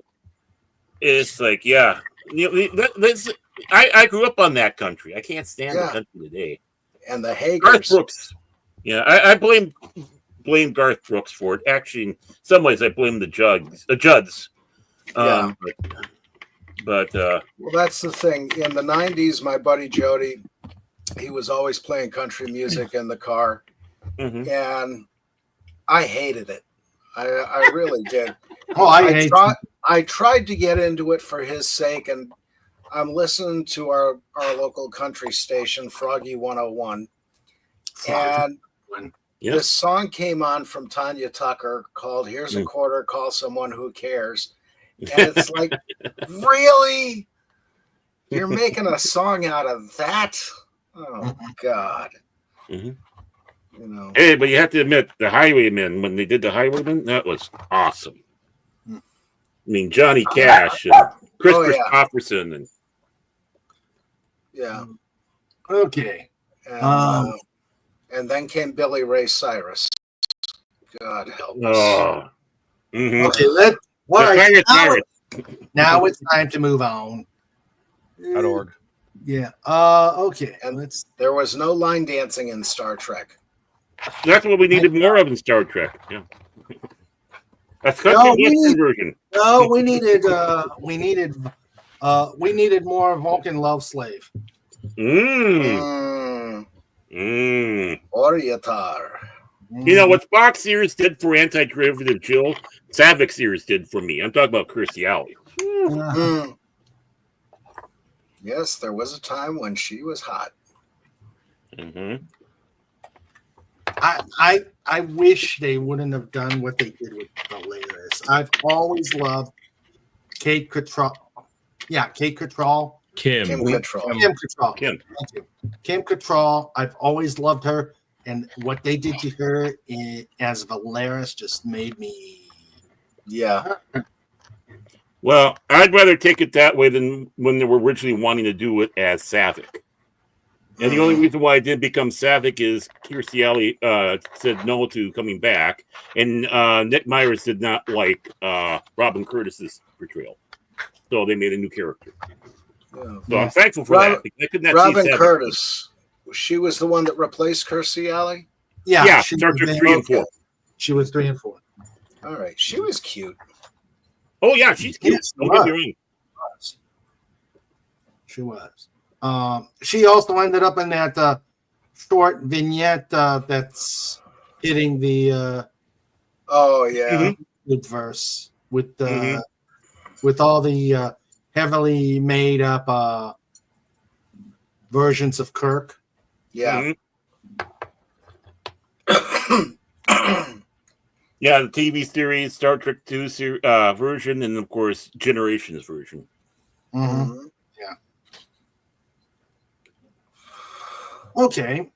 Let's see. Okay. Your favorite. Okay, out of the two sets of movies, the original series and the Next Generation series of movies, which did you guys like? We'll start around Fez. Oh, number 4 especially, like every. Well, I'm not talking individual at first. Oh, okay. Classic and Next Generation. Yeah. Do you like original crew or the Next Generation crew? Original, absolutely. Okay, Max. All the Next Generation movies sucked. Yeah. Yeah, they had a couple of good moments, but that was about it. Baron.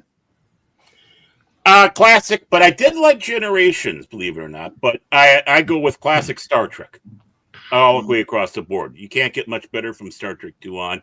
And even Star Trek 1 has charm to it. Yeah. Okay. Lenrod. I haven't actually watched all of them. Oh, okay. I've only seen the original series movies, and those are entertaining. Damn it, say you like the original series movies better. I like the original series movies better. All right. Okay, you can stay now. You can stay now. Yeah. Dalek, I mean, people like.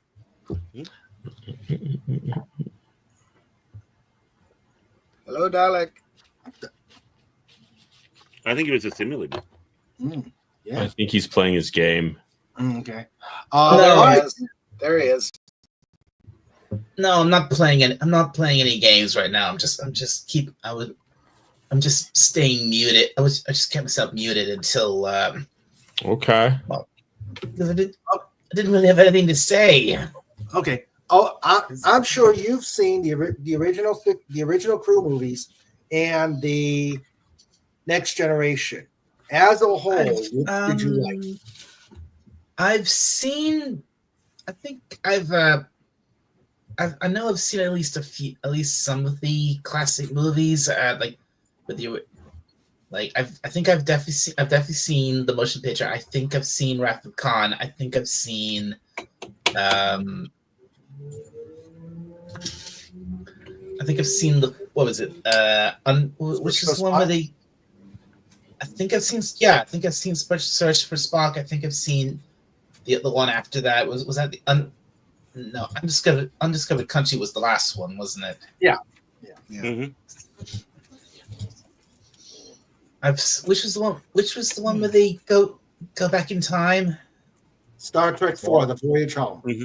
Yeah. Voyage Home. That was it. I've seen that one. Admiral, there'll be whales, yeah. Mm-hmm.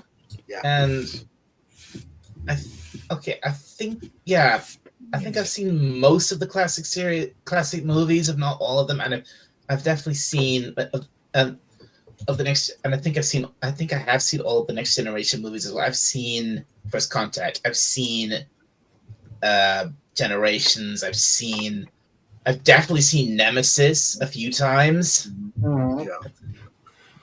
And I think I have also seen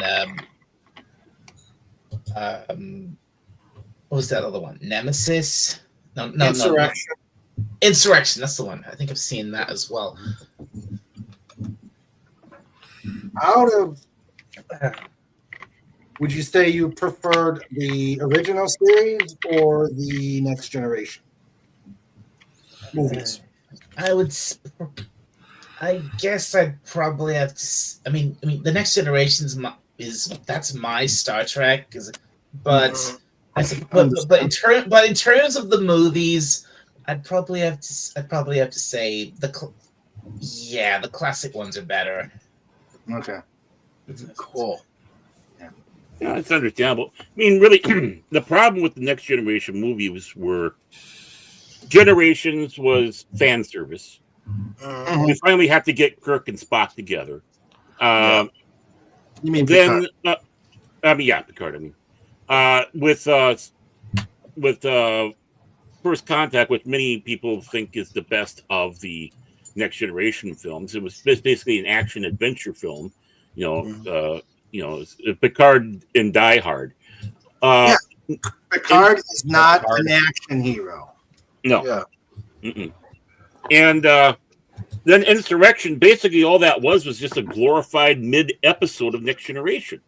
It would have worked great on television, but for a hour and a half, 2 hour movie, no. It's just it wouldn't have even been considered one of the top 10 episodes of Next Generation, and we won't even go to Nemesis. I am one of the minority that actually likes Nemesis. You do Actually, overall, I quite like Nemesis too. Yeah. Really? Okay. Yes. I like the undertone that they they took. They cloned Picard and then discarded the experiment. So you've got that intrigue. The whole thing about a Romulan revolution, a Romulan civil war. I loved Tom Hardy's role in it. Oh my god! Oh yeah, he did good. He was badass. It wasn't the Romulans. It was this Remans offshoot of the Romulans called the Remans. The Remans, yes. Yeah. See, I thought the concept of Nemesis was great. I just thought the execution wasn't done quite well. Yeah. If you know what I mean. And of course, Jonathan Frakes made his displeasure known because the guy who was directing, he didn't know what he was doing. Yeah. And I think that's the problem. But yeah, I mean, the concepts that they laid down. Oh, if they could have gotten Jonathan Frakes to have directed that one, I think it would be held in high esteem and probably considered better than First Contact. But welcome back, Jill. Look, I admit Nemesis isn't it's not the best movie, but there's just things I really like about it. I kind of like the whole thing between Picard and his clone, whatever his name was. Yeah. And I think the battle, the big final battle between the Enterprise and Shinron's ship with the scimitar. I think that in that big green nebula, whatever it was. I think that's one of the most awesome fights and space battles in all of Star Trek. I really like that. So, See, one of the big problems they put in that though is they had the picture of a young Picard and he's bald, and this clone of Picard is bald. He wasn't bald back then. Yeah, he wasn't. Right. No, he wasn't. You're right. He wasn't. He wasn't bald. Yeah, they showed a picture of him whenever Jack was alive. Jack Crusher was alive, and he had hair. Hair. Yeah. Mm-hmm. Yeah. We've seen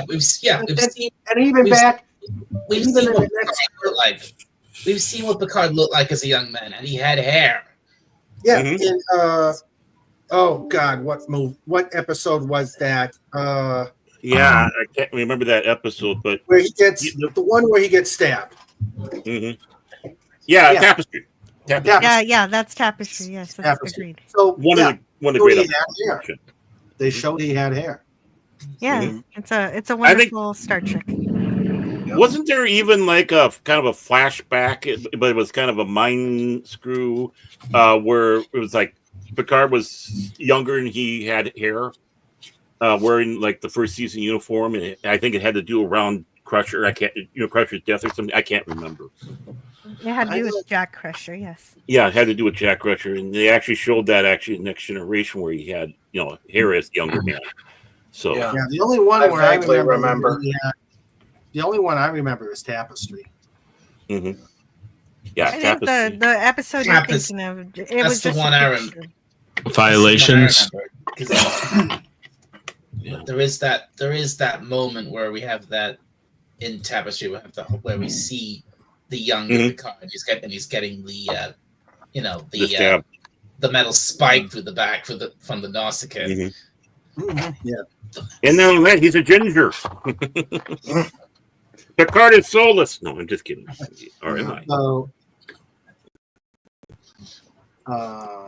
yeah, when they tried to, as you said, Baron, Picard is in the episode.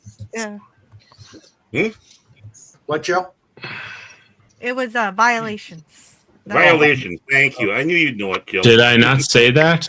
Oh, I did. Yeah. Oh, you did? Yeah. No, I didn't. Who was that? Is somebody saying something? I'm kidding, Max. Kidding, Max. Okay, so I don't remember seeing that episode, Violations. Yeah, it wasn't one of the best. What was they take a picture that they take a still from that, and they've been posting on the internet saying, "Here's Picard doing a test for the Next Generation with a toupee." And it's like, no, that wasn't a test picture you're seeing. It's from that episode. But yeah. What was the episode with Picard's brother at the vineyard? Family. Family. Another great episode. Yes, that one actually impressed me. That was one of the Star Trek episodes that broke all the rules and worked. Yeah. That one and the one with Darmok and Jalad at Tanagra. I liked that one a lot. If I remember right, Family is also the only Star Trek Next Generation episode we don't see the bridge. You're right. Neat. You're right. I mean, that's how unique that episode is. Yeah. Yeah, it's a Cool. great. You do get to be on the Enterprise, though. I do love the stuff with Worf and Worf's family. I never realized that till now. I mean, yes, there are definitely scenes on the ship, but none on the bridge. I guess. Yeah. Yep. Broke all the rules and it worked. It's one of those broke the rules, but it still stayed in the lanes. They considered doing something, but then they realized if they did that, they would have watered down the main story. Yeah. So they nixed it. I think that was a great choice.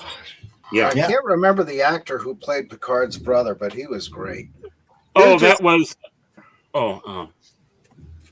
They just did something on him because I think he just had a birthday this month, or They should have had Worf and Wesley hugging at some point. Tightly around the neck. Why do I have you on the show? I don't know. Oh, and I had to look it up, but it was Jeremy Kemp. Yes. Yeah, great actor. He wins in many things. My favorite is him being in Top Secret. It's the mean bad guy. Oh, speaking of mean bad guys, I remember on Deep Space Nine where our man Bashir. Oh my God, that was an awesome episode where he plays James Bond with Garrick and simple, Garrick. Oh, my Plain favorite line in simple, that Garrick. episode is by Garrick. Kiss the girl, get the key. They never taught me that in this Obsidian Order. Yeah. Yeah. And Cisco being the bad guy in him. Oh my. He played the classic melodramatic supervillain to the hill. He must have loved it. Yeah. Although the malfunctioning holodeck transporter trope got old, that was still darn good episode. Yeah, it got old in Next Generation. And it's like, oh, you're going to do this for a whole suite now. Yeah. Yeah. Is that what that episode was? Holodeck go wrong episode. Yeah. Mhm. Yeah, because the runabout was going to be destroyed, and the runabout was going to be destroyed, and the only way they could save him is push him into the Hala suite. Mm-hmm. Oh yeah, it was called Sweet on DS9. Yeah, and then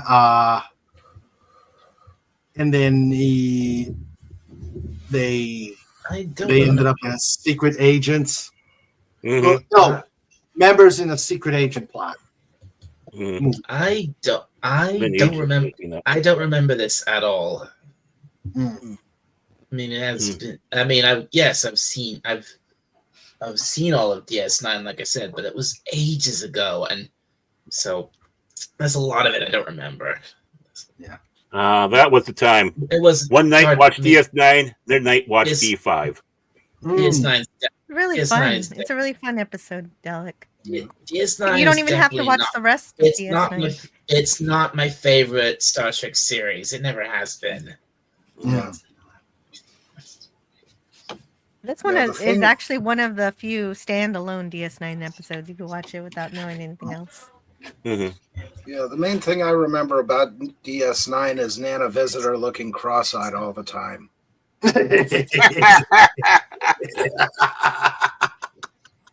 It's like, Oh, busy. yes. Oh dear. I don't know if anybody else saw that. I know I saw it. But, Okay, next time I watch the show, I'm gonna be looking for that. And if I become fixated on that for my entire watching of the series, I'm coming after you, Fez. Because I had a crush on Kira. Okay. Oh, who didn't? I know. Hey Raymond, was our man Bashir the episode where Rom uses the spatula to fix something in the transporter? If there was an, it would, Oh, you can have if there was any. I seem to remember that. no. If there was any woman in DS9, I could say I'd probably found cute and attractive and maybe had a crush on. But I wouldn't choose Kira. I'd choose Jadzia. I like Ezri actually. Oh, I did too. Oh, I liked Esri. cute as a bug. Ooh. Yeah, Esri was. She's really great. Nicole DeBoer is really great to meet in real life too. She's one of those actors who didn't put up a wall. She just came and sat with the fans and had it like she was one of met her us. too? Which ones? Wait, Yeah. who's that again? She was the one who took over from when Jadzia was killed. Oh, Yeah. her. Mm-hmm. I found her annoying. really? Spoken like a true Dalek. No, I liked Ezri. I just felt sad that she was put in the same position as Scoggins was with Babylon 5, only doing one season and having to take over a popular character. And their characters are still, both their characters are great, but they had that taint over them. And if they had more than one season, it's amazing what would have happened. Yeah. Yeah, even with that one season, they really tried with her though. They gave her Mhm, as they much did. as they could. Yeah, Mm-hmm. but it was going to be their final season. Mm-hmm. Okay. So And now Jadzia is married to son of Spock. Yes, that's true. Oh no, they got divorced like I don't know, like a year or two ago. Oh, you're really? kidding. You're kidding. Yeah. No, I'm not kidding. That's the only celebrity gossip I care about is Star Trek actors. But it's not logical for them to have a divorce. So that means that she's available. Okay, good to know. Well, look at emails. Look at Nana Visitor. Nana Visitor and Sadiq didn't last long. Yeah. No, couple years. Yeah. I didn't like that he changed his name. It's like I thought it was, the first couple of seasons, then they changed it to Alexander Siddig. It's like, what's wrong with Siddig El Fadal? I mean, it's That is the name. I I thought You it didn't have a negative impact on me. That's a very common thing for people in Hollywood to try to change their names to be Yeah. different. Yeah. Yeah. And not to go there in any detail, but this was shortly after 9/11.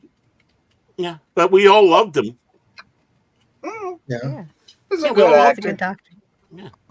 We loved the character. We loved, we like him, and he's a very capable actor. Seeing him in Yeah. other roles. Yep. Yeah. So, I didn't like how he was portrayed in Game of Thrones.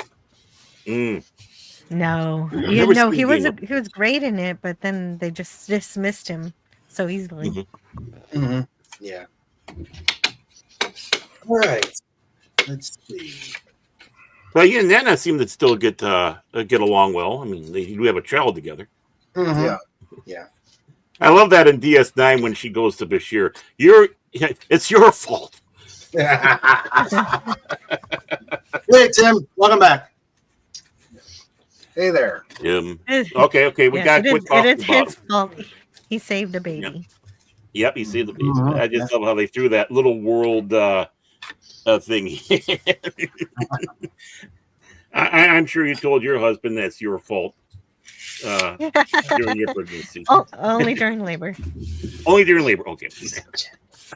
Okay, I got another trivia question. Uh-oh. What class starship is the USS Voyager?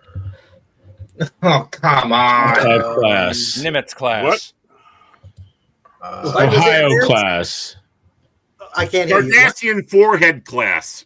Because that's what it Ohio. looked like. Ohio class. Class of I like 2004. Sandra's answer is pretty good. Third class. Yeah. Let's see. Oh. Oh boy. It looks like a spoon or Cardassian's forehead. Really. It's the breakfast class, class. class of 2001. I like Snort's answer. Puffball class. Heavy in the Yes. front class. A class of its own. I know what they were thinking when they did the roll bars on it, but it was still kind of. And did you notice as the series went on, they got rid of the roll bar nacelles? Oh, you talking about the Danube class runabouts? No, on Voyager. You know where the Oh, the engines went up. Okay. yeah, the wing for it. The swing wings. They never got rid of that. What are you talking about? Well, they kind of. I never noticed as the series went on that they did on the theme song, but as the series went on, they kind of. No. The engines were up every time you saw Voyager at warp, and that was in every episode. Okay. Yeah, it's supposed to be. Go ahead, Joe. Oh, I finally thought of one. Lactose intolerant class, because there was that. There we go. There was There that we time go. Neelix's cheese infected the ship. Oh, yeah, I remember that. Yeah. Tuvix class. There we go. Yeah, Tuvix No. class. See, it was all about the oft neglected rules that they have for starships in Star Trek. Somewhere along the line, Roddenberry stated that the nacelles must be either somewhat below or above the main hull, and they can't have anything obstructing between them because of the warp field. So in the case of the Voyager, if the engines are down, it's being obstructed, so they have to come up to do that warp field. And there's no shall we say, odd number nacelles on their starships. That's true. Which of course, he was more than happy to have 1 or 3 nacelled ships back in the day of Franz Joseph, because he had the destroyers and the dreadnoughts. But if you take a look through, they constantly neglect it, because you take a look at the Freedom class and some of the others that you had in the graveyard, you'll see 1 nacelle, 3 nacelle starships in there, starships that didn't have that gap. How do you explain a bird of prey? I mean, where are the nacelles on it? And That's true. obviously, you take a look at the Gagarin, what we call the Gagarin class, but the Oberth class. See, that dates me right there. I'm going by the old Faz name. How the placements of the engines are on that, and then you start seeing some of the others where the bussards are blocked by the main hull. So it's one of those loose. We're going to obey this rule unless we don't want to. And so that's where that comes about and why they have that. I know I'm going with the techno nerd stuff because I love starships, and me and the guys used to just pour over the stack of blueprints that I got up there and other stuff and explaining, okay, how does stuff work, But Voyager's class was no class. Yeah, I thought it was head of the class. Puffball class. Oh, the Prometheus. Oh my God, what a piece of junk. Yeah, you remind me of Worf's dad in Family, where he says, "I have all the specs and diagrams at home." Guilty as charged. Right here. Same here. Same here. I even got the medical journal. Oh yeah. What the one thing medical journal I love when they're talking about the. Hold on, Baron. Let's stop. You didn't like the Prometheus. I didn't. It was just It was kind of hokey. Fair enough. I mean, I quite liked it. But Yalcum took it over. He did it for fun. But I can't even remember what I was saying. I can't remember what I was saying before. So that doesn't matter. Journals. Oh, the medical journal. My favorite part of that journal is when we read about Vulcans and how they say that their system, because they're on a desert world, really uses the water in the body to keep it retained, and that when they go and take a leak, it's very toxic and it can kill plants. Oh. I will have to look under the Vulcan section on that one. I will. Who writes this book? I don't have this one. Do you know? Let me check. My ex-wife currently has a copy of it. I'm phasing out. He's phasing out. My ex-wife has the book, but I think I'm getting it back because I asked her nicely. Oh, nice. She was getting rid of a lot of her books and stuff. I said, I want those books. Don't get rid of the Star Trek. And all my Star Trek books. Hey, I can't. Well, that's good news. I'm glad that she's being nice. Phasing back. Yeah. Yep. Let's take. I mean, we spend holidays together. That shows how weird we are. That's good. That's good when you can be civil. Starfleet Medical Reference Manual. Yeah, part of a lot of the fan work that were done, and boy, did they do a lot of work. I mean, if we had these people in charge of Star Trek today, it'd be so awesome. Now, do you remember a book from the late 70s, early 80s called the Star Trek Compendium? Yes. I got it. Okay. I think we have it. I got that in all the bookstores. And it was talking about the way too expensive. You're talking about the B. Joel Trimble one? I don't know who wrote it. I just know it has a dark cover. Okay. Black and blue, I think it was. That's the second one, I believe. There was two of them done by B. Joel. I think that's the new one, which of course is probably hard to get. And then the original one, which has like the top view of the Enterprise with a little spin wheel, and if you spin that wheel, it will go to like certain episodes. That's the one. Yeah. I got both. I got the original and I got the updated one. And that was done by B. Joel Trimble, the super fan. Back in the days when they had bookstores, I saw that all over the place. And it was like, at that time, $20 was a lot of money. Yes. Yeah. So, never got that. But I looked I don't know how I got mine. I don't know how I got mine, but I got it. And it's one of those weird things where I don't remember how I got it. Yeah. I think that was the only Star Trek book out at the time. I don't remember anything else. Well, I'm sure Franz Joseph Technical Manual was out. Yeah, There's many be. printings of that. Mhm. I've got that. Mhm. Yeah, Um, 'cause this, and then this was in late 70s, early 80s. Yeah. ooh, Now that's one I don't have and wish I did. Cool. it's pretty good. Mhm. This one, I found this at a Comic-Con. This was for the 25th anniversary, and it is using the movies. Dale Trike, Hello, Twike. Shiny. Starfleet Dynamics 25th anniversary edition. Mm-hmm.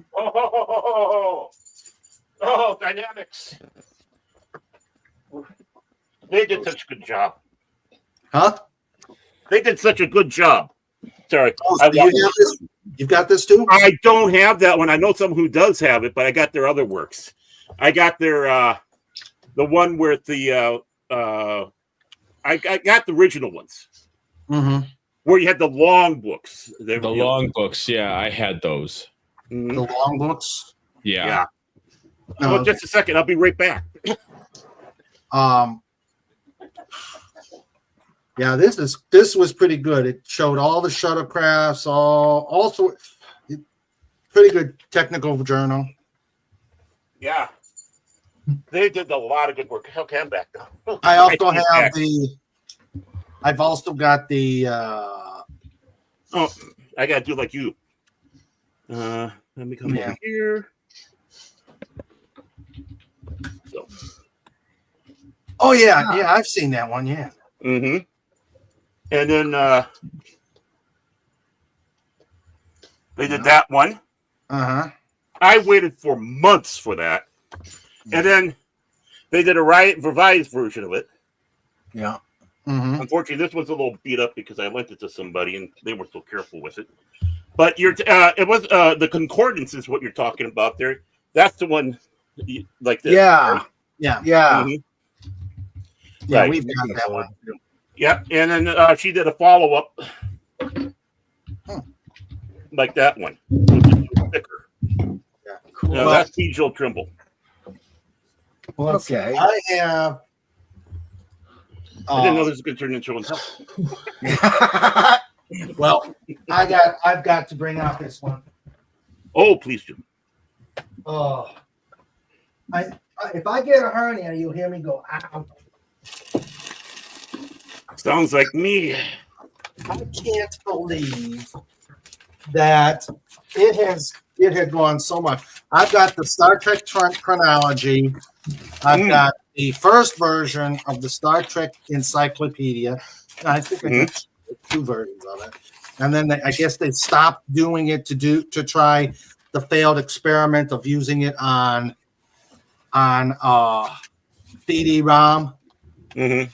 They tried to, and then decided on their latest version to get it, and I love it, but it's a cross between getting a hernia and eye strain.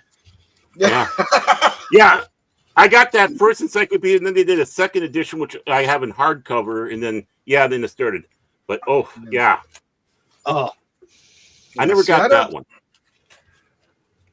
I don't have any of those books. But Yeah, I do this is have. Oh, go ahead, Raymond. yeah, this is by Okuda, and it's a 2-volume set with very, very small print. So you got to make a choice. Are you going to get a hernia or eye strain? eye strain. Oh, wow. That's fine. Oh, Nova Class. Yeah. Yep. Cool. Yeah, I went with the three book edition of the Star Wars Encyclopedia instead. There's only so much money I had. Yeah. It's like eeny, meeny, miny, mo. Which way should I go? Mm-hmm. I mean, it's a great series. One of these days, I'm going to actually get back and read it. But Get your magnifying glass out. I know. What?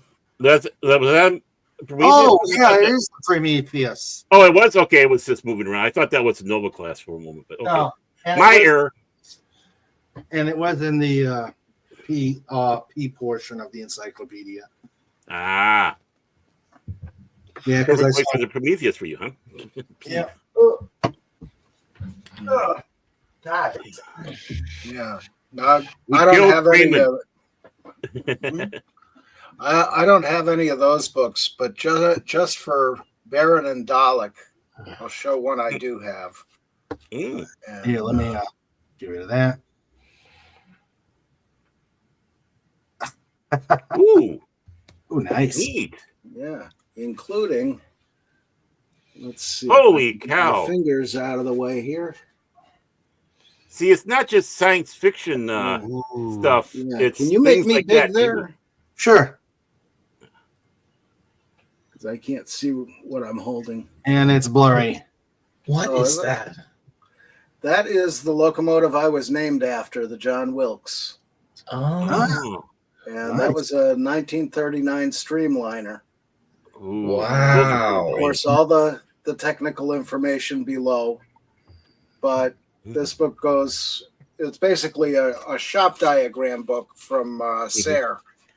And that's where their big locomotive shops were. And, Correct me if I'm. Oh, sorry. go ahead. Oh, correct me if I'm wrong. Wasn't those Streamliners, even though they were pretty, they were kind of underpowered? No, these actually worked out pretty well. They were Class K5 Pacifics. Okay. And they handled Wilkes-Barre Mountain. Now, they had to have a helper getting up that mountain, but that's a hell of a mountain. Yeah, I But, can imagine. Once they hit hit Crestwood, bam, they were on their own. And Okay. that was No. Wilkes-Barre to New York. Okay. Now it's time for me to wrench my back. Oh, dear. You can make me small now. What we got here? Wait a minute. How did we go from Star Ooh. Trek to It's train? all about the superstructure. Ah. Ooh, very nice. Yes, Very nice. it is. That looks like the wheel off of Rogers. Oh yeah. Oh, hello.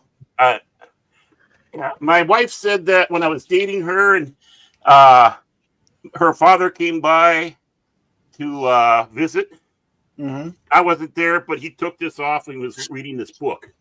And I said, good. I'm glad. This was more. Jeez. That's Half great. price I books won't for even the get win. into. Yeah, I won't even get into the aircraft and naval books I got here Okay. Wait. because we're supposed to Maybe talk we'll about do- Star Trek, Yeah. Maybe not we'll do Star Treks. Love it. You I did it. almost killed Fez. You almost broke Fez. You And I almost choked me to death there. I don't think he's got his cover on his computer. Nope. Nope.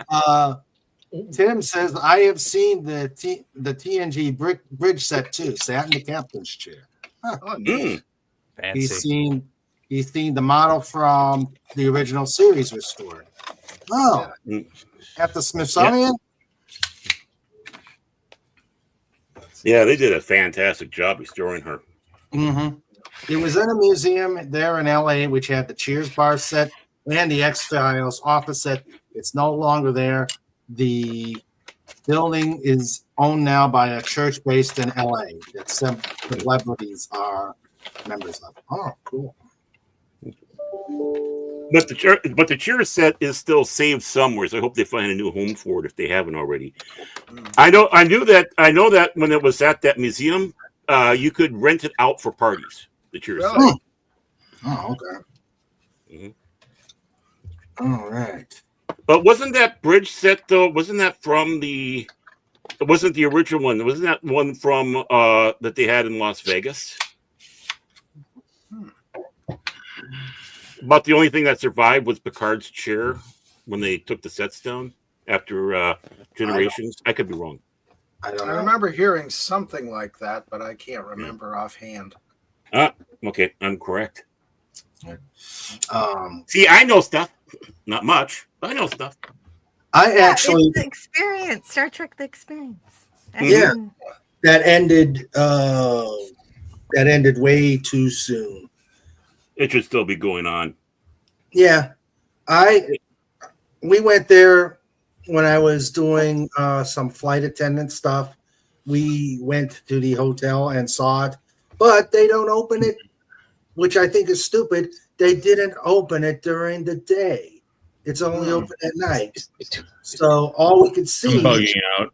I'm about to pass out. I need Okay, to go. take care, Max. Take care, Have a good Max. night, Max. Laters, dude. Have a good night. Party on, dude. Dude. Oh, there's right. Joe. There's Jill. Yeah. Oh, she disappeared again. Oh. Yeah. Yeah, we went there, me and one of my crewmates. well, I have a show and tell, but I didn't want to talk over Max leaving. Yeah, Oh, we'll take care. yeah, I'll stay for the show and tell. Yeah, show us the show and tell. Because you guys were showing books. I had to step away because my mom called, but I got this for my birthday. These Whoa. Star Trek newspaper comics. So I didn't even realize that Star nice. Trek was in the newspaper. But Oh, I yes, didn't it know was that. from 79 to 83. I wasn't born yet. That's why I didn't know. Oh wow. And so Wow. it's got 2 whole volumes of it. So I guess it's Holy all moly. Yes. Huh. Cool. I'm jelly. That- I need to that's get fun. those. Wow. These are cool. Wow. Did Cool. you see Oh, was there something else? Oh yeah, I got a Voyager calendar from 1997. cool. Because they don't make the only calendars they make now are for TOS and TNG and also for the filth. And so Yeah. so you got to go back in time to get good calendars. Did you see Yeah. this one, Joe? Ah. That is beautiful. I just heard your spleen pop. Yeah. Yeah, it's getting close. Right. Help. Yeah. It's fine. Yeah. You didn't need that anyways, did you? Nah. No, spleens are overrated. Yeah. It doesn't do anything. Nobody knows what it does. Take care, Max. All Have a right, good I'll see evening. y'all later. See you, Yep. Max. Take care. Good night, Max. Take care, Max. All right. Let me try to see if I can find something in relation to what you was talking about. But go ahead. Don't mind me. I'm just muttering myself. Okay. I'm a mutter. Yeah, they had. Oh, and then there's this one. Let's see. Figures. You did that too early. I did this. There's this one, and actually, this is pretty good.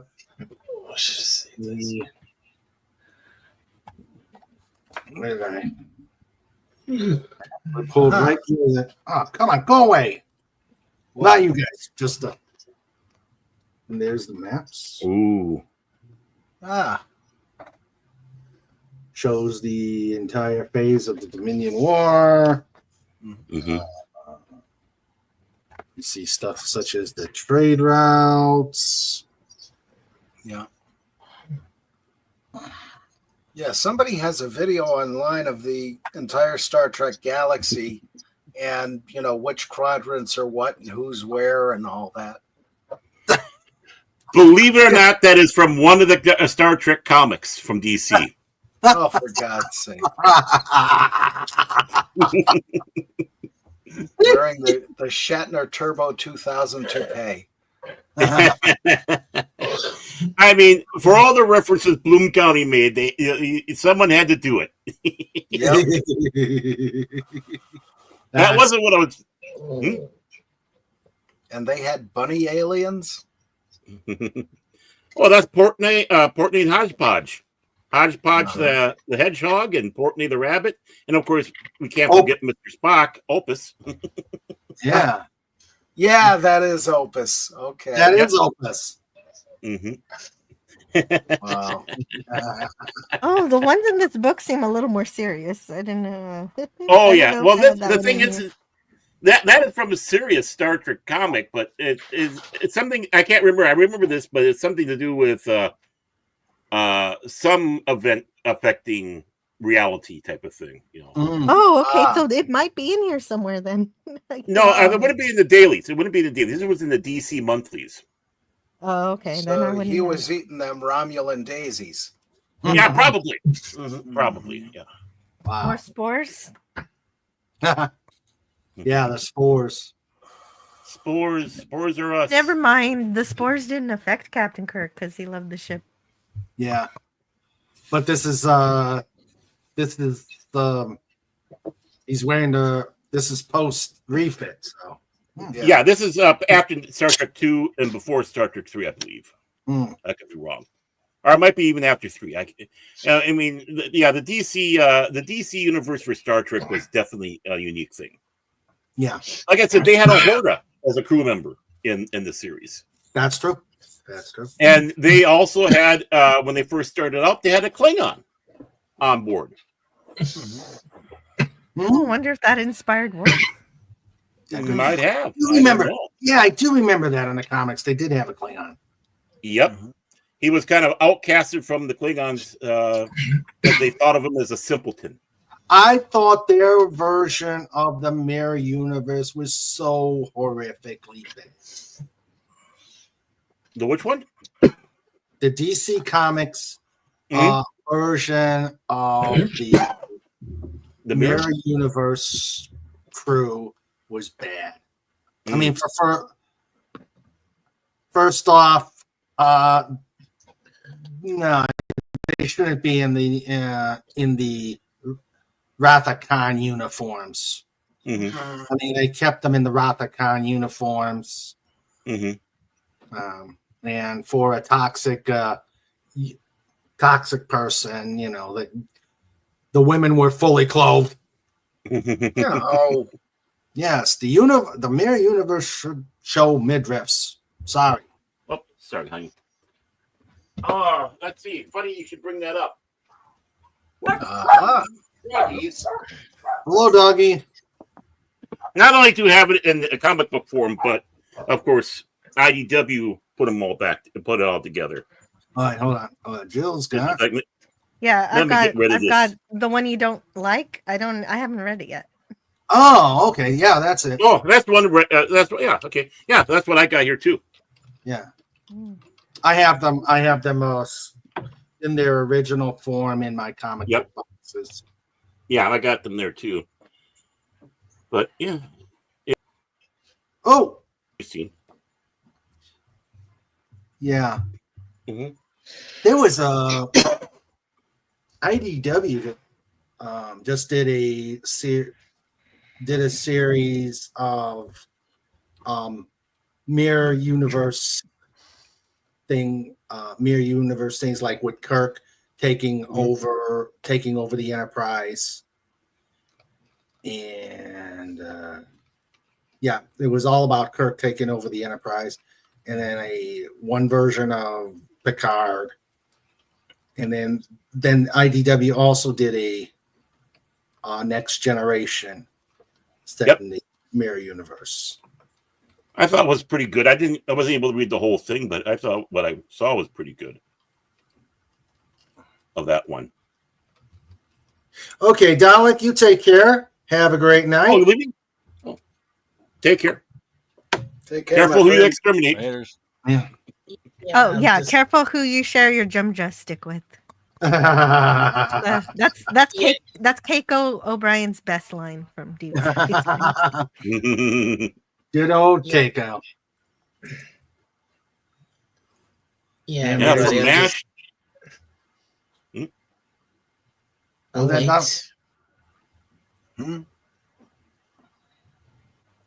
There's Dalek's channel. Okay, thanks. Okay. But yeah,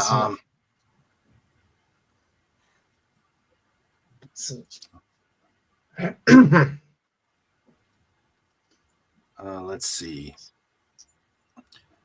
Yeah, so now Marvel did series, a Star Trek series. About 18 issues taking place right after The first Edward movie. Fisher. Yeah. Yeah, those are pretty good too. I really liked some of them.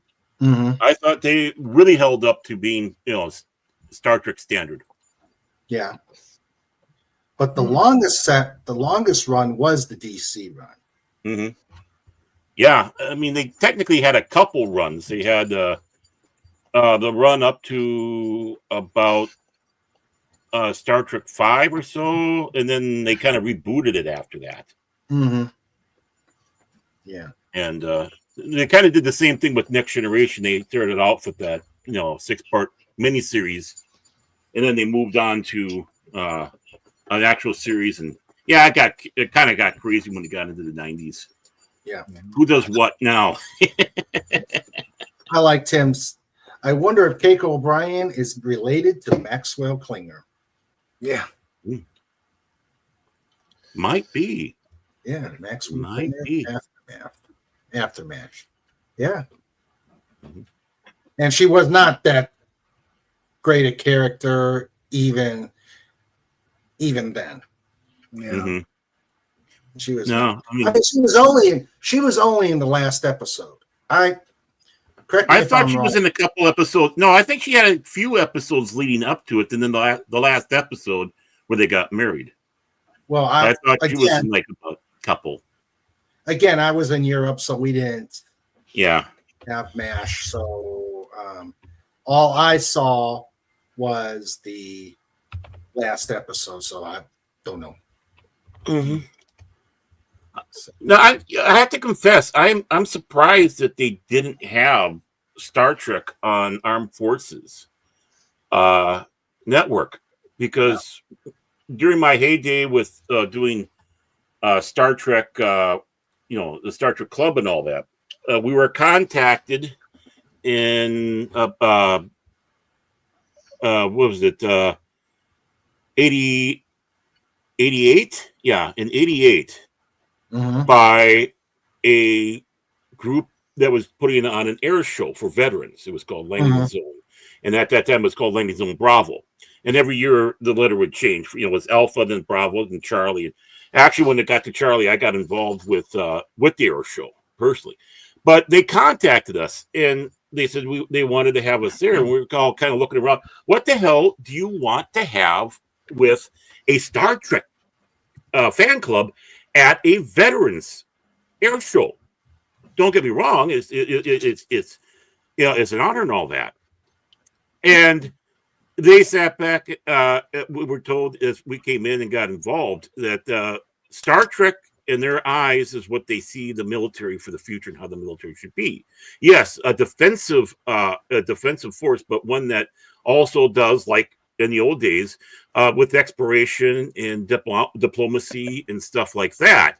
Mm-hmm. And that is, Star Trek was something that gave hope for those that served the military. It's like, okay, we'll do it.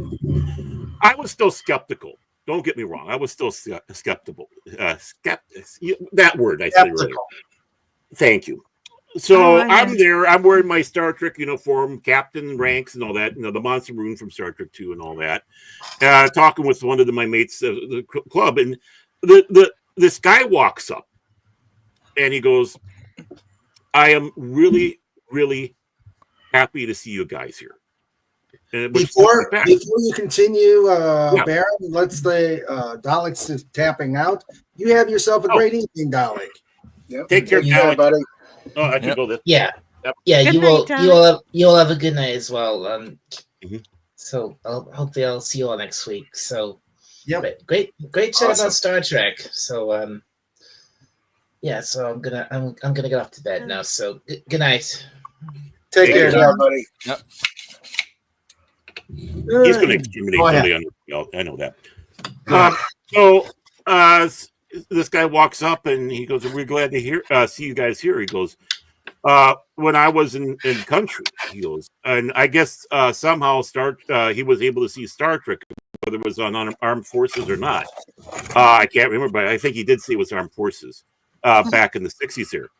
He said that was something that helped keep him going on, especially with how the soldiers were treated and looked down upon and spat upon.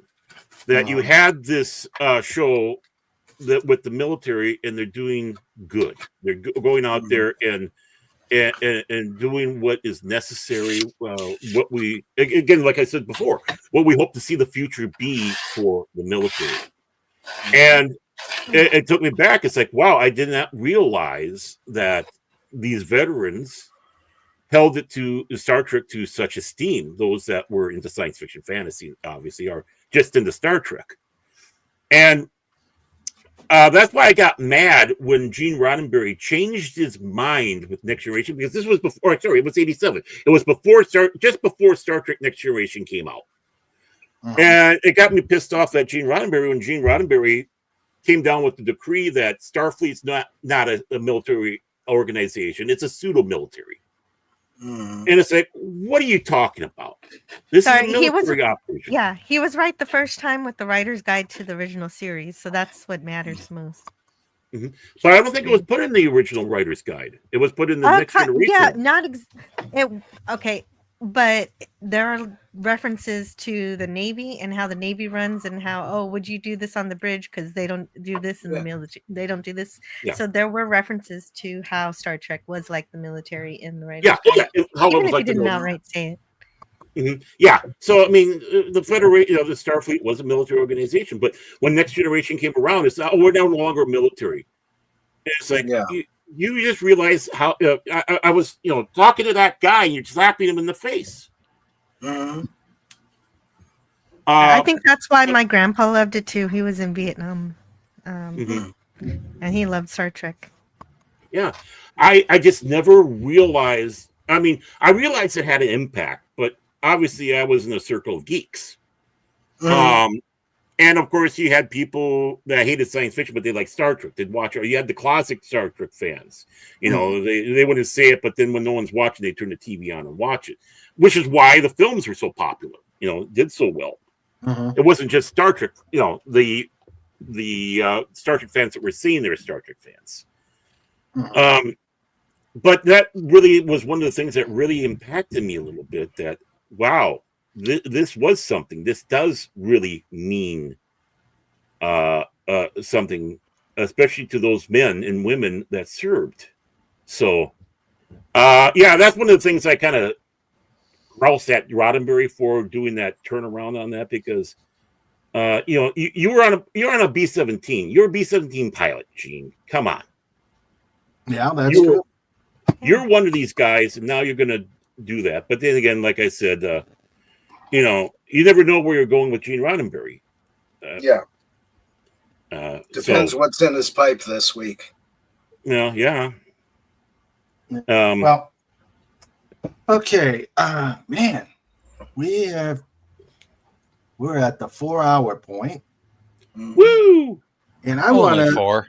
Yeah, well, I'm not done yet. I am not done yet.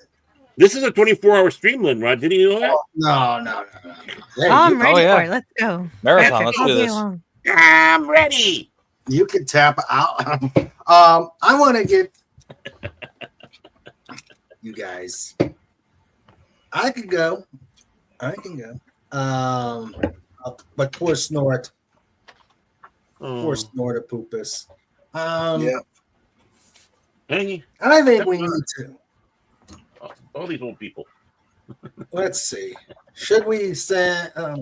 I'm thinking, should we sing his song again? Snortopoopas, king of the wild ice wolf beer. Do the Snortopoopas in space song. Did you hear that, Joe? Me chant that? Yeah, I did. I listened to it as much as I could, and I caught that. Yeah, that was cool. Okay. Yeah. Snort, if you got to head out. Who wrote that song? That was Phantom Outsider with the help of ChatGPT. Nice. Yeah. Hey, J-Man is here. Hey, J-Man. How you doing? And hello. How you doing, J-Man? Hope you're feeling well. Yeah. J-Man, I got to get you on. We got to talk comics. When we can. Let's see.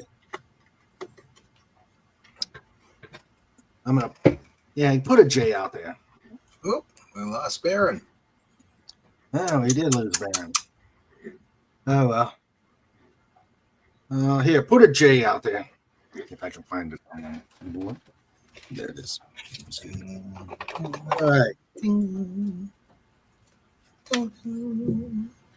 Oh, mouse. All right. Hello, mouse. Hail, mouse. My buddy. Oh. Gee, sorry about that. I accidentally hit the power strip button and knocked myself off because I was trying to plug something in. Life happens. Second time I yeeted myself. Oh, I thought you were going to blame the cat. No, I can't blame him this time, but there was a time I could blame a dog. Ah. Or was it you? I don't know. But the cat was cool and he didn't say a mumbling word. Okay. Let's see. Mouse the awesome. Here, let's see. Here's the trivia question. Oh, we have trivia choices in Mouse. Are you ready? Okay. What type of creature is Spot? Data's pet in the Next Generation. Oh, squid. Chicken. An Space iguana. Iguana? A ferret. Spot did ferret, turn into an iguana or something in an episode of The Next Generation. In Genesis. Oh, that's right. Yeah. Yeah, I remember that. Rabbit chicken. Don't hurt me, Sandra. Haven't heard that in a long time. Yeah. Oh. A drop bear from Australia. The drop bear. Yeah. And to answer for Comic Relief Crusader, since he isn't here, a tribble. A tribble. Yeah. Who wouldn't want a tribble like that? Just don't feed it. Yeah. I used to Think have about not feeding it. A gremlin. Morgoth. We had, let's see. A Mugato. There we go. Oh, there we go. Mugato. Isn't that something you get at Starbucks? Yeah, we know. We're doing bad. This trivia quiz is so bad. We're doing wrong answers. Wrong answer. I know. I know. It's a sleepy polar bear who's going to bed. That's what Spot was. Yep. Snorterpoopus is heading Betty by and leaving with his final thought with the night.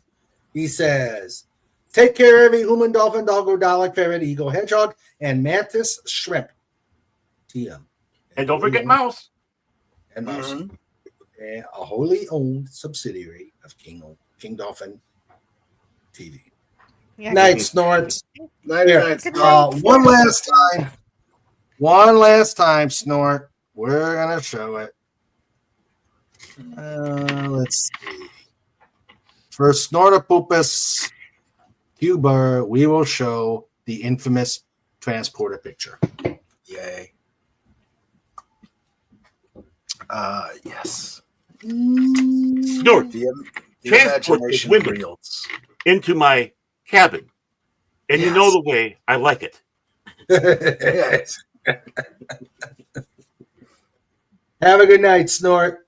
Catch you next week. Take care, buddy. Yep. I had a big snort nose over me. Oh, sorry. I should do the proper one. Yeah.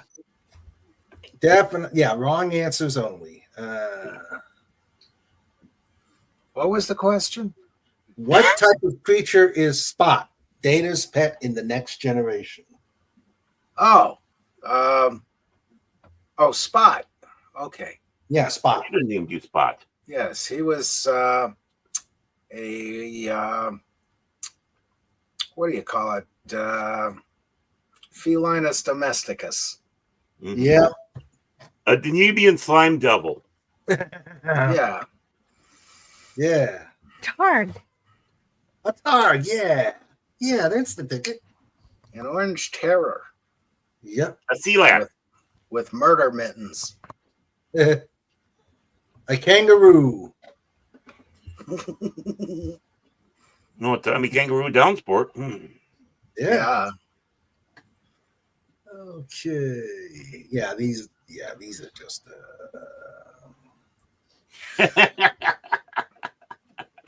But I do love when Worf has to babysit. Tell him he's Yeah. a good cat. Tell him he's a pretty cat. I will Yes. feed him.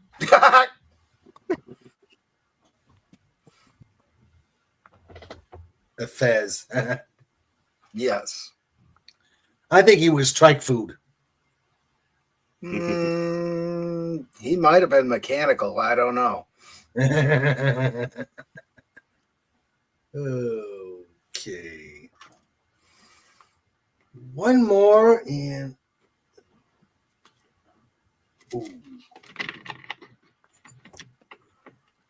well, we're starting to see a route here.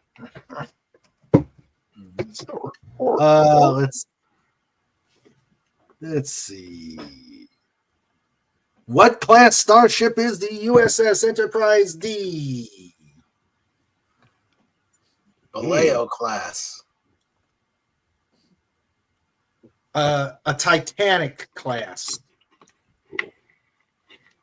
Only if you let Troy drive. A Love Boat class. Yes, I was thinking that same thing. Actually, Ludicrous class because Ludicrous. Ludicrous Deep is because here. hey Deep. Hey Deep. The size is just the size is just so unrealistic. Yeah. Hello, Deep. FKHC 2005. Accurate. And I was going to say Mama Cass class. Lizzo class. A Lizzo class. Hello, Deep. Good day, hey Deep. A King Don't be a Dolphin host class. now. Oh, there we go. There we go.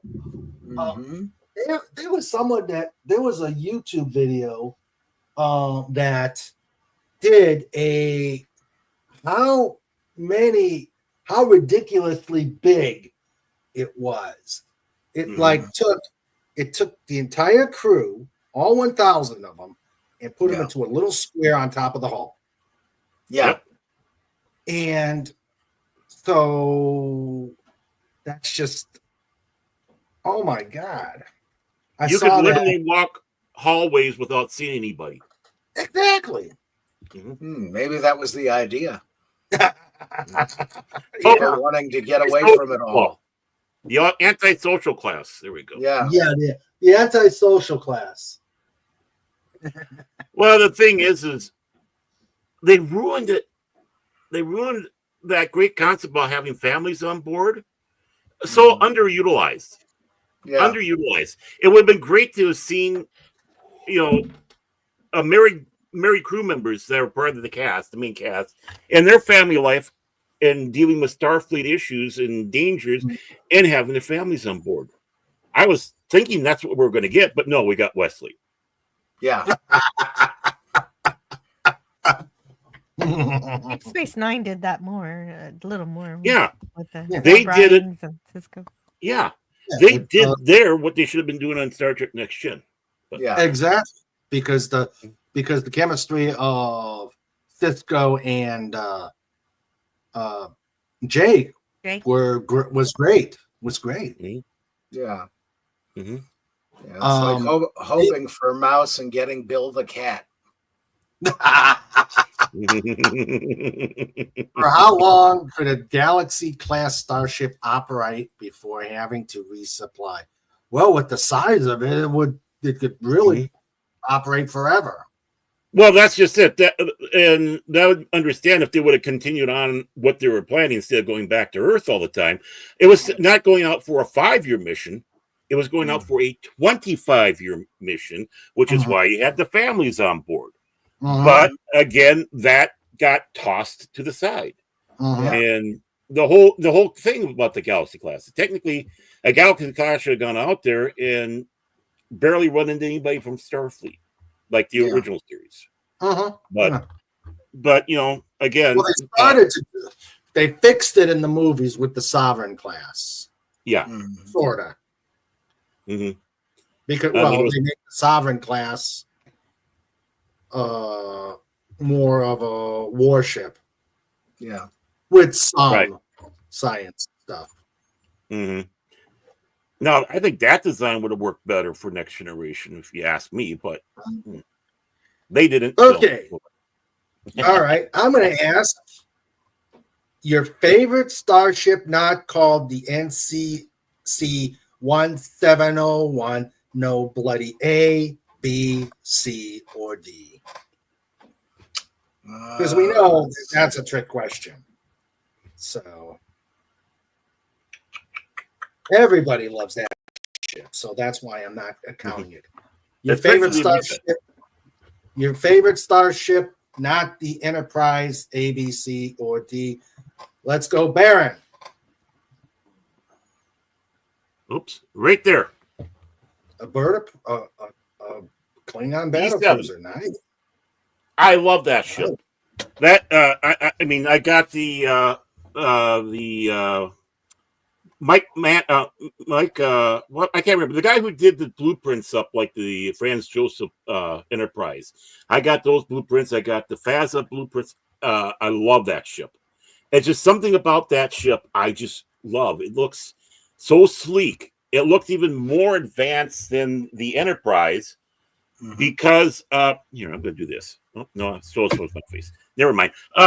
But you know, the warp drive or graft drives, as we were told in the animated series, they're so small. It's like the Klingons are a little more advanced than the Federation, but they're held back because they are more of a totalitarian government type thing, you know. But it's just, I don't know. It just, I see that ship and it just amazes me all the time. It's like, if I could role play a game or what, I'd want to be on a D7. Yeah. Okay. Jill. And the Katinga class comes second, which is the refit of that. Okay. Jill. Yeah. Yours favorite starship? Oh, well, yeah, the original is always my favorite. So very, very simple Okay, answer. but not counting Bloody that A, one. B, C. Oh, not counting that one. Oh, Yeah. actually, my favorite starship is the very first one that is shown, made by Zephram Cochrane in First Contact. My favorite. Oh, you is, like the Phoenix? Yeah, The I Phoenix? love the Phoenix. Oh, okay. Yes. And after that, it's got to be the Defiant. Okay. All right. Which again is a ship that defies the rules that they made for starships. Just who cares? I do. All right. I do. Don't make me go Lenrod. Klingon on you. What? Lenrod, your ship. SDF-1 Macross. Oh. Oh, wait, we're talking about Star Trek. Yes, we're talking Star Trek. Yeah. I still stick with the Macross. It turns into a giant robot. Okay. All right. I really can't name anything off the top of my head for ships because I have no idea what most of them are called. Well, okay. But you've The seen only some one I know by movies- name is the Enterprise. It's the like Constellation or whatever that is. Constitution. Yeah. Every But other you have to class, I count- have no idea what they are.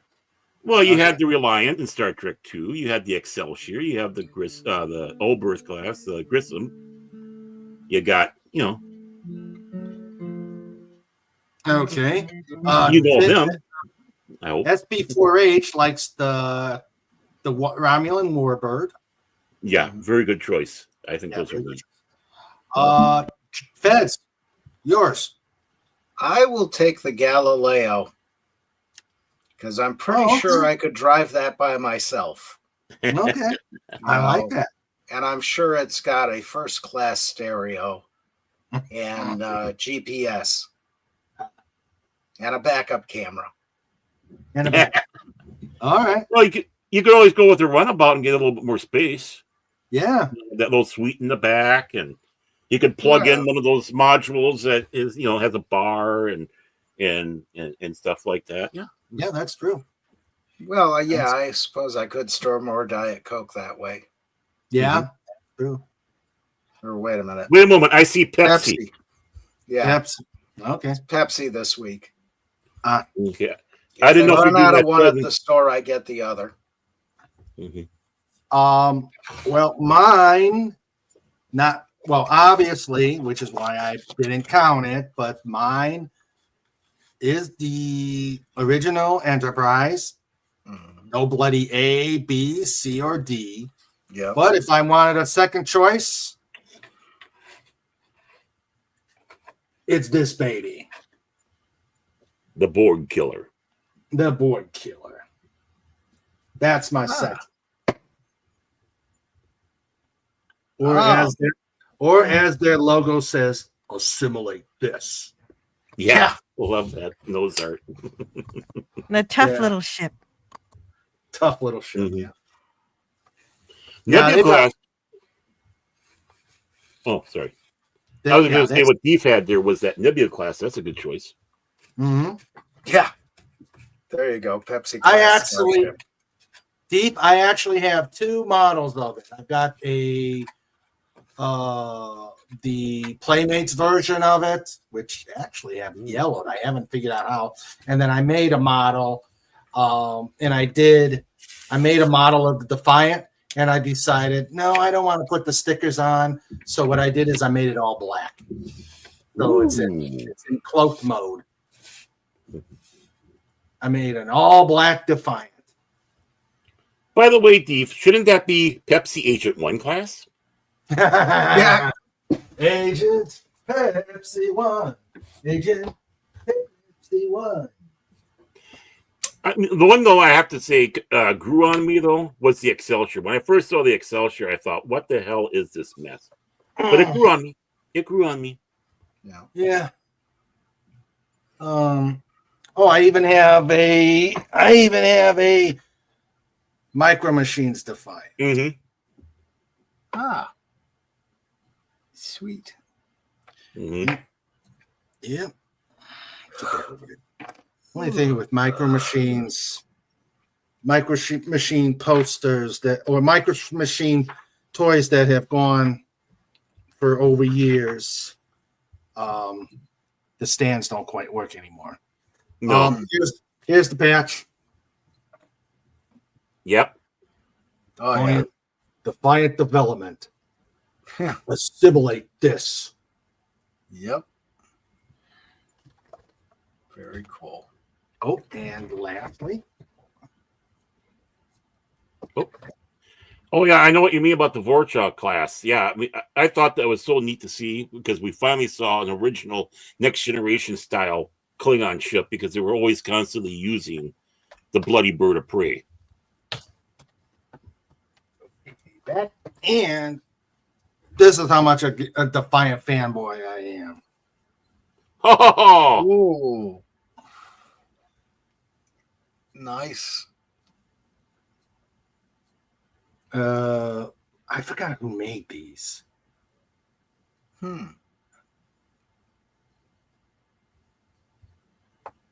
Actually, as long as I'm showing things off. Oh, he's showing things off, people.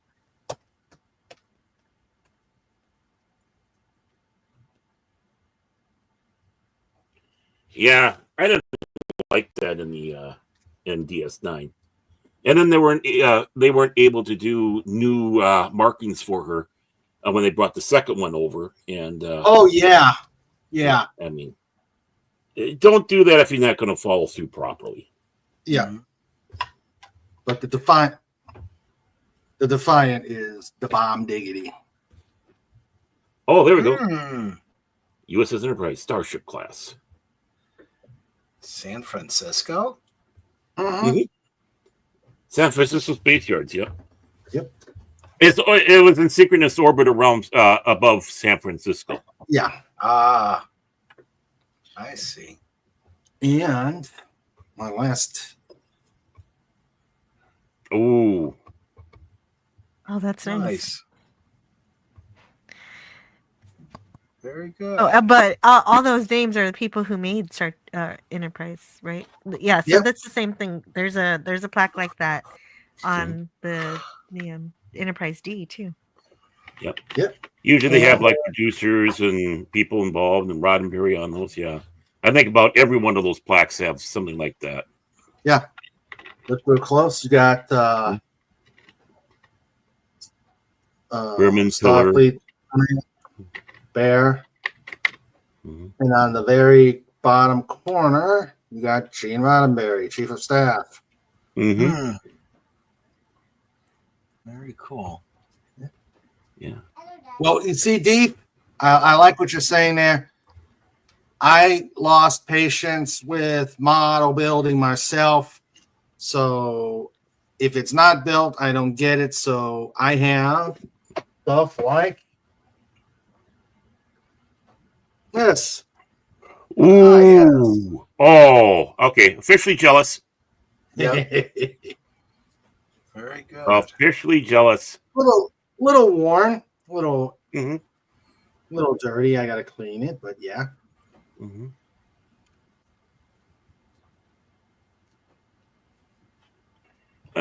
You know, the sad fate of the original model. Basically, I got a mental block on the guy's name. He was Asian American. He was the one that did like props for the communicators and phasers and such. He did that model for this episode. Then they basically gave it back to him and they didn't pay him. And he took it out back of his house and he smashed it. Jeez. Oh, that's petty. I know. Well, he was mad. He was mad. It's like, okay, you can have this back now. It wasn't going to be used for Star Trek again, obviously. And then they stiffed him. Yeah. I don't know, man. But at least the Klingon ship model is still around. Yeah. Used for the model kits. Basically, it was in conjunction with the model kits. Ooh, there we go. The AMT. Yep. Yeah, I had one of those back in the day.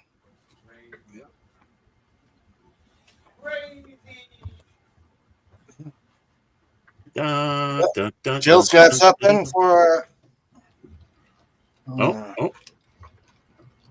Yeah, you showed the Enterprise. Yeah, one. okay, you got the D. Here's You got the D. Yeah. Mm-hmm. Yeah, this one's got Oh, okay. names too. Cool. Doesn't look so good, but Cool. Yeah. Let's see. What's this? Unfortunately, well, my wallet book says no. So. Yeah. I wish I knew. I wish I could remember who made these.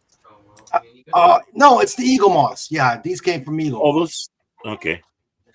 Yeah. Yeah, these came from. And now someone else took over for that. I can't remember who they are.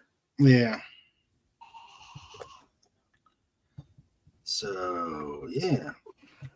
And all my other starships are. I've got the Sovereign. I've got the Sovereign. I got the NX. The Defiant, including stealth mode. Ooh. Yeah. oh, oh, cool. How do they do that? Is it just I some did clear material? Oh, No, you I did it did it. yourself. When I built the model, I didn't want to paint. I didn't want to go through the thing of painting it, and I didn't want to put the stickers on because I'm not very good at that. So what I did is I painted it all jet black. Oh, okay. That's clever. Yeah. See, that's the important part about being a modeler is being sneaky to make it look good. Actually, I I'm know going to show that because I'm going to show that. I'm kind of proud of that. I'm going to leave you guys to vamp for a moment. You know, a friend of mine had a Klingon D7 model kit. He got it from somebody, but the person who did it painted it all black. But of course, some of the areas were detailed with like silver or gray. And I swear, I wish I could have gotten my hands on that. You know, it's like, how much do you want for it? I'll take it. But I thought that was just the coolest looking starship. So him doing that with the Defiant, way to go! I can't Yeah, it's a creative way to get around what you Mhm. wanted to do. And it's amazing how, trying to get around something works out for you. I mean, even all the way to the point of the Vulcan neck bench. Yeah, mean, Sean it's- Carter isn't here, but he had a problem with one of his builds, and it didn't come out right, so he turned it into the ship from the Doomsday Machine, Oh, okay. that constellation. Yep, USS Constellation NCC 1017. And all they did for this episode was just take a model kit off the shelf Yeah. for that one. But it worked. It worked. I love that episode too. I think it's one of the things is that you do see another Constitution class starship out there, even if she is all beat up like that. But Yeah, it was. But then they started the crazy numbering because of that. 1017. It's like, wait a moment, how can I have a lower number than the Enterprise like that? Okay, I am back.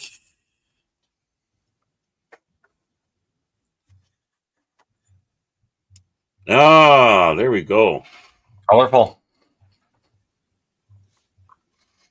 I am glad I'm not a Borg right now. See, this is how much, and it's even the one that. Oh, Which I could figure out why I did that. yeah, because I know that's supposed to be kind of an escape pod thing, but if that's the case, make it detachable. And they never did it. Let's see. And then Just makes it easier to lose pieces. Yeah. And then Yeah, cool. this is the Defiant and Cloaked mode. Sure. Well, you know. If you put it against a starry backdrop, then Yeah. that might work. Mm-hmm. Or paint stars on it. I could paint stars on it. Lastly.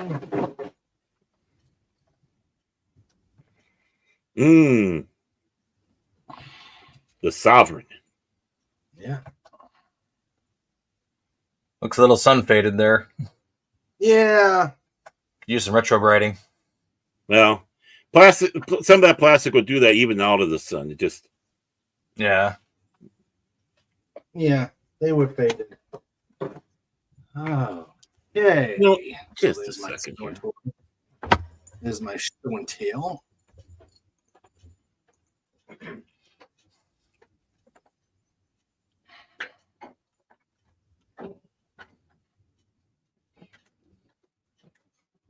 Oh, there you are.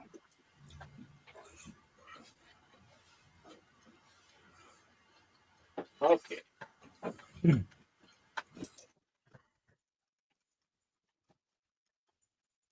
I got this from a friend a long time ago. Master Replicas took over the Eastmont stuff. Master Replicas, okay. Oh, now I'm jealous. How do I get Yeah. friends like yours? I got this a long time ago. I got this back in the 80s, but yeah, this is come on, look with me here. Oh, you're just saying not to. There we go. So you can take that off. And then Oh, wow. we got a scout ship. Neat. Yeah, Nice. you can do all sorts of stuff. That is so cool. Yeah. Modular.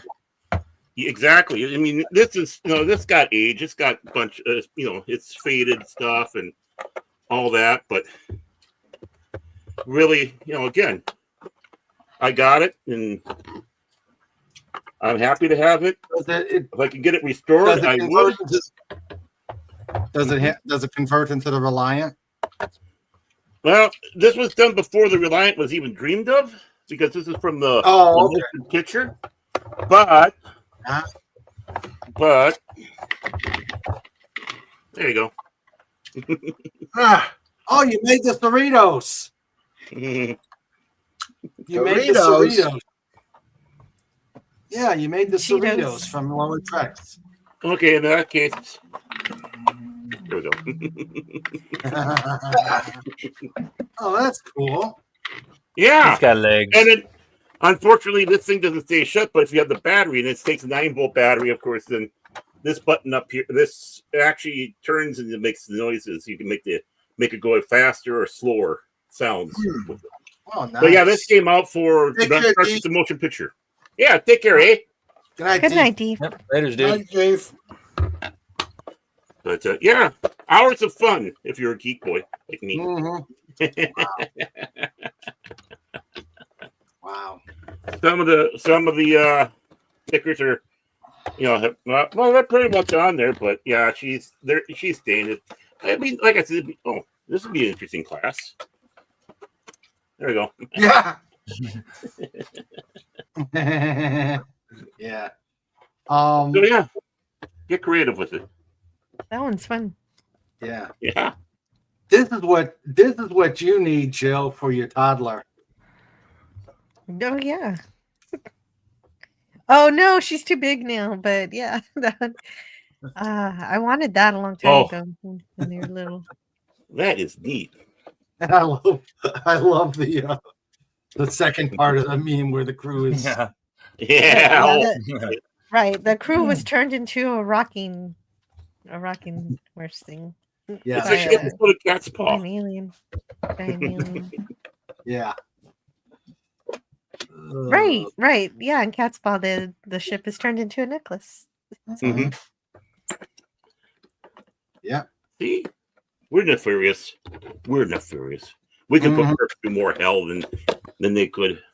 Try to put this back together right. There we go. As he plays with his starship. Oh, you know what's neat about this one though? To show how old this is actually based off of a little bit of the you can't really see it on here, but a little bit based off of the Star Trek II model that they're working on. Maybe the series one, because it's got docking ports on each side here. Oh, okay. So yeah, this is kind of amalgamation between that Star Trek II series and the motion picture. Oh, okay. Stay. Don't get stepped on by a dog. Okay. Oh. It's Klingon Elvis. I love the beads on the Batla.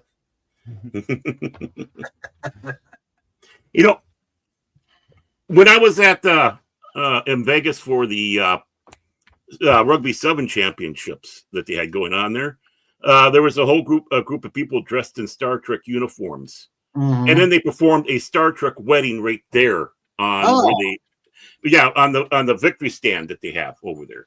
And so that was like, okay, no problem. I'm in the VIP area. I can drink as much as I want and say, yeah, pretty good show. Keep it up.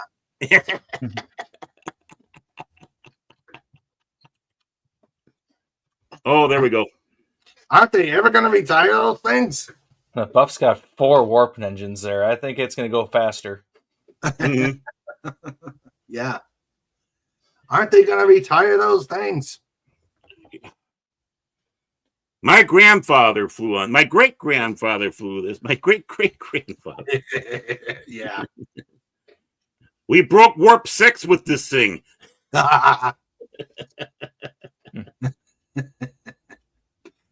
Oh, no, we lost Fez. He's listening on the phone. Okay. Yeah. He had the same problem. Mm-hmm. Poor Fez. Yeah. Yeah.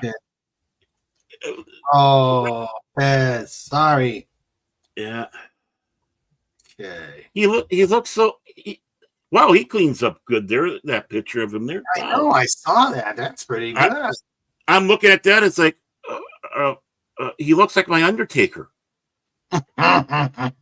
What? You're Undertaker. You. Hey, you got to plan things in advance. Yeah, you got to be prepared. There you go. Be All right. prepared. You don't know when you're gonna face. That's a Mark D. Oh, there we this go. is Mark D with a C. That is a Mark D with a C. Wow. Yeah. Awesome. Awesome. I love the painting job in the inside. It's great. Yeah. It looks like looking into hell. You know, that's the one thing I hate about the remaster, you know, with the new effects for the original series. They did a horse pucky job on the Doomsday machine. I think it looks horrible. I prefer the original. I think it's okay, but definitely the original Windsock was way better. Yeah, I mean, they should have just taken that Windsock and just did improvements on that. They didn't need to change it all. But that's my take on that one, because, you know, the Cornucopia of Death was always an interesting vessel. And I love the Peter David novel, giant novel that they did, where the next generation run across the a Doomsday machine, and they find out that those were made to battle the Borg. And a great story. Yes, they were made to battle the Borg. I did hear about this story because it's a very mysterious circumstances where the Doomsday machine came from. Right. Well, people fill in that. Yeah, and Peter David filled that in. It's like, well, it was obviously made to take on a powerful enemy force. So boom, there it is. And again, why didn't they take that and run with it officially? You know, I don't know. I would have loved to have seen that on screen. Yeah, there's so many things that you just wish they could have done. Coulda, woulda, shoulda. Yeah. Well, yeah, I mean, I wish they would have kept the things in Star Trek 2 where they make mention that Saavik is half Romulan. Yeah, they dropped that. And that really helps when she cries. There are so many things that help things line up. Right. I know that. And they took out completely the storyline of her being pregnant with Spock's kid from Star Trek 3. Yeah, that's why they drop her off in Star Trek 4. At Vulcan. But, you know, it's like, boom. It's like, they had that line all set up about, you know, her being pregnant with Spock's child because he went through the Pon farr on Genesis. It's like, well, why did you continue on with that? That's, you know, you just did a good setup for something, but no follow through.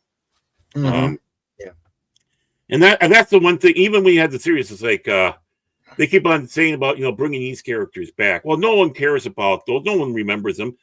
If people are asking for bringing these characters back, then obviously they are remembered, and the fans care about them.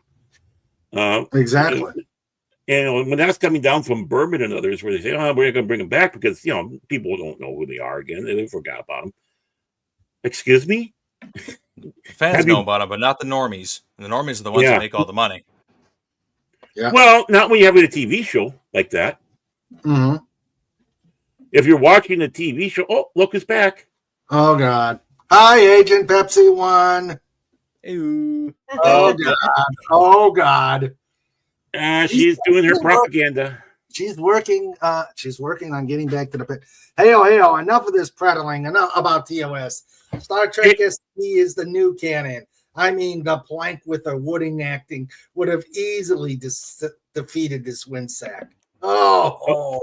Okay, Pepsi. Truthful here. Can your husband hear us? Is the audio where he can hear us?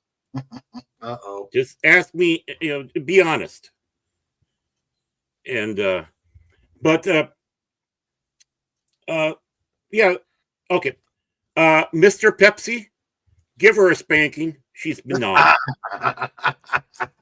If you don't want to, I will. Hey, don't steal my lines, Linrod. I gotta take what I can get here. Dang it. Well, we're about equal distance, you cheesehead, you, eh? Yeah. I might be a little closer. Well, maybe not. We don't know. Speaking of which, Landrod, 4:30 tomorrow, or 3:30 your time. 3:30 tomorrow? Yeah. Oh, yeah, sports ball. Yeah. Oh, sports ball. Of course. Yeah, as she's being taken over her husband's knees, she quickly types that in. Sandra says they probably would enjoy that. Oh, dear. Oh, dear. Oh.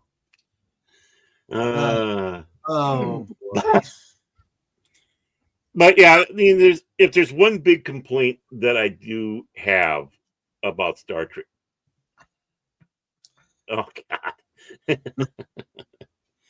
We're getting to a little weird area here, folks. Uh-oh. Mm. Uh-oh. What did it? Phantom Outsider That's just right. It makes sense though. You see, when she kicks him, that gives him reason to retaliate.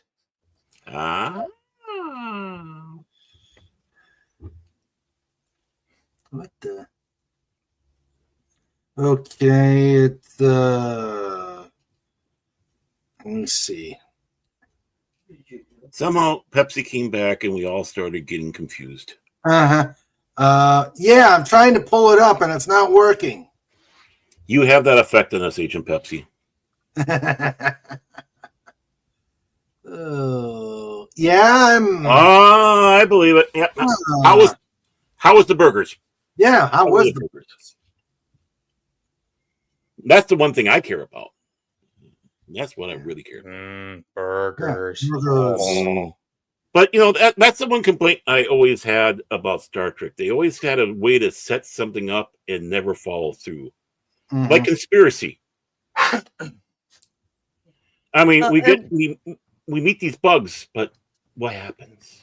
What happens? Well, yeah, and in production wise, they eventually become the Borg. So that's Yeah. that's what conceptually that's what they that's what Yeah. they switched to. Yeah, I know they changed it that technically way, what happened to them? They just disappeared. Right. I mean, actually, in some ways, I find them more frightening than the Borg. Can you imagine having these enemy on the inside going on there? And yeah, you have the quote unquote bad admiral, but they really aren't the admiral. Yeah, you're back, John.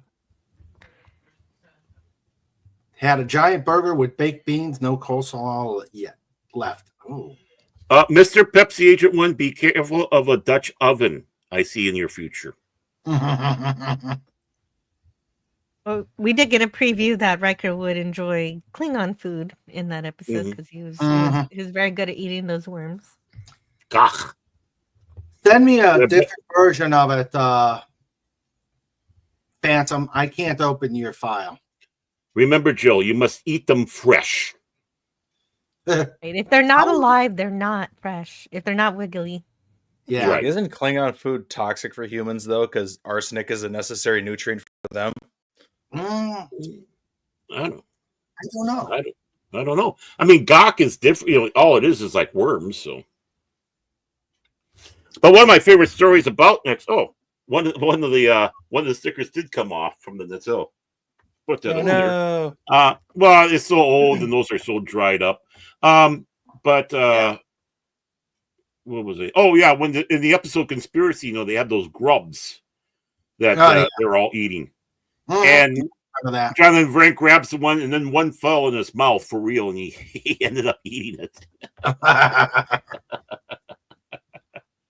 Oh, I don't remember Klingons needing arsenic in their diet. What episode I is remember that? hearing that. That might I remember that hearing might be it somewhere. Maybe it's a fan thing. I don't know. Could be. I don't know. I just remember hearing it somewhere that like arsenic is a necessary nutrient for Klingons. And so is old lace, but that's beside the point. Well, you know, one of the other problems with Star Trek is I remember when Disney took over the other franchise, right? And they said that okay, we're starting our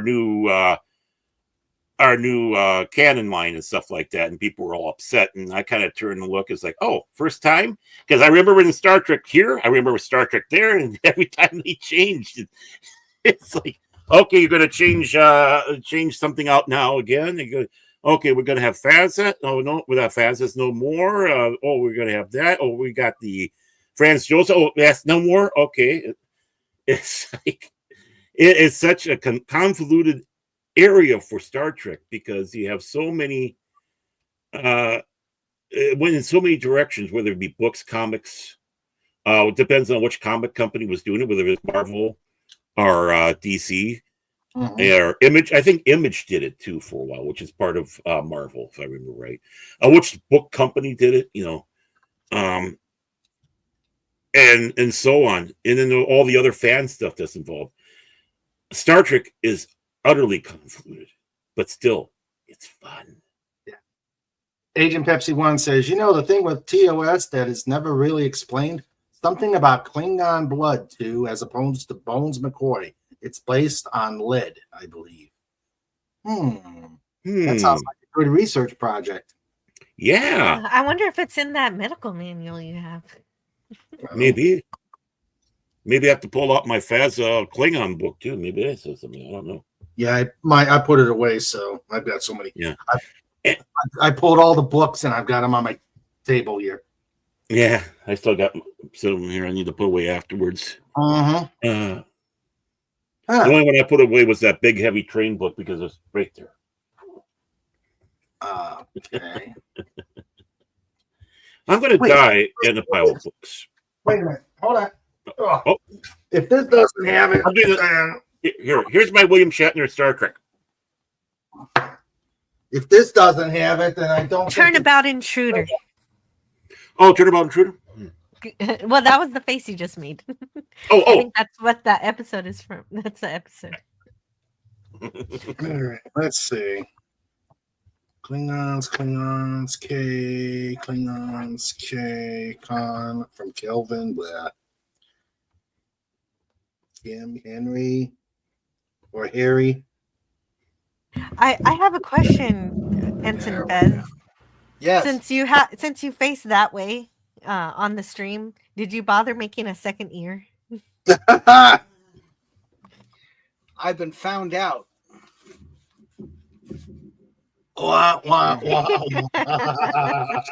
Nice. Which brings up to another interesting bit of trivia. The original Enterprise, the big, 13-footer or 11-footer, I can't remember how long that Only is. one side of it is decorated. Yep. Like my headphones. Yeah, the left side is. It's just like when you're doing a Christmas tree. Most of the ornaments go in the front and the sides. Yeah, He stole my thunder. He stole my thunder. Here I am. I come here. He steals my thunder. Yeah, yeah. Oh. I'm a thunder stealer. I got some thunder for you. Pull my finger. Yeah. Well, I always put the Christmas tree ornaments in the back because that's where the cat is. Meow.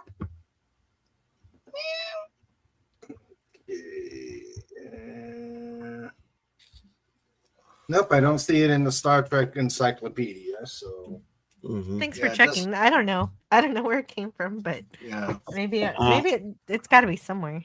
Because it's convoluted Star Trek. Yeah.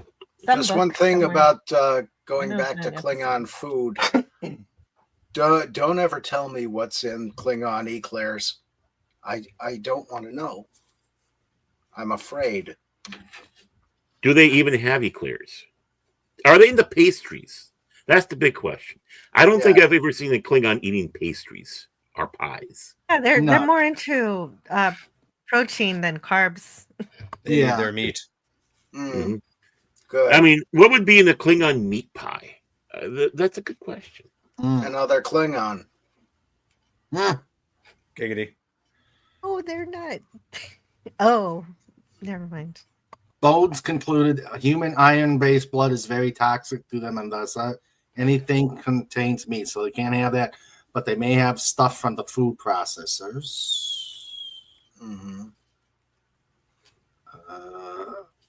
This is why I'm not supposed to make weapon systems too scary. Okay? Yeah, I'm going to show that.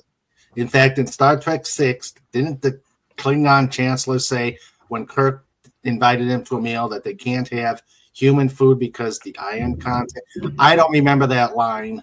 Unfortunately, I don't remember it unless it was something that was cut out and is in the like in the deleted scenes.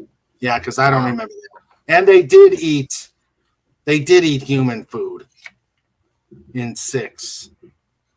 Are you sure it wasn't humans as food? Could be. Could be.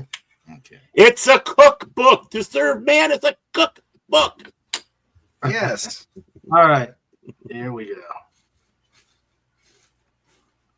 This is Phantom Outsiders ChatGPT, his version of the Doomsday Machine. Holy Moses. Oh, jeez. Oh, that's scary. Yeah, it looks like something straight out of Japanese anime. And they know how to make scary things. That's probably what the AI is ripping off of. Yeah. Wow. Kind of like a Hydra. Yeah. But why are the engines in front? I don't know. So it can stop? You know, actually, Yeah, this there does, you go. Actually, this looks like the Mirror Universe ship in STD. I know no one's watched it except me. It's got balls on each arm. Yeah, yeah. I have this book, Star Trek, Timeline of the Future. It's amazing. Yeah. I think I have that one too. Yeah. I think I have that one too.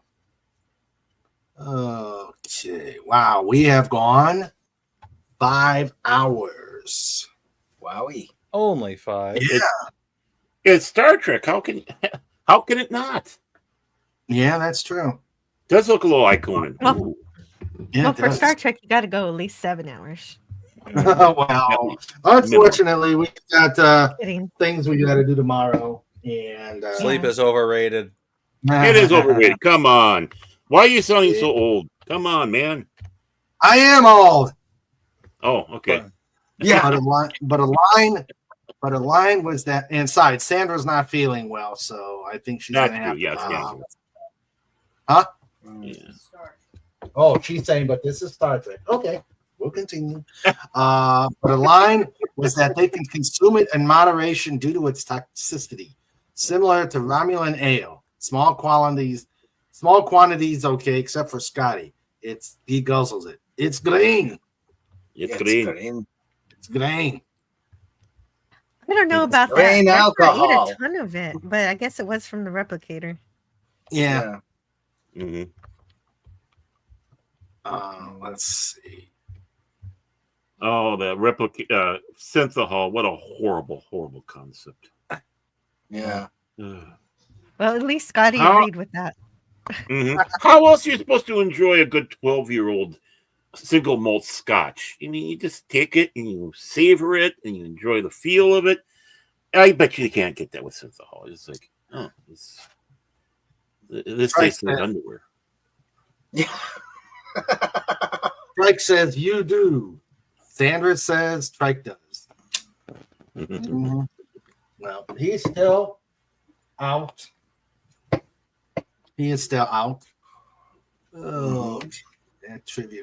Okay, no more trivia questions. Thank God on that one. Oh. So is it time for? And let's see. I want to find out. Okay, you guys are going to have to look at your history, ponder your thing. I want to find out. Wonder how we can do this. Best episode, worst episode in each series. Oh. That's... Hey, I hear about me knocking my power strip off. Cool. And we will. It's coming back to haunt me. Mhm. Or let's see. That might be a little too rough. I just need a minute to think about it. Yeah, I can. Okay, yeah, I don't think it's too hard, really. Okay.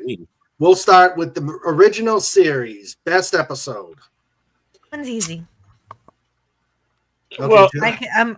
My favorite episode in the original series is Devil in the Dark. Oh, And my wow. least, yes, it's great. And my least favorite is Alternative Factor. That's a weird episode. Is that the one with the two? Yeah, That's the yes. one. It's Yeah. the one That's with the the two- Jetsons spaceship. Yeah. Oh, yeah. Lazarus. Yeah. Lazarus, with- but what of Lazarus? Yeah. I think Okay. I've seen that once, and it's like, what the hell? Yeah, and Okay. none of the characters were. Lenrod, your turn. I don't actually know episode titles. Okay. As far as original series, my favorite episode, I guess, of the ones I've seen was whichever one it was where Captain Kirk got his body switched with some girl scientist. Turnabout Intruder. That's Turnabout Intruder. Yeah. And there's a reason why I like it is because when I first saw the episode, I came into it 15 minutes late. So at the beginning, when you see the bodies get switched, I never saw that. So I was watching that whole episode from the viewpoint of the crew of the ship, not knowing that Captain Kirk was body switched. And that's like, it was a moment where I'm like, yeah, Shatner can act, because I'm watching him like, it sure seems like it's somebody else pretending to be Captain Kirk. And then you get to the realization that it happened. It's like, yeah, okay. It's like Shatner can act. Like he's clearly playing like 3 different people at the same time when he was playing that episode. Yeah. Interesting. Admit it. You wish you were Kirk and put into the woman's body and go, I'm going to play with things. But yeah. What about your least favorite? Least, I don't entirely know because I've never actually seen the entire original series. Okay. Okay. I'm willing to bet like I've only seen like maybe 5% of all of Star Trek. Oh, okay. Why is he here? Okay, Fez. Yeah. Conscience of the King is favorite. And because my thing with Shakespeare. True. Worst episode has got to be Exit to Eden. Charles Napier as a hippie. Oh, good point. I mean, yay, brother. Yeah, that has got to be the most cringe moment when he starts singing that song, and it's like, oh God. What were they calling people? Herberts? Yeah. But second favorite episode is Spock's Brain. I just love that one. Okay. Yeah, I want Baron. a remote control Spock. Yep. Well, the best, my favorite. Oh, there's so many of them. There are so many of them, but I have to confess one thing. I think it was where No Man Has Gone Before. It's different than the rest because obviously it was the pilot, so there's a different look and all that. But it had that same feel like when you watch Forbidden Planet, and you start realizing that the real pilot to Star Trek was that movie. But it really did have that sense. We're going out and we are exploring. Probably the most over all the episodes of any Star Trek out there, besides Voyager, obviously, because they are really out there. But yeah, that really gave that sense that these guys are away. These guys are on mission. It was still finding its footings a little bit, obviously, but yeah, that's my favorite. It just had that unique taste to it. Spock's Brain obviously has to go for the worst. I mean, yeah, there's notable others that you were saying. Their Exit to Eden and all that. Yeah, they're bad, but Remote Control Spock is definitely. I mean, it's a good thing McCoy didn't get his hand on it and keep on having Spock on the wall. Now that was fun. Yes. You put and the children shall lead above Spock's brain. Oh, I mean, they're pretty close, but maybe it should be because he had Marvin Belli, a lawyer, in there, but obviously he is a bad guy, so at least he's typecast. But I mean, I guess if you go just the fact that I don't think cringe factor with the children should lead, but it's just like, Spock's Brain is just over the top. It's just over the top, and that's it's MST3K worthy. It's something we should all get together and MST3K that episode. Okay. All right. My best episode is Balance of Terror. That's my all-time best. Worst. Incredible. Worst, I'd have to go with And the Children Shall Lead. I thought that one was stupid. Yeah. I thought that one was stupid. Oh, very much so. Yeah. All right. It's a close second. It's a close second Mhm. for me, but Box Brain it holds that special spot. Now, No, I Agent kind of Pepsi like Spock's brain a little bit. Not that much, but I think it's better than. And the Okay. Children Shall Lead. It's better than Alternative Factory. It's better than Actually, This Way to Eden. Actually, you convinced me because sitting back thinking about it, Children Shall Lead is kind of like, is it done yet? Spock's brain, again, like I said, you can sit back and laugh at it and Exactly. MST it with your friends. So it's got that one. So, okay, you've convinced me. And Yeah. it takes a lot to convince me. Yeah, and there's one line in that episode that just stands out for me. Brain and brain. What is brain? Brain and brain. What is brain? Yeah, You do that quite well. That so perfectly. You do that quite well, Jill. Yeah, it's probably my best. Agent Pepsi One likes Balance of Terror. Was amazing. I forgot about that one. Almost as good as Assignment Earth. Assignment Earth was pretty good. Yeah. I mean, yeah, there is just so many good episodes. It's hard to put them on there. Like Balance of Terror, basically, is a submarine battle in space. Yeah. And the two commanders never meet. It looks like Agent Pepsi One hates the Galileo 7. Yeah, it's a mid episode. I don't say I hate it, but it's a mid. That's like in my top 10 episodes, but okay. I just love Spock. It's his first time being in command, and you got to get to see how he reacts to working as a leader and learning to put logic aside when it makes sense to. Yeah. Yeah. I don't know. Yeah. It's lovely. Okay. With the old series, just one last thing here. It's kind of hard because unlike Next Generation and some of them, you can list off more episodes that are memorable and great with Star Trek. With its 3 years, 79 episodes, right? Because I'm counting the Menagerie as part 1 and part 2. Then Next Generation, 7 years.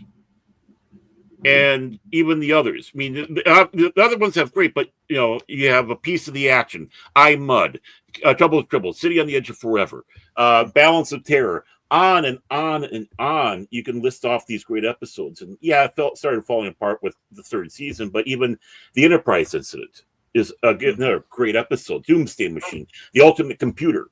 I mean, you can just boom, boom, boom. You have to think a little bit when it comes to Next Generation. Yeah. I But they have can to do trim. TNG. Yeah. Okay. I mean, I'll start with TNG. Worst encounter in Farpoint. I mean, just dealing with Patrick Stewart for the first time ever again. No. I'm a fan of the space jellyfish, which I wasn't brave enough to say during pop culture break. No, go away. I like Encounter at Farpoint. Go away. That if they didn't do, actually, I'm gonna lump the entire first season as the worst episode of Next Generation.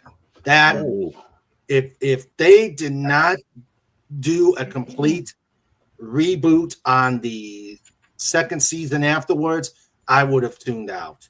I mean, it was oh boy, you're harder on the first season than me. The entire first season of Next I think Generation. half of the first season was good. I thought there were some gems in there. I mean, 11001001 I thought was a good episode. I thought the battle was a good one. Conspiracy I thought was a good episode.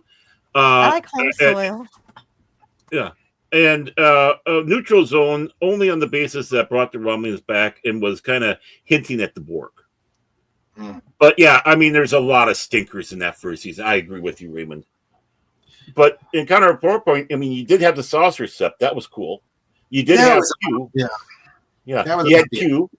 And then you had the best thing about that episode, the fourth. It ended. No, Yeah. before Kelly.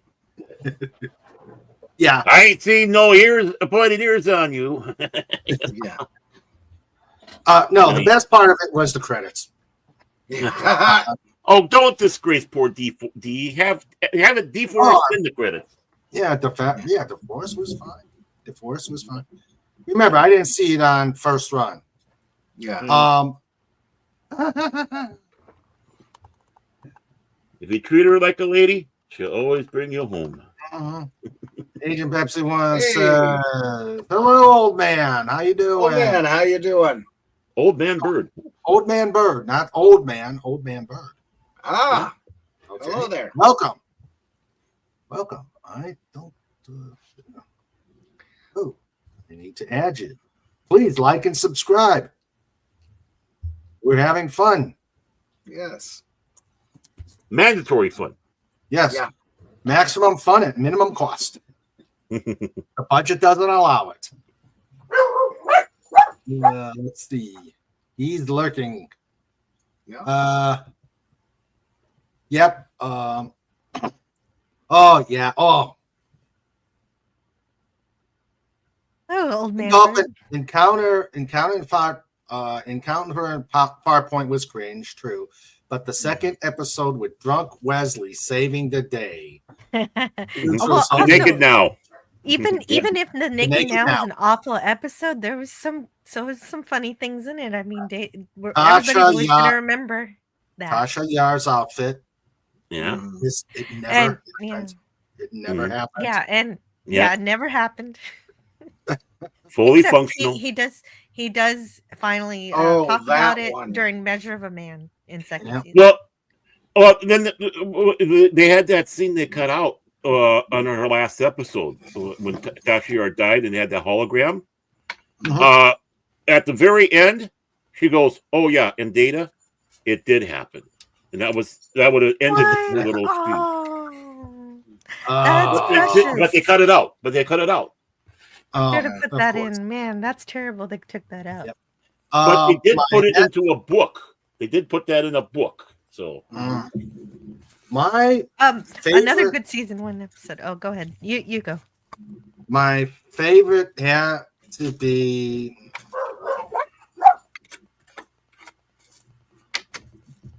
Best of Both Worlds. It's a flip between Best of Both Worlds and All Good Things because I did like how they ended the series. All Yeah. Good Things is the best TNG movie. Yeah, that was the finale episode, right? That was the finale. It was outstanding. That was my favorite. And let's see, the worst.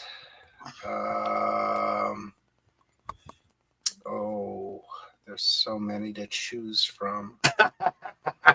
Anything with Wesley. Well, I mean, that's obvious, but the less obvious would be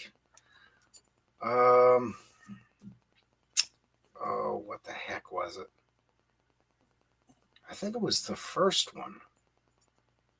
Encounter at Fire Point. Yeah. Yeah, because it seemed to me like they were ripping off an episode of the original series, and I can't remember which one. Or it might have been the first Star Trek movie. the first Star Trek movie was a ripoff of the Changeling. Yeah, that's it. And a little bit of some other even one of the animated ones. One of our planets is missing. Yeah. In the giant space amoeba. So that's one of the reasons why I don't give Star Trek motion picture high marks. It's because he's basically stole from himself. But back to you. Okay, Linrod. Next Generation, if you can. I've seen maybe 6 episodes of TNG. I have no opinion. Okay. Okay. Jill, did I ask you already? You have not. No. Okay. My favorite Next Generation episode. I love Data, so my favorite is The Offspring, where he has Oh wow! Yeah, it's absolutely heartbreaking, but a wonderful, wonderful story. And Law, the actress who plays Law was outstanding. I've seen her in other stuff. She was Did you ever see her in the show Brothers? She was the daughter of the main character. Yeah, that's where I first encountered her. It's like, oh, Yeah. Oh, there. Okay. That's the one. My Okay, least and, favorite, an episode I will never watch again unless somebody makes me review it or something, is the Code of Honor, and it would be the number one episode I would be most embarrassed to be caught watching. Code of Honor. That's where Worf meets other Klingons. Nope. Oh no. It's the one that's where where Tasha Yar fights that. yes, Tasha Yar fights that lady. Yep. yes, that's As right. as some people have called it, Amos and Andy in space. That what makes it make a little sense is that the aliens were supposed to be lizards, and that would have helped. Yeah. It would have. It would have. Yeah. The one I find most cringe is the one where Data is dreaming and imagines Troy being made into a birthday cake. Mm-hmm. Yeah, that one was totally cringe. Okay, Baron. Oh, Well, the mint, what mint ice cream. Oh, I thought you said a moment. The peptide cake with mint. Oh yeah. So piggyback on yours with Raymond on the last episode of Next Generation, All Good Things. That was the perfect Picard episode. You didn't need to do Picard. You had the perfect Picard episode right there with old Picard. Yeah, and that's how you deal with a hero. So Next Generation favorite episode. Gosh, that's hard because a lot of people go with the best of both worlds. Reason why I don't go that way is the first build up is great, then it kind of goes downhill. But the follow up, it's like Family or Tapestry are like episodes I'm having a hard time choosing between. But I'll go with Tapestry. Okay, that is such a good, unique Q Picard episode, and it goes in a direction you wouldn't expect with Q going. And again, it's a character building episode. We're seeing an important factor in Picard's life, and if he would have changed, what if he did change things, and we see what the effect of that is. But there's so many story because a lot of people have a lot of regrets in their life, and it shows you why those things that happen, even when they're not the best thing, actually shape you and make you who you are. So it is a beautiful episode. Right. Yeah. Exactly. It's a wonderful life in space, Yeah. But I mean, you got so many great other ones, like Inner Light, and of course, like I said, Family. Yesterday's Enterprise, where we kind of see a different mirror universe Enterprise, all across the board. I mean, even like I said, some gems in the first season, like 11001001. I mean, I fell in love with Minuet. I mean, she was the highlight. Yeah, she really was beautiful. And of course, Conspiracy and all that. Now, when it comes around to worst episodes, there's a lot to choose from. But I have to. I know. I will go with, of course, what Jill's saying, the Code of Honor. It was like, come on, guys, you do better. Yeah. What were you thinking? Okay, I'm gonna catch up with the chat before we go to the next one. Let's see. Okay, yesterday's Enterprise, all good things, yeah. Agent Pips. Phantom Outsider says, here's the thing. Did you know that two TV sci-fi legends could have been First Officer and Captain and Stewart instead of Stewart and Frakes? Lee Majors and Gil Gerard. $6 Million Man, Captain, and Buck Rogers, First Officer. Oh, that would have been epic. Yes. That would have been epic. Yep. Oh, God, yes. There we go. Or vice versa, either way. Yeah. Agent Pepsi One says, I understand that Lee Majors had been under consideration for playing Captain Picard. I would have loved to see that. Yeah. And Lindsay Wagner was considered for the part of Janeway. Yeah. He mentioned that $6 Million Man and the Bionic Woman in space together. And I could make that casting really awkward. put in Farrah Fawcett as Troy. Oh gosh. Agent Pepsi One says the actresses that play the pilot and navigator on STD is outstanding. Similar chemistry as Kirk and Spock, just the STD girls. Canadian commercial actresses with very limited experience. They certainly did not have the depth of either Shatner or Nimoy. She says what makes the TNG episodes really cringeworthy is that it was a climate change. That's true. The end of the Cold War. Yep. The episode where they found the Klingon D9 in space, Worf takes command. I thought that episode captured the essence of the Cold War. Brilliant episode. Oh, I remember that one. Yeah. Okay, next one. DS9. All right. Feel free to tap out if you haven't watched enough. But Fez, you? Yeah, I'm gonna tap out on that one. I don't know enough about it. I only saw most of what I saw once. Okay. Baron? Oh, I just had a name and it slipped away. In the Pale Moonlight, I believe it's called, where Yes. go through the whole log about what he did. Very powerful episode. Extremely powerful episode. So, I mean, I consider that one of the best of all Trek, that episode. I don't disagree. I do not disagree. The worst episode, Alan Moraine. Oh, yes. Oh. That's move along home. Move along home. I had to do that instead. If you watch Major Kira when she's doing the hopscotch, you could see her soul depleting. Yeah. That one was one I passed. Yeah, I could. Yeah. Those two are my favorite. Or Pale Moonlight, I agree, best Trek ever. Yeah,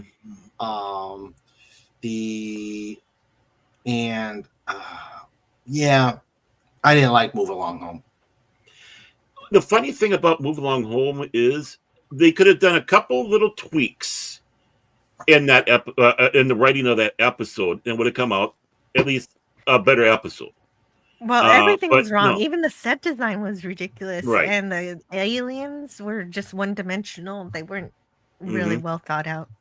Right, and that's one of the things right there is you could have fleshed out them a little bit at the end where you're getting a red herring from them a lot more, and it would prove a point to Quark, and and everyone would have been safe even though not knowing about it. You think you're in danger. Then the red herring is you weren't, but they didn't execute it properly. I'm not saying it would have been a great episode. It might have been a mid episode, but now it's one of the worst. Okay. Lenrod, you tapping out? Tapping. Okay. Jill. Oh, hold on. I was eating something. Just a second. My favorite episode of Deep Space Nine is early episodes at season 3, where Sisko and Jake build the classic Bajoran ship called Explorers. Yeah. Man, The Solar it's so Sailor. good. Yes, the Solar Sail, and it is an absolute gorgeous recreation, I guess. There's just so much imagination went into the creation of that ship that made it so much fun to get it just to it, as they do explore, and they make it all the way. The entire trip that the ancient Bajorans made. And my favorite part is the end where the Cardassians don't do anything mean. They celebrate this achievement. And they I don't know how you do fireworks in space, but they did it. I like that. It's like Kon-Tiki in space. Yeah, Kon-Tiki. Yep. All right. But You're it skipping. kind of almost ties with one little ship because miniature things always make me happy. So the tiny little shuttlecraft inside. Oh yeah, one little inside ship the was Defiant was good. was fun. But Move Along Home, you guys said it already. That might be the worst, but I'll pick another that I really hated was Resurrection. It was a pure soap opera episode. Nobody remembers it. It's just boring. That's Because where it had Vedic Virile. And now you know why I picked that one. Yes, Vedic Virile. Yeah. That's all you have to say. Any episode with him, I could probably pick another one with him that I don't like because He was a forgettable character. he saps the fun out of any scene he's in. Yeah. Yeah. Oh, what? All right. I thought I was a wet blanket. Agent Pepsi 1 doesn't like the series Deep Space Nine, except she loves the Tribbles episode and Little Green Men, where Quark comes to 1945 Earth and gets injected with sodium pentothal. Oh yeah. That is pretty cool.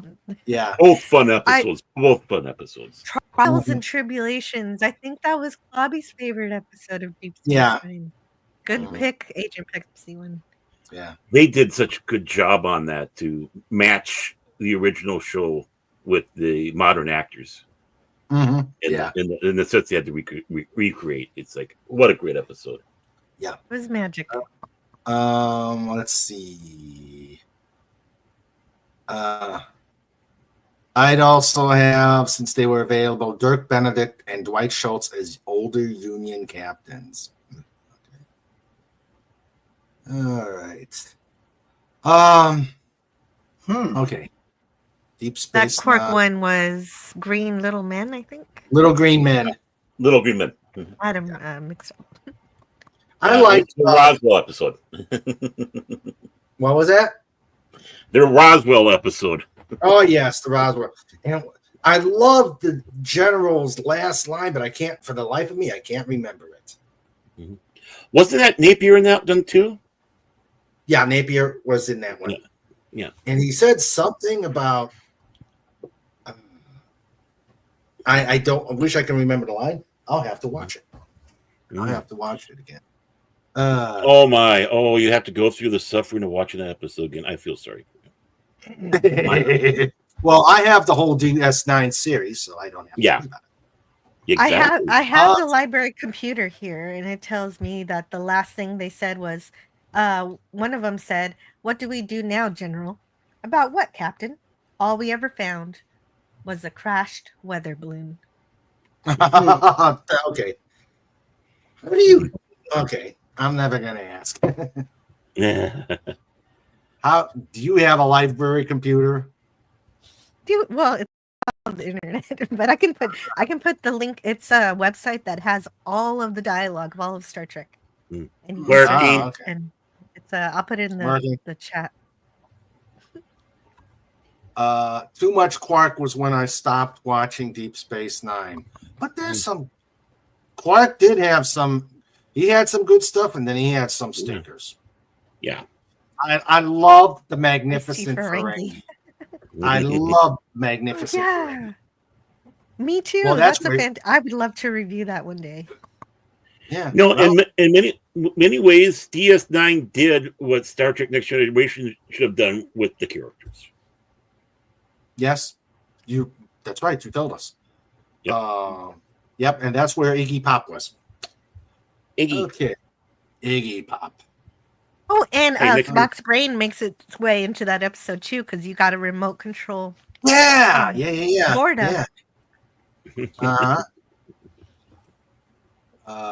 Moogie. Moogie. Hello, Max.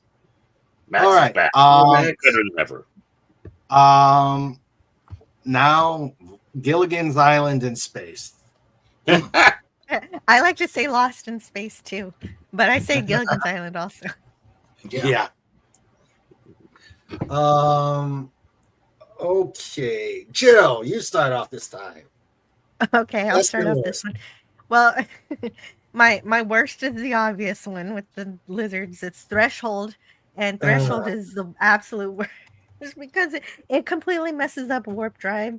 It retcons because of course starships have gone faster than warp 10 before, but suddenly now it makes you go everywhere all at once in all points of wherever, and it's just absolutely backwards logic that the evolution of humanity goes back to reptiles.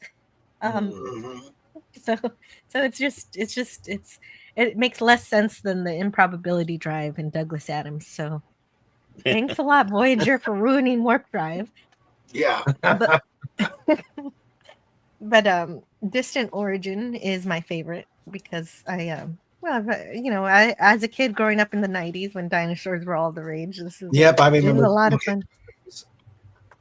But yeah, so the dinosaur and also the idea that I just love the fact that the dinosaurs, they didn't believe in their origins, and even when confronted with the truth, they still wanted to live the way they lived before. It's kind of like if we met alien life, how would that affect our religions and our beliefs and everything? And so I think it's a really cool. Fez, you tapping or tapping out? I never saw it. Lenrod, Tap. Baron.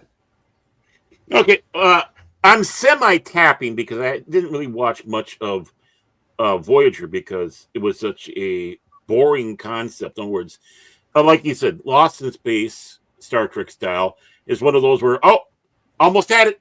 Oops, almost had it. And I get bored with that stuff. But I did think they had the best pilot movie of all the Star Trek series. I really do. And so for me, that is my favorite of Voyager because they did that. The second one is DS9, but I think they did a little bit better at the whole introduction to it. The worst one is I think you were talking about it when they went back and with Janeway and the helmsman guy, Paris. They made it as lizards and they got eggs or whatever. That episode, ridiculous. I don't know the name of it. And then they left their babies there on that planet. Yeah. Just like, okay, this will be fine. Yeah, no, this is fine. So I just know that. I mean, I'm sure there's even worse than that. I don't know because I wasn't a regular watcher of Voyager because, again, the concept was boring to me. But yeah, it's those are the two. I mean, I've seen some. I know I was supposed to like it because of 7 and 9 when she came in there. But still, it's it was not my series. Let's just put it that way. But I did watch some of it, and I do give it some praise. Agent Pepsi 1 says Distant Origin is one of my favorites, but Muse is the best of the series. I don't know what this one is from season 1 or 2 is amazing. I don't know the spelling.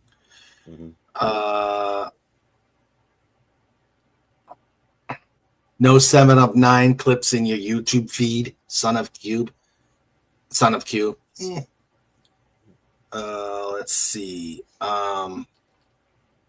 Voyager is a great series. Had so many terrible episodes. Good ones were great. Muse, it ranks as one of the best Star Trek episodes. I don't remember Muse. I've seen all of Voyager, but there were, as you say, there were a lot of that. The Phage. Yeah. The Phage. Okay, I mean, Phage. Yeah, that was good old Captain Insaneway. My favorite was when I forgot the name. This is how forgettable all Voyager is. My favorite is where they did the heist of the Borg technology and it showed that 7 of 9 was actually a plant on Voyager. For her to learn individuality. So she was planted on Voyager. So I like that concept.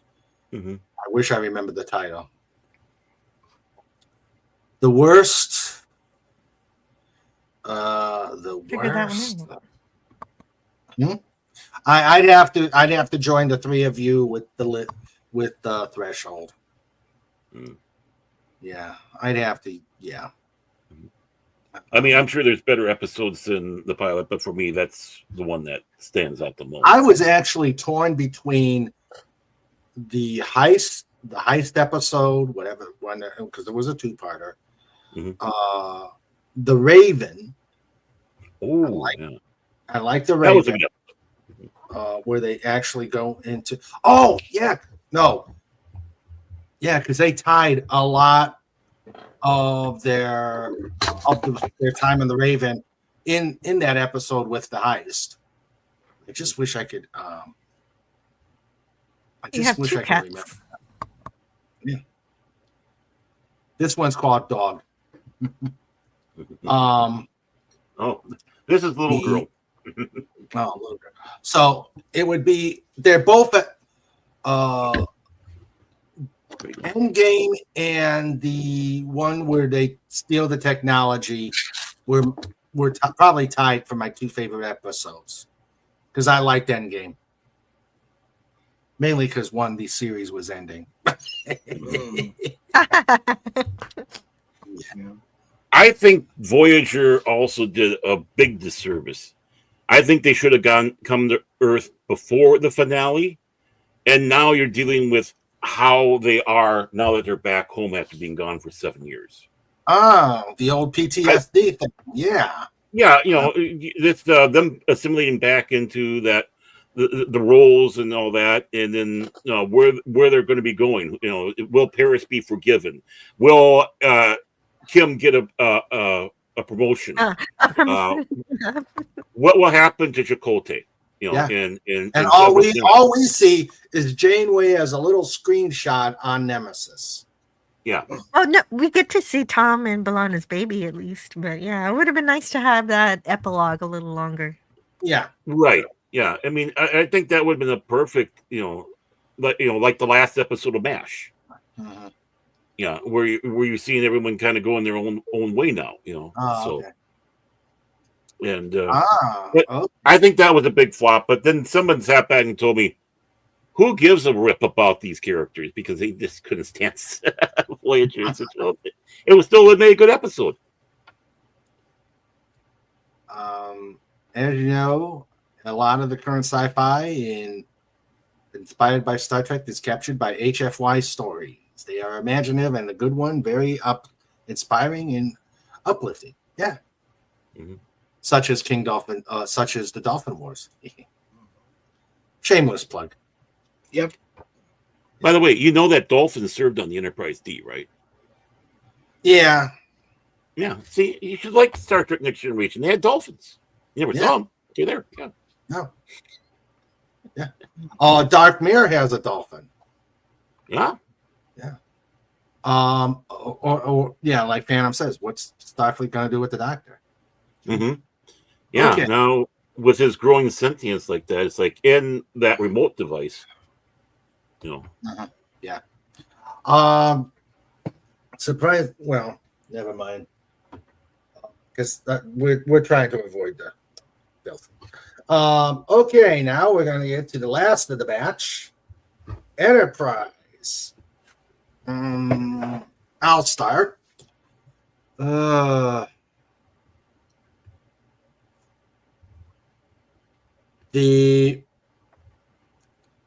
best episode is in season 4. The 3-parter where they go to Vulcan to solve Saval's death and end up finding Surak's writings. That's my favorite. Yeah, Gary Graham does a really great Great Yeah. job on that one. Oh You know no, what? that's Forrest Steph, Admiral Forrest Steph. Yeah, or before Yeah. So they meet where they meet to Paul. No, to Pow. the They meet to Pow, and they discover the writings of Surak. That it was a 2 or 3 parter. Yeah, it's a 3-parter called The Forge. Yeah, The Forge. Awakening, Yeah. and So- Kir Shara, like you were saying. Yeah, Kishara. Kishara. Yeah. So those are that's my favorite episode. Stinker wise, it's a debate between the entire Zindi saga and the last episode. It's a tie there because I didn't like the Zindi saga, and they ended the series horribly. So that's my good and my bad. What would have happened if they didn't have that Zindi saga? How great that show would have been. Yeah. And again, as I said earlier, those are the Voyages came out right when the Battlestar Galactica series came in, and at that point I said, "Okay, I've got a better sci-fi series here by Enterprise." So, yeah, and Trek fatigue. Trek fatigue. Yeah, Trek fatigue. Lenrod, Enterprise, you on or tap? Well, I got I think the Mirror Universe episode, whatever that title was. In the Mirror Darkly, and I forgot what the other one was. I just know there's the one episode, and just because evil Dr. Phlox was very amusing. He was very happy and excited about possibly dissecting the captive. And every time he comes on screen, he's dissecting something. I know. No, you know what? You're right. He was just as chipper and friendly and eager as the real one, except evil. It worked so well. Just evil Dr. Phlox was great. Who says you can't be chipper and be evil at the same time? Come on. It's like the fact that he was so happy is what made him so evil. It was great. I mean it too. Like I said, every time he came on screen, like any time it's scene transition or whatever, when he pops on screen, he's dissecting something. Or how about Every time. where he killed the Tholian? Yes, he enjoyed that thoroughly. Oh, and it is kind of strange what they made the Tholian look like, because we'd never seen it, and so that episode showed us what they look like completely. Mm-hmm. Yeah, They look kind of like a lobster. Yeah. All right. I like that design. You got a yeah. And as for bad episodes, I don't know. I've only seen maybe half of all of Enterprise. Okay. Fez. He's locked. I was gonna say. Yeah, looks Either like that he's doing good. We lost Okay. Fez. We lost Fez. There he goes. Baron. Baron. Okay. Semi-tap, but I think in the Mirror Darkly, we know the name. I think those 2-part Mirror episodes are my favorites. I wish they would have been able to do in the 4th season the follow-up. The last episode, atrocious all across that board. I mean, Trip throughout the entire episode, Trip is going, I'll die for you, Captain. I'll die for you, Captain. Then finally he does get killed. But it's like, the captain stubs his toe and Trip's going in the way. I'll take it for you. That got ridiculous. It's like, come on, Trip. We know the character is going to go. Having it tied in with the Phoenix is absolutely ridiculous. It's like, okay, you turn Enterprise into basically a holo novel. How much of this really is true that we saw? Exactly. And I know that was a joke before it happened, and they did it. It's like, yes, that's right. So- Because it's just terrible, because we're supposed to be celebrating the Enterprise NX-01 crew, but they just Mhm. bring TNG into it with Riker, and if he's Mhm. basically reading a history book with this holodeck experience, how much of it is true? That's why it's the worst. And I Mhm. agree. My answers are basically the same as Lenrod and Baron. Yeah. And it's a Uh, Riker I who do barely need to fits in do his a uniform. rewatch. I do need a Riker, rewatch of Enterprise. Riker ruins everything. Good night, Fez. Bloody Good night, computer. Fez. Shut down. Bloody Good night, computer dude. shut down again. I'm going to call it a night. Very tired. Thanks. You great show. Yep. Thank you. Agent Yeah. Pepsi One likes Trip. Oh yeah, I mean, I've and never. that's the That's other why I bad thing. hate it. Yeah, Yeah, that's the other That's bad why- thing in the last episode. It killed Trip. yeah. Yeah. Well, they were treating how they wrote the character for that last episode, making him so fatalistic. Yeah. And it's like, it's just so ridiculous. It's like, no, what's good about a character being passed away is you don't have him going around being so fatalistic. It's supposed to be a surprise. She says, I have this theory that we're actually in the mirror universe, not the TOS Prime universe. Will you kindly die? As he turns the temperature down on the lamp. The acting Fox was amazing. Yes, he was a good actor. He was a very good actor. He was great in the Orville too when he played with the when he played with alongside the other doctor. Like we had 2 Star Trek doctors in the episode. Yeah, he was the one who tortured Robert Picardo's doctor. That's it. Yeah, he was Robert Picardo was playing Alara's dad. Yeah. Let's see. Yes, I like the Dolphin Wars, but Mars, I will level that planet. Yeah. Let's see. She likes the mirror darkly. Yeah. I'm going to put a hashtag and say the mirror in response to the what STD did to the mirror universe. I'm going to put a hashtag saying the mirror universe shows midriffs. Yep. I mean, the fact that they were wearing those. Yeah, I mean, then of course he had them going back in the old Trek uniforms. He had the old set all done up, the Defiant. Then you had, of course, the mirror stuff. I mean, that just had everything. That was, that was that's a Trekkie's dream. That episode. She loved him. Okay. And had a Gorn. Yeah. Where they go to this planet where kidnapped humans are living in the 1890s, and when they time traveled. Oh yeah, the time travel to Detroit. I like that episode. Sandra hated the Xindi saga. Yeah. I think that's what turned me off of Enterprise. Phantom Outsider liked Forge, Dear Doctor, and through Mirror Darkly and Carbon Creek. Agent Enterprise was officially green-lighted for season 5. The Romulan War was lost. Carbon Creek. She loved Carbon Creek. Yeah, it's a fun one. Yeah. Let's see. He was an alien. Phlox was an alien that enjoyed his work. Okay, let's see.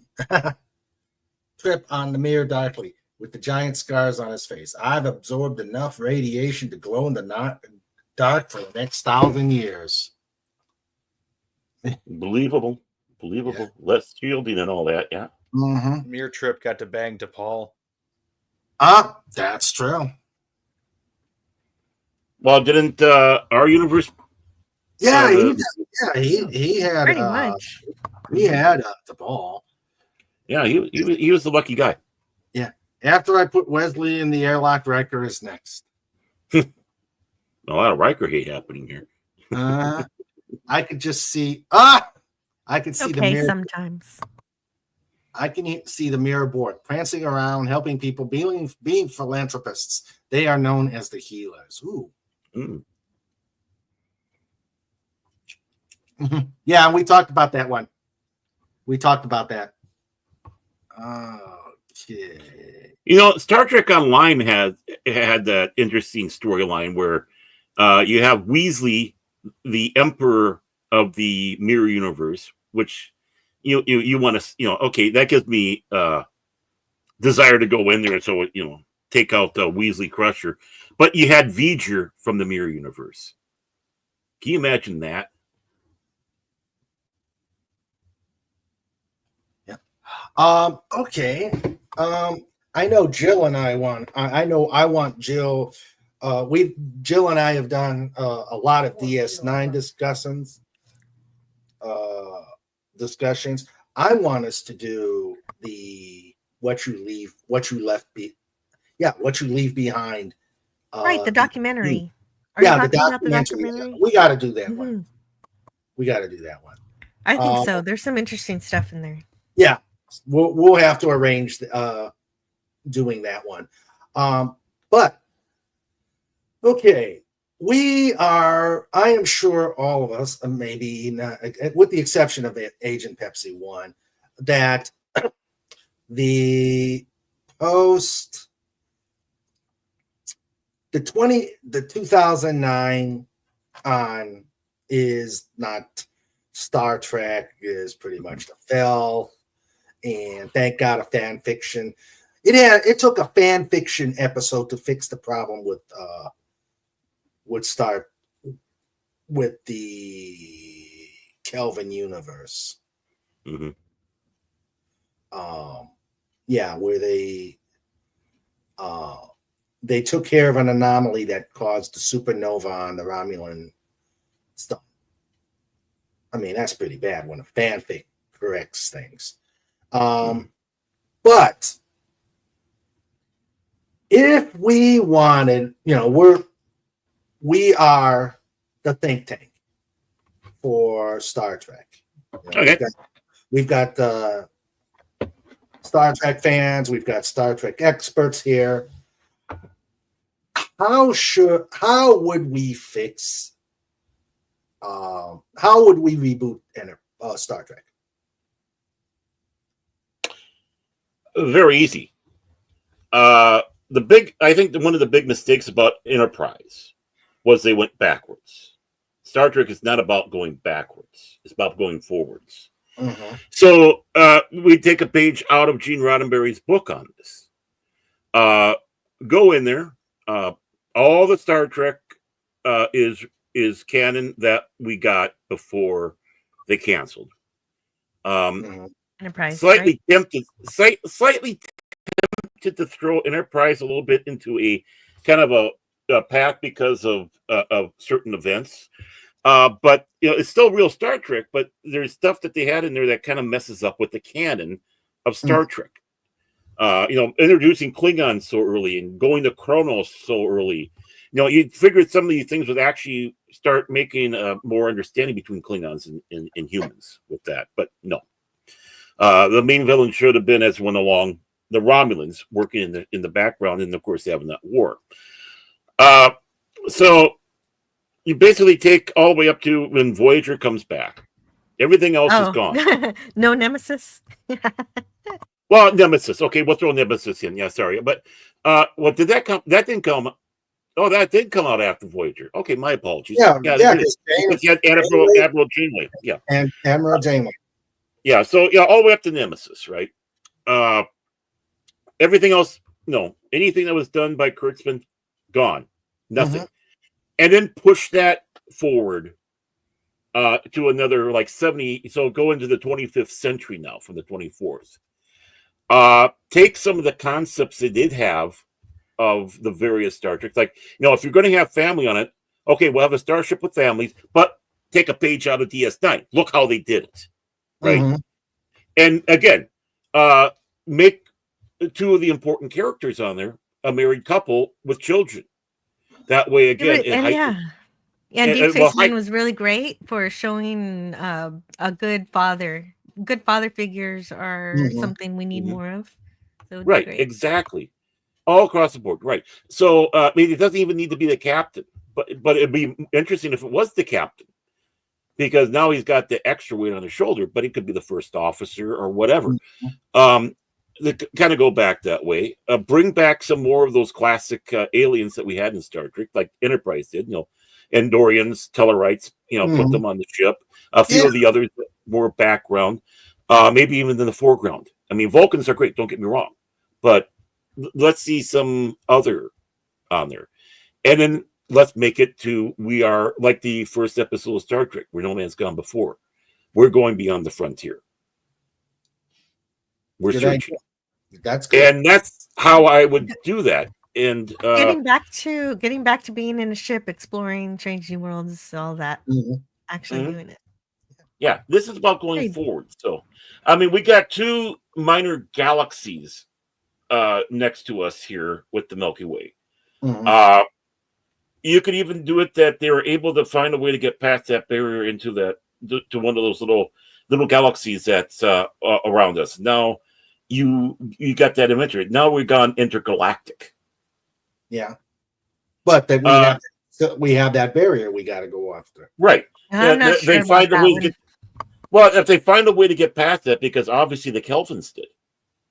Right. Yes, that's what I was thinking of. But Right. it makes space travel too easy, and we've seen from Discovery how terrible that ends up being.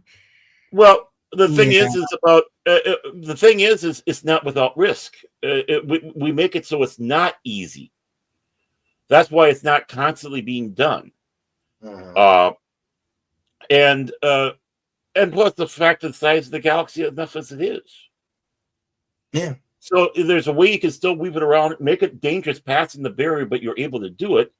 But it's not going to be a occurring thing until they get that technology better. But now we have that ability. It's like the Phoenix.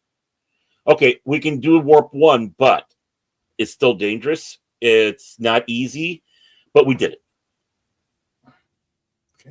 Jill, what are your thoughts?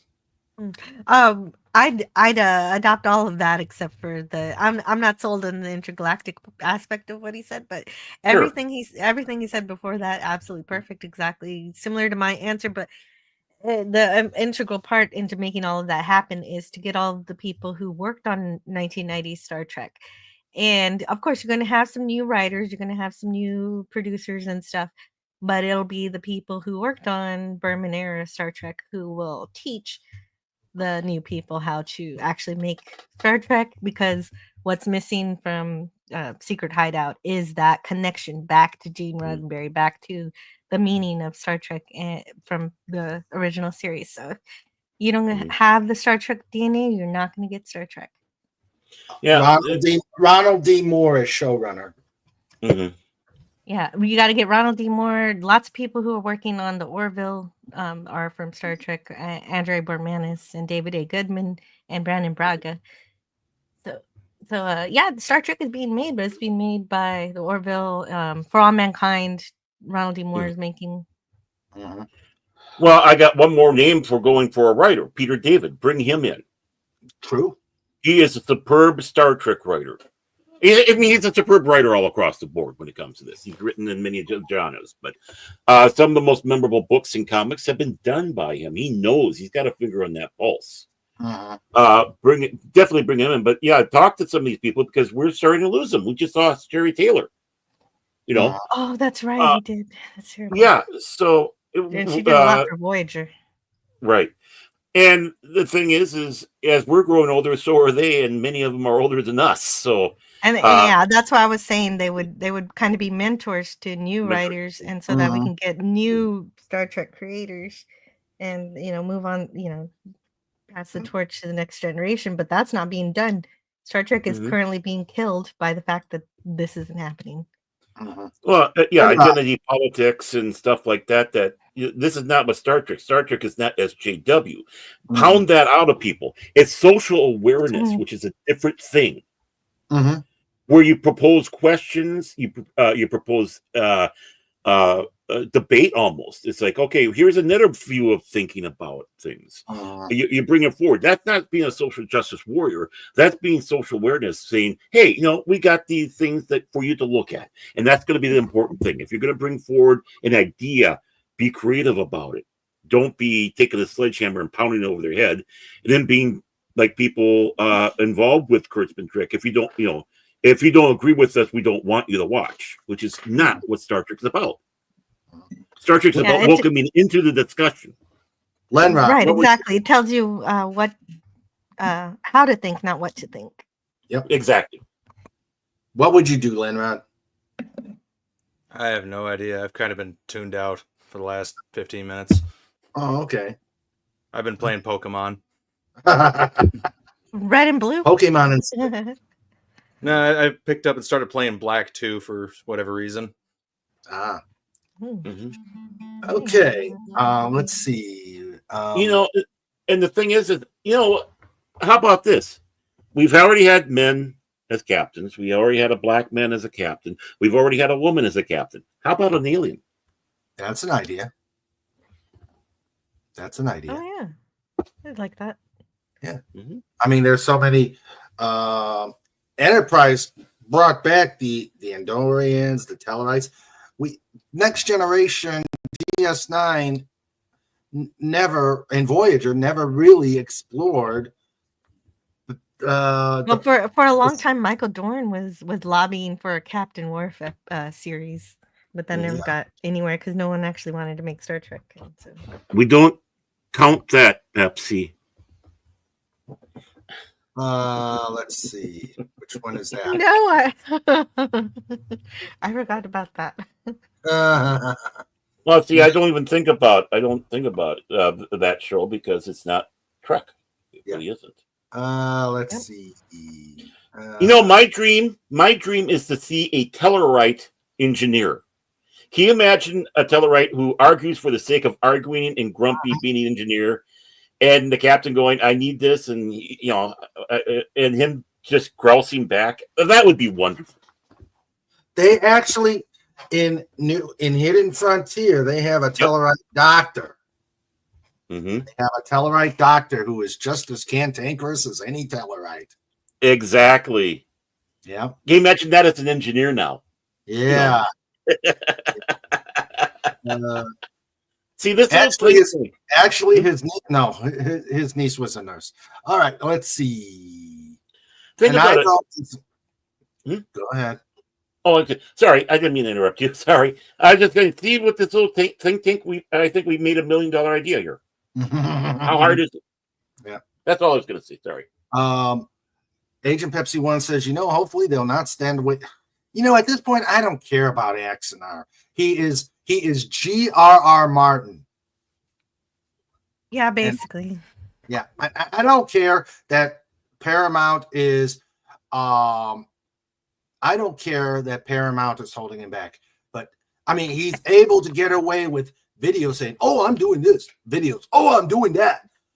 Videos, well, you know what? If he does release it, and I can buy the Blu-ray, that's the day I will care about Axanar again. When he releases the what was Blu-ray. that, Jill? The first part? No, I was just basically agreeing. I'll care about Axanar the day he puts out the Blu-ray. Yeah. But that's another thing he's got to work on fast. They've already lost 2 cast members, Richard Hatch and Gary Graham. Yeah, it's true. Yeah, rest in peace, Gary Graham. Good. I know. I love that guy. He was, what? He's the second best Vulcan. Spock and him. Leonard Nimoy than him. That's my order of who I think did the Vulcans. And Richard Hatch is no slouch either.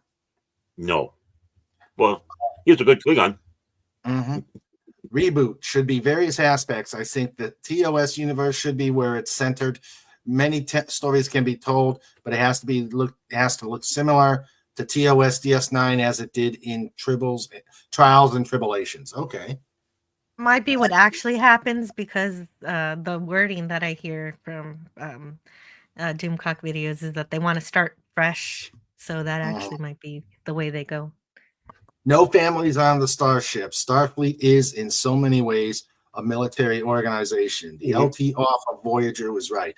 Built for combat efficiency, not comfort. Yeah, it was a little explanation. Oh, and another fanfic that was really good is Starship Farragut. Really good. Oh, yeah. Very good. I think they used the Kali sets for that. Yeah. Let's see. How about a very small starship designed for exploration, maybe a crew of 20 to 25, stealth cloaking, new propulsion technology. They actually explore, unlike TOS Enterprise, which policed.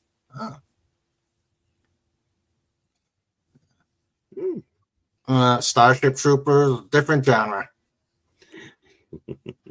Yeah, I can see both points. Maybe a different ship in the original universe, or something. Yeah, and the only reason why I was going back to like the family is because I was taking that blueprint they had for Next Generation. Going out for a 25-year mission. Obviously, you want to bring your families along and such. And they're not on a military mission per se; they're on an exploration, but they can take care of themselves. And you don't necessarily need to do like a saucer separation. Maybe you do have like a little Defiant that's part of the ship, and then that be the one that goes out to do the protection while the main ship goes and protects everybody else. We can do that now with all the special effects availability now. Which the saucer ship was a hard thing for them to do in TNG. That's why I'm going to put it. I mean, it's a military ship, but you still have military families on bases, which can be attacked, even overseas. So I don't see that as a problem per se if you do it right. So I'm not necessarily, I wasn't a big fan about the family thing, but I'd like to see it done right. And TNG didn't do that. DS9 did. Yeah, if they did it right, then yeah, that saucer step would be happening a lot more often. Right. Yeah. It was. I guess there was budget issues with doing that too many times. Yeah, it was very expensive. That's why we only saw that in Encounter at Farpoint, the one where we had that weapon, and then Best of Both Worlds Part 2. And all triple. I like that. I like that. An all triple crew, and then they have battles with the Klingons. That the origins of the Great Tribble Hunt. The songs will be sung. Perhaps the Star Trek spin-off Assignment Earth should be made. We now have the technology to actually make it properly. A different take on Star Trek. Ooh, I like that idea. Yeah. Well, I mean, what about Gary Seven? What happened to him? I know the comics brought him back, but still, I mean,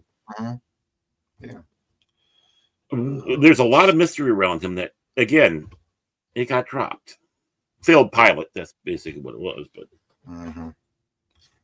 okay. Well, this has been awesome. I am so glad we got to come back to the themes, and I'm glad we actually decided to talk about Star Trek. In Star Trek Online, the class has a detachable Aquarius class airport. I want fighter carriers in the next reboot. The equivalent of an aircraft carrier and carrying fighters. Of course, that's because I've got. Well, that sounds like a battle tug from the old Franz Joseph. When they had the battle, the barges put on there, they had the battle stuff all yeah, the shuttle bays to launch out of. But the one thing about the Odyssey, I was thinking about the Odyssey when I was saying that, because I think that's a beautiful design ship. Picard did it wrong. I mean, did that ship wrong and all that, because I when I saw the Odyssey, it's like, wow, there we go. We got ourselves. And it's a fan design. It's a fan design. Is it that we're not talking about the J, that humongous, that monstrous starship that you see? No, not Doug Drexler's. Not Doug Drexler's J from the Enterprise. No, this is the Enterprise F, and it looks. It's kind of sovereignish in shape and such like that, but it's got like a double neck that comes up, and she's just sleek as all get out. And where you expect the shuttle bay on the aft of the secondary hull, that's where the Aquarius is, which is kind of a separate battle, little battle defender that can detach and protect you. But I mean, battle bridge. All of the Prometheus. Yeah. Let's see. Max Redstone wants a Borg cube carrier that launches Borg cubes. Didn't they already kind of have that? Yeah, with the Borg spear. Yeah. Okay. I want to play one of Gary Seven's helpers. I love 60s fashion. Oh, Okay, yeah. yeah. Hello, Scotty. Pepsi one. Hey. How are Permission you? to come aboard. For the little time we got left, but welcome. You know, I'm not here for a long time. I'm here for a good time. All right. Oh, let's see. Okay, Wow. so wow. So that's See, I like the F. Yeah. Like, I don't think That- it's bad. No, I mean, Little it bit almost. of a dreadnought, Mm-hmm. but like it is consistent with Starfleet. It does look a little it's hulking. Mm-hmm. But so was when you go from the Constitution to the Galaxy class, a lot of people thought that the D was hulking. Mm-hmm. So I understand.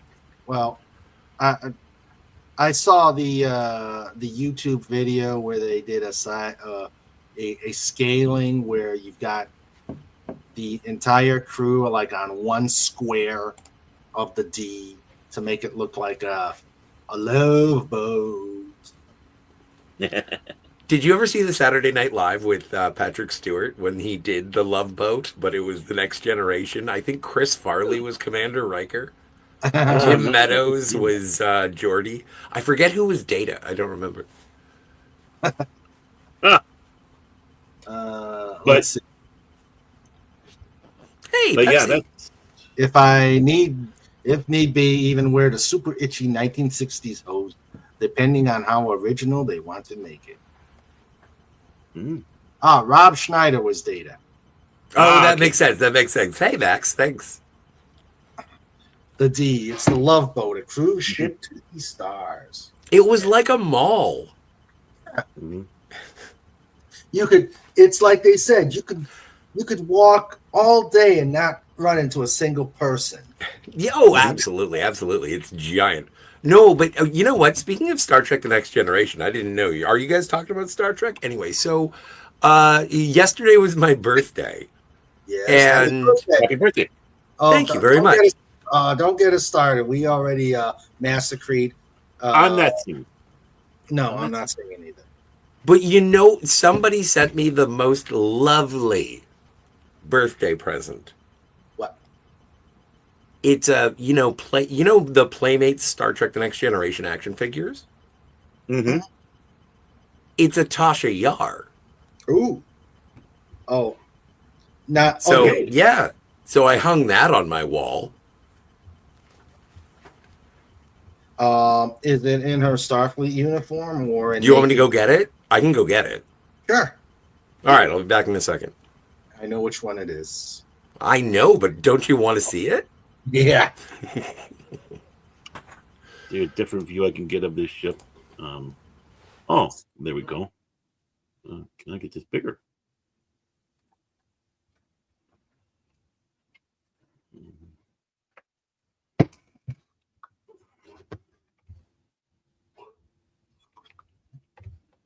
Okay, there we go. But yeah, that's how she looks. All nice and sleek. She's got like a twin boom going up. I think she can do a saucer sip if need be. But yeah, and the thing about this ship is it was a contest in STO for fans to design the next Enterprise after the E. So again, the fans do it better. Yeah. I mean, honestly, the fans know. They came up with that design. It's like, yeah, this is a perfect evolution of that Enterprise. Mm-hmm. Yeah. Let's see. Tasha has the Tiger Stripes is still here. Tasha has to be pretty rare, I think, as a Playmates toy. Michelin star restaurants, 2-hour shifts, 9 months vacation out of the year. Join Starfleet and gain weight. You will increase your heft by 10% each year. Yeah, look at Tilly. I'm on board. Point me to the buffet. We used to call those smorgasbords one time. SP4H says they have for that. Yeah, exactly. I'm sorry, I don't want a fleet where everybody looks like Tilly. Or me. Yeah. Well, that's true. It's no longer Star Trek. Well, true. I don't know if this still you talk about. I don't know about this Star Travel show you're talking about. I just know about Star Trek. Yep. They were just on mushrooms for a while. Let's peyote our way through space. They really didn't leave. They're just having a trip. Mm-hmm. Or what really? Oh, you know what they need to do? Up and smoke. Oh, Cheech and Chong's Up and Smoke. Oh God. Oh, you're a bad man. A starship made totally out of weed. Oh, I like Cheech and Chong. That movie was epic. What would the USS? What is the weed starship? What is it? Registry. First of all, it's NCC 6969, and it would be the USS Cheech and Chong. Yeah, you got it wrong. It's the USS Enterprise. Ooh, that's NCC 420. Yeah. Oh yeah, no, NCC 420. You're right. I'm sorry, I went blue. And it's NCC 420 69 Enter Highs. Yeah. And the theme song is. I would like to say that I did not start this. Yep. Yeah, exactly. A little low rider action. Low rider. And then the nacelles come. The nacelles come down, and the ship goes bouncing. They did do a show like that. It was called Homeboys from Outer Space. I saw. Wasn't Jimmy Doohan was in it? Yeah, he was in it for a while. Then they got rid of him. But yeah, he was playing a character called Pippin, which was a joke because he played a character of obviously Scotty. So it was Scotty Pippin. Oh yeah, that's funny.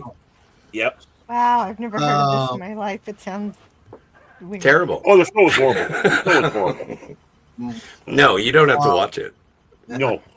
The weed ship Vapor Lock, newest ship of the high class. Oh God. Like aside from early Jim Doohan television appearances on like Man from U.N.C.L.E. and The Lieutenant and stuff, like when he gets to his post Star Trek career, also if you haven't seen Pretty Maids All in a Row, it's fantastic. But then you get to like he was in National Lampoon's Loaded Weapon 1, which is an underrated comedy of its era. Which also had William Shatner. It also had Shatner. I forgot. You know what? I never made General that connection Motors. before. I'm an idiot. So, do you want to see my Tasha Yar? Yes. Yeah. Sweet. That's what we're waiting for, man. Come Yeah. on, man. Bilbo Baggins, king of the wild frontier. Bravest little hobbit of them all. That's what I've heard. Oh, So, there we go. okay. Nice. This is one of those, like, again, I was lamenting this. I showed on Jill's channel yesterday a bunch of stuff that I had as presents. And the thing that I hate about this the most is that it will always stay in this bubble. I cannot play with Tasha Yar. So, phrasing. I know phrasing is important. But I really, really enjoy. Like, this is fantastic. I don't even have an Ensign Row. Like, I don't have a Keiko. Did they have a Keiko? I don't know. I've never looked it up. I will look it up. I'd like to have a roll, though. Yeah. Row. Row is rad. I think they do like, what is it? EXO. What is the name of this stupid company? Because my friend is a toy collector, and he I think it's EXO 6, and he's always showing me like not hot toy quality Star Trek figures, but they're still pretty good. Like, they're still pretty good. Agent Pepsi One says, Captain, we can only make warp 8.3 now. What? Why we should be making it warp 9.9? Well, sir, the cruise heft increases exponentially. Yeah. Oh, did you guys see that Lower Decks is getting that the full series box set on March 25th? Oh, wow. So it's a steel book, but whatever. Actually, season 4,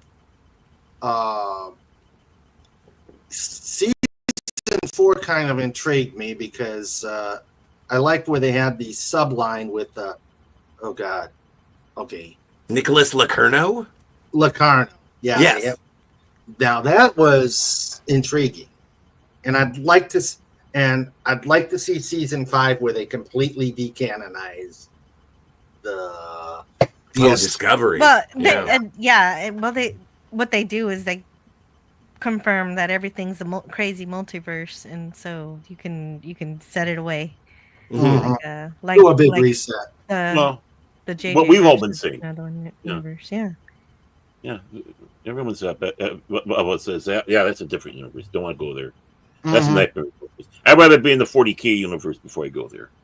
Well, but that's also like everybody was praising this recent unification, the CGI Captain Kirk movie, and the thing that's weird about that is that the people who are praising it are also people who don't like the Kelvin universe or the Kurtzman Trek, but it's all there. Like it is I think all people there just wrapped didn't up in see it. one.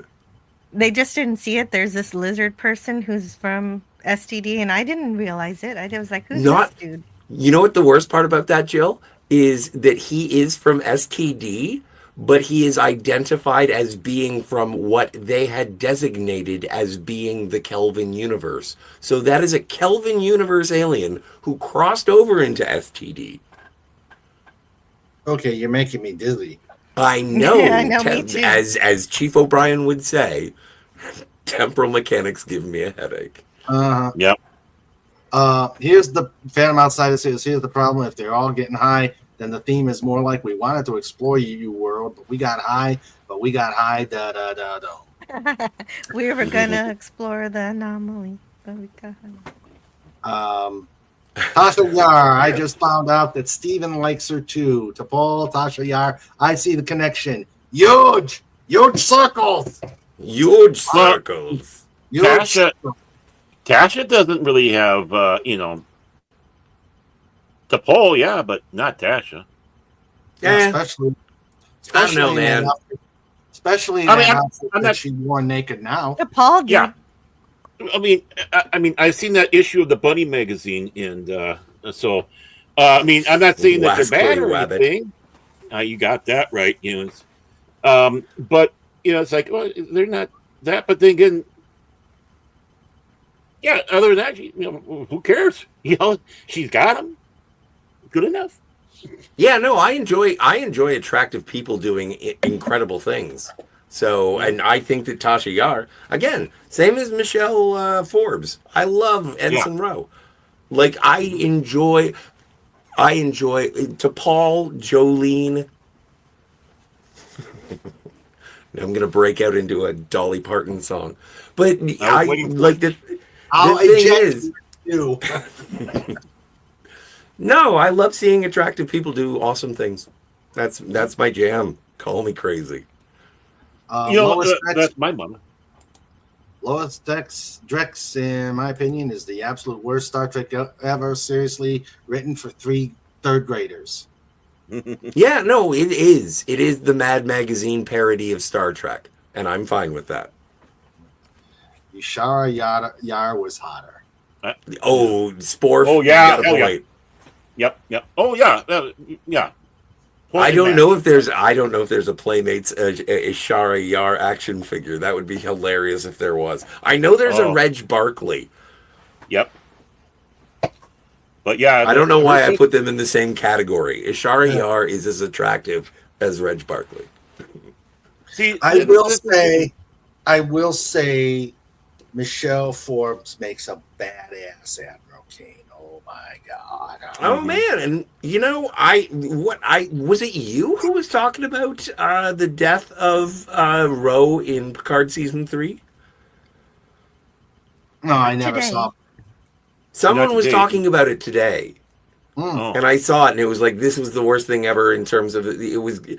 Maybe it was on the tweets and emails, and I saw somebody, and they were like, the confrontation between Picard and Ro in Picard season 3 was good, but the way they killed her, spoilers, was bad. Yeah. You can't spoil a thing that's already garbage, but okay. Well, it's already Yeah. over. See you in a Yeah. bit, Agent Pepsi 1. See you, Pepsi. Oh, Bye- take care. bye, Agent Pepsi. Hello, Affinity to Tommy Wimey. And remember, Mr. Pepsi, she gets to the spanking. She was naughty. Yes, she was. How many? But, yeah. That's a big How many question canonical because Spocks? Jill, how many canonical Spocks are there? I've never counted Spocks, and I've never. No, Nina, you know the considered answer to because- this, and I will put words in your mouth. Leonard Nimoy.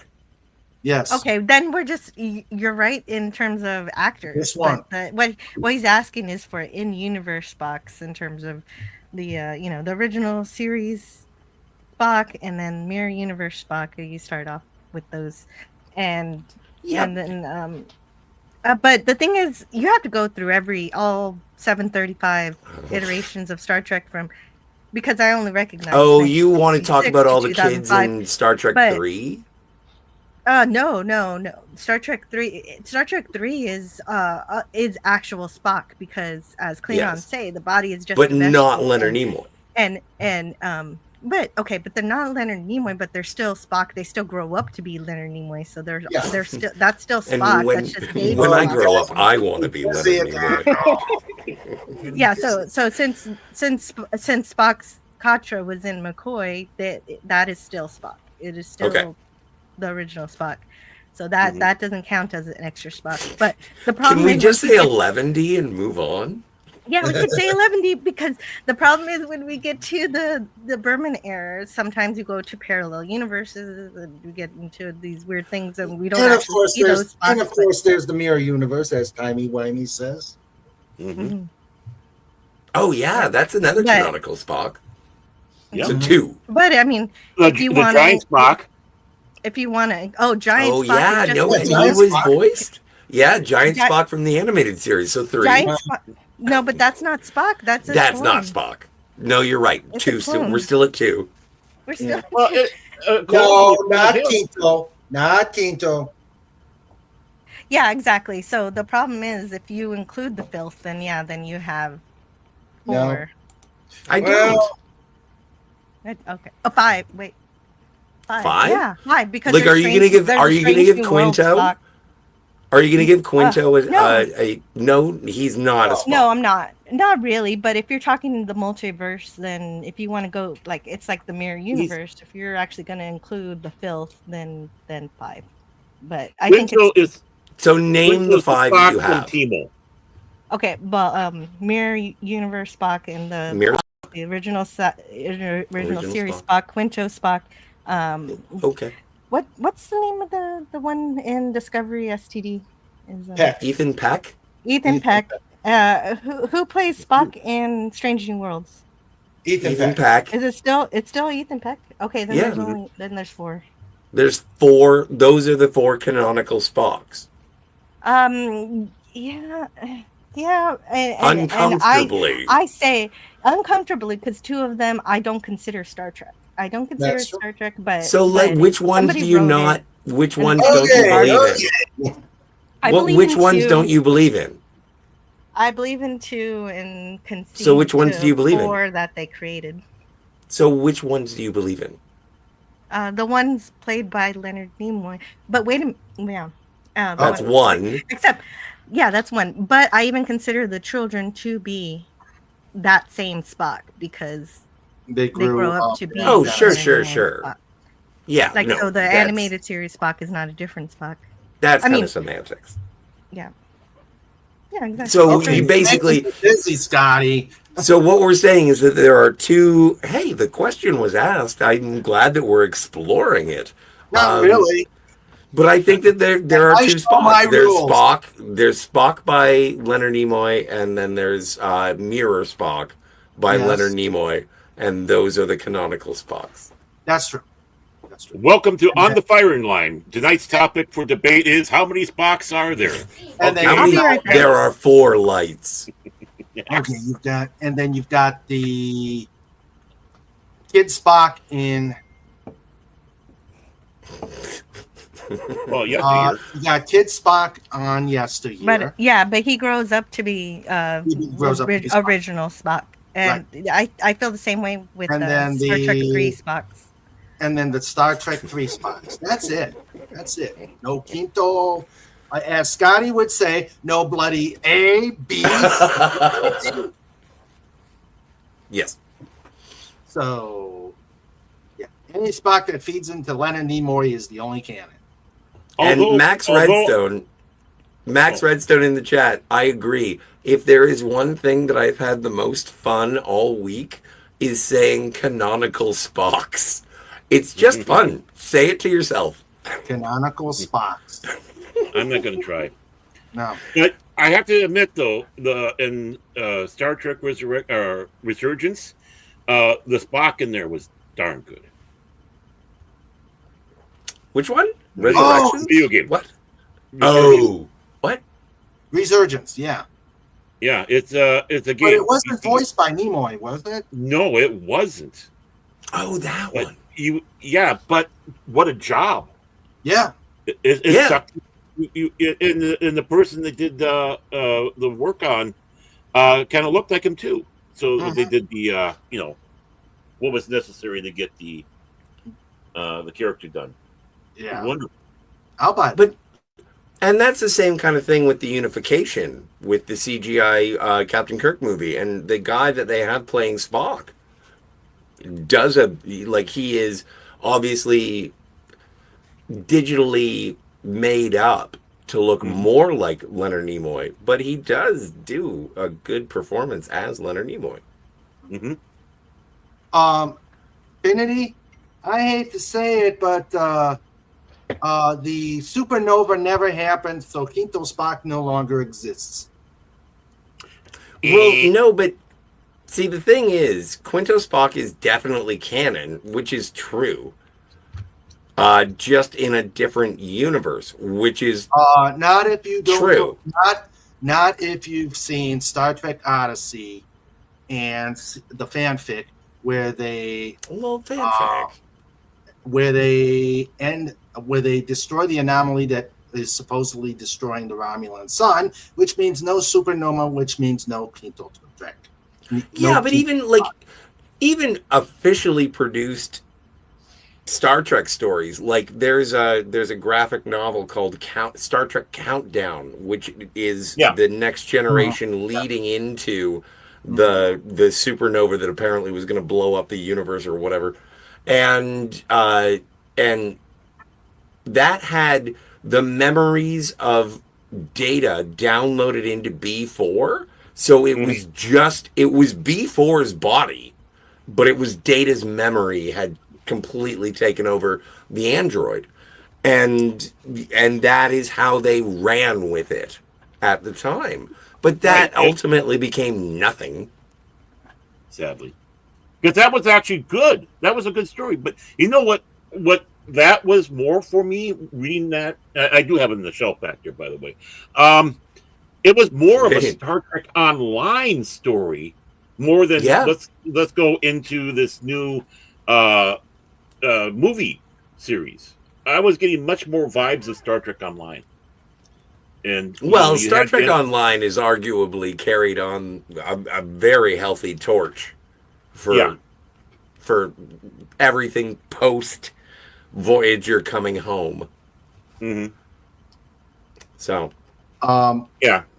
they have some misses, but they I think they do a pretty good job. Star Trek Part 2. No, the Cawley one. Yeah, the Cawley one has a fantastic short track where you see the Kelvin Enterprise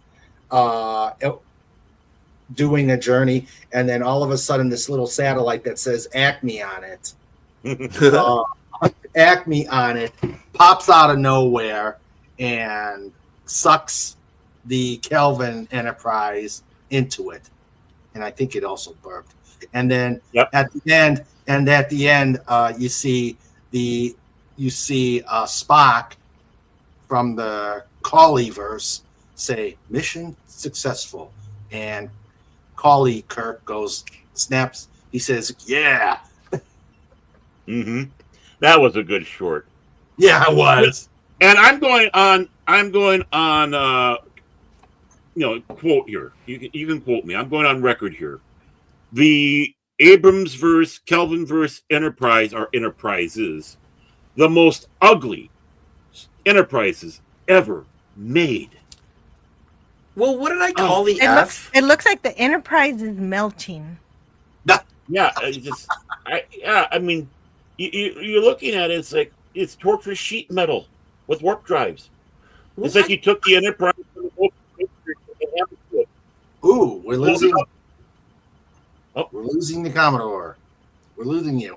How about now? Better. You're doing better. But girthy is what I called the F and the D. Oh, and with this, like with the redesign of the Enterprise for the JJs, bulbous. Yeah.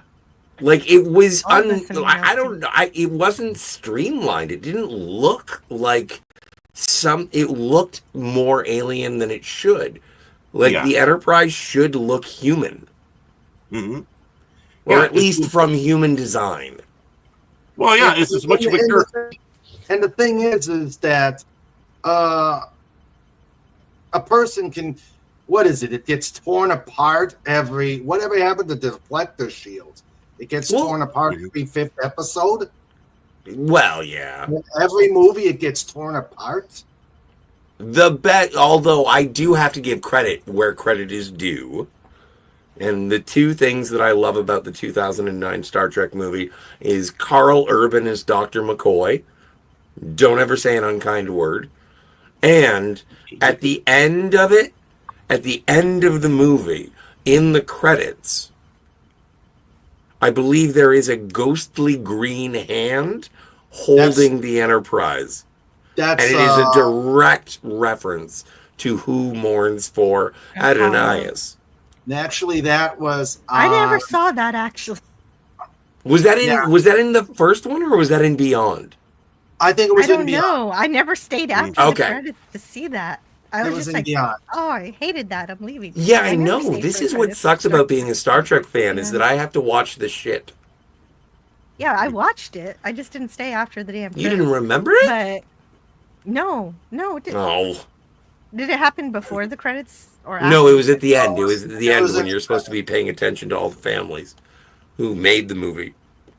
Oh no! I left when the credits started. Who did the music for those movies? Was that Giacchino? But that's I don't know who did the music. Like he's a really good composer, and I do enjoy the music.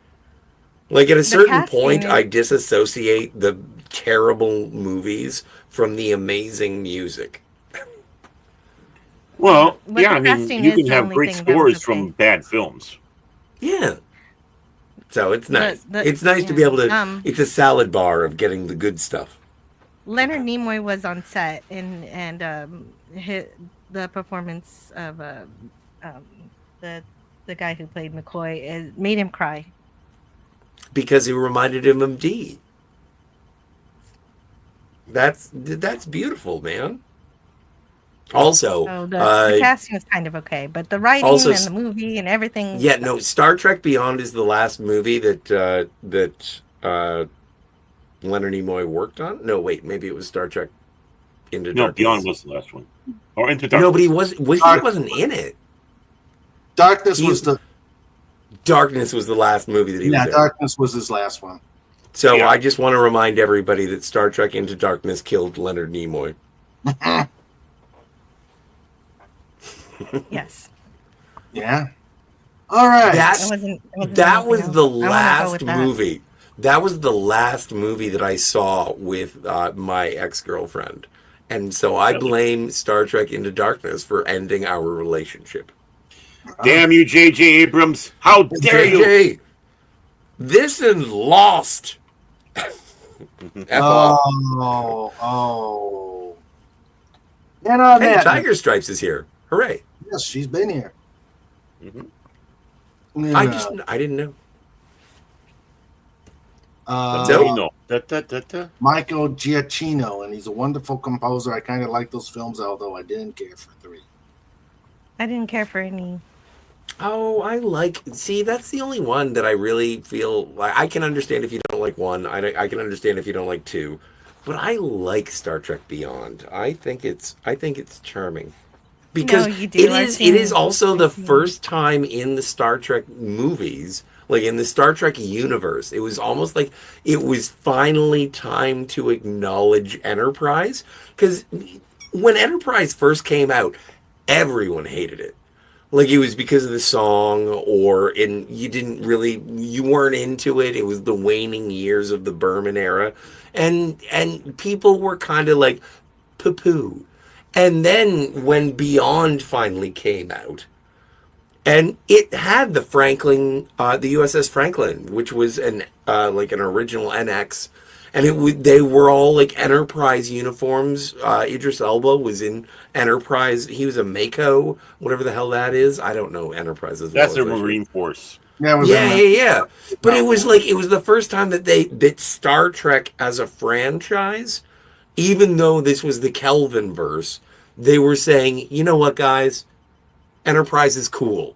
And I was like, thank God, someone told me it was okay. All right. But I love it. And I especially love the Beastie Boys. So. Well. All right. I think you don't like the Beastie Boys? Come on. I'm not a fan of them. Nah. You guys don't like the Beastie Boys? Well, I gotta go. All right. Well, we've got to start wrapping it up. All right, I'll wait around that long. Wow, 7 hours. You were right, Jill. 7 hours is what you need for a Star Trek stream. Yeah. Never doubt you again. Never. Yes, never doubt. All right, let's get to show notes. Song courtesy of Lenrod. Ooh, Lenrod. Lenrod. It's time for show notes. It's time for show notes. Yeah, with Mr. Raven and Sandra too. It's time for show notes. We're bringing it on. It's time for show notes. You've all been warned. It's time for show notes. I don't ever want to see that last image again. Huh? That last image, I don't ever want to see that again.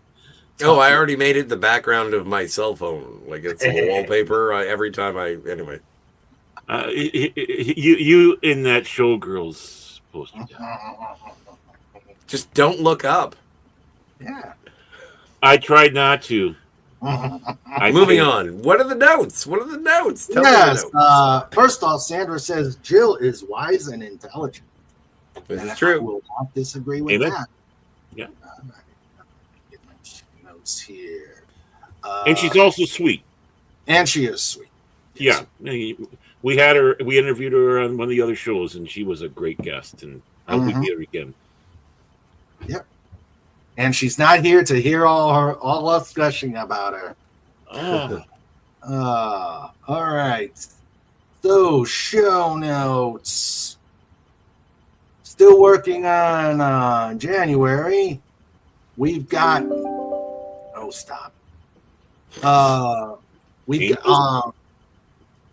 This coming Wednesday, I will be interviewing the Yarn Witch, a YouTube creator who works probably working with yarn, probably crochets and makes cool things. And she's a YouTube creator, so I'm going to bring her on. Lovely. On the Saturdays, just because we'll continue. I don't have any away missions coming up, so we will continue the same chaotic stuff as we do on Just Cause. On the 8th, the next themed episode, we will be talking Looney Tunes, and boy, we are a bunch of Looney Tunes here. So you're right. Mm-hmm. Yeah, rabbit season, duck season, horse season, Klingon season, Romulan season. Yes, Vulcan season. Be very, very quiet. I'm hunting Kardashian. Kim has no chance. Oh, let's see. And I'll probably be doing some reviews. I know we may be doing going back to some Radio King Dolphin TV, where we'll continue our reading of All's Fair as soon as I can get the cast scheduled. So that's it. If you know people that want to get interviewed, let me know at my email address or DM me, and I'll reach out to them. I know I'm behind on the contacts that I've got, but it's been busy. So that is show notes. And just for you, Baron. It's time for show notes. It's time for show notes. Yeah, with Mr. Reagan and Sandra too. It's time for show notes. We're bringing it on. It's time for show notes. You've all been warned. It's time for show notes.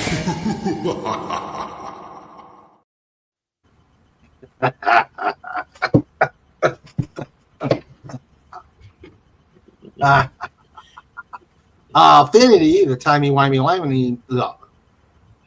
You need a simpler name, Finity. Finity, the timey-wimey-limey, says that was awesome input. Thank you for indulging my question, panel. All right. Let's see. Well, the needs of the many outweigh the needs of the one. It's because of people like you out there in the panel that we are here, so we appreciate you. Yep. At the 67 Parade of Roses, Star Trek cast without a float, Leonard Nimoy's last name was mispronounced as Nimsy. Oh, is Nimsy? Nimsy. Nimsy Russell? What? Huh? All right. Well, this has been a fantastic show. And yes, Jill, we've hit the 7-hour mark. And like you said, 7 hours is good for Star Trek. So, Only logical. Only logical. Only logical. What? Okay, and as we close this out, because Jill's not here and we still have 2 minutes before we hit 7 hours, what is your favorite guilty Star Trek episode or movie? Off the top of your head, and if I ask you tomorrow and it changes, I don't care. Just what is the first thing that bubbles to the top of that kettle? Balance of Terror. That's not bad. You said guilty. You're guilty about watching Balance of Terror? That's like saying that you're upset about watching Lawrence of Arabia.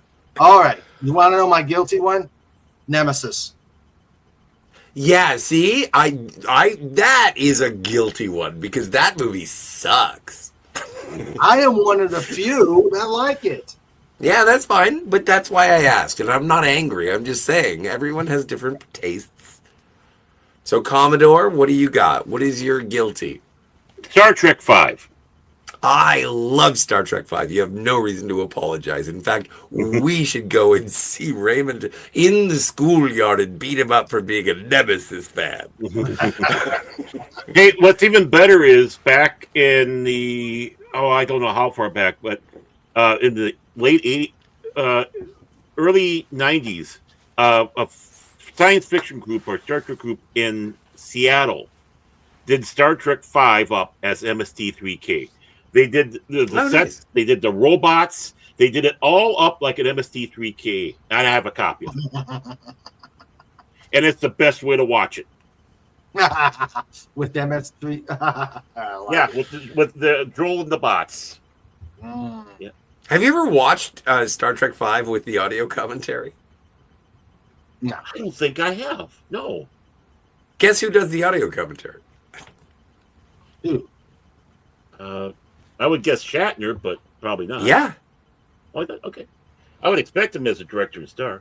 And How have you gone so long in your life without listening to Bill Shatner talk about Star Trek V? It's glorious. I don't know. I was a living, I was a shell of a man. I don't mean to be overly critical. I'm being facetious. I know. Sir. I'm having fun I'm having fun. If I got a smile, twinkle in my eye, you know I'm playing back at you. Yeah, but I was told to be good, so I'm hoping I am. No, it takes a lot to offend me. It really, really does. So my guilty pleasure, which I don't feel guilty about, but I think that my favorite episode of Star Trek is Take Me Out to the Holosuite. Oh, I love that episode. That is not a guilty pleasure. Okay. Yeah, that's a good episode. That is a good. Yeah, I think it's a lot of fun. And they do some weird stuff with Vulcans, but I like it. Here's two manufactured triumphs. Manufactured triumphs. Here. Yeah. Okay, Jill, what's your guilty pleasure?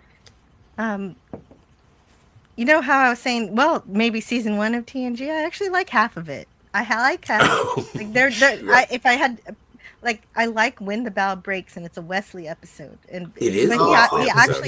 He actually acts like a child in that episode. Like he acts like a real kid, and I think it's like the reason I like it is because it's a better version of Spock's brain, basically, because you've got alien beings who are basically continuing their lives just based on what the computer tells them to do. So the computer tells them how to live, how to be, and so they don't actually have any talents of their own, just the technology carries them forth.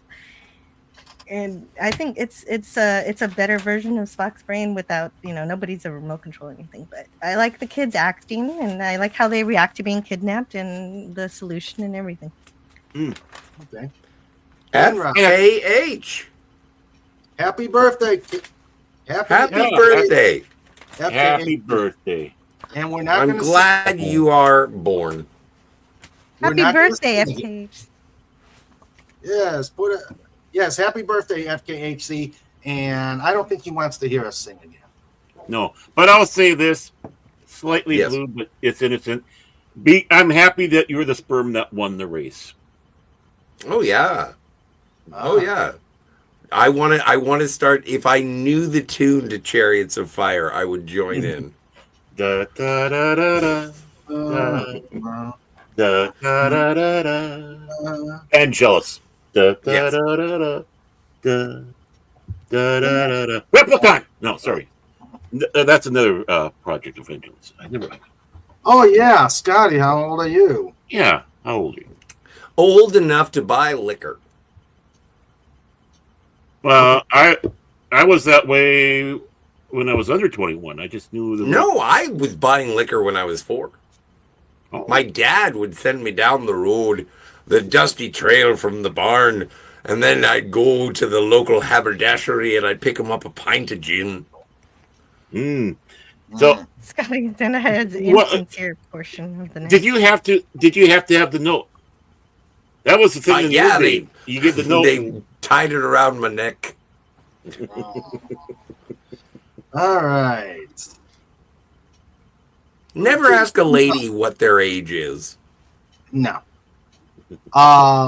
Lenrod, what would you consider a guilty Star Trek episode? Trek 09. Dude, that is a First Jar Jar ballsy movie. fucking answer. Good work. Yeah. It was not real Trek, but it was still fun, so I enjoyed it.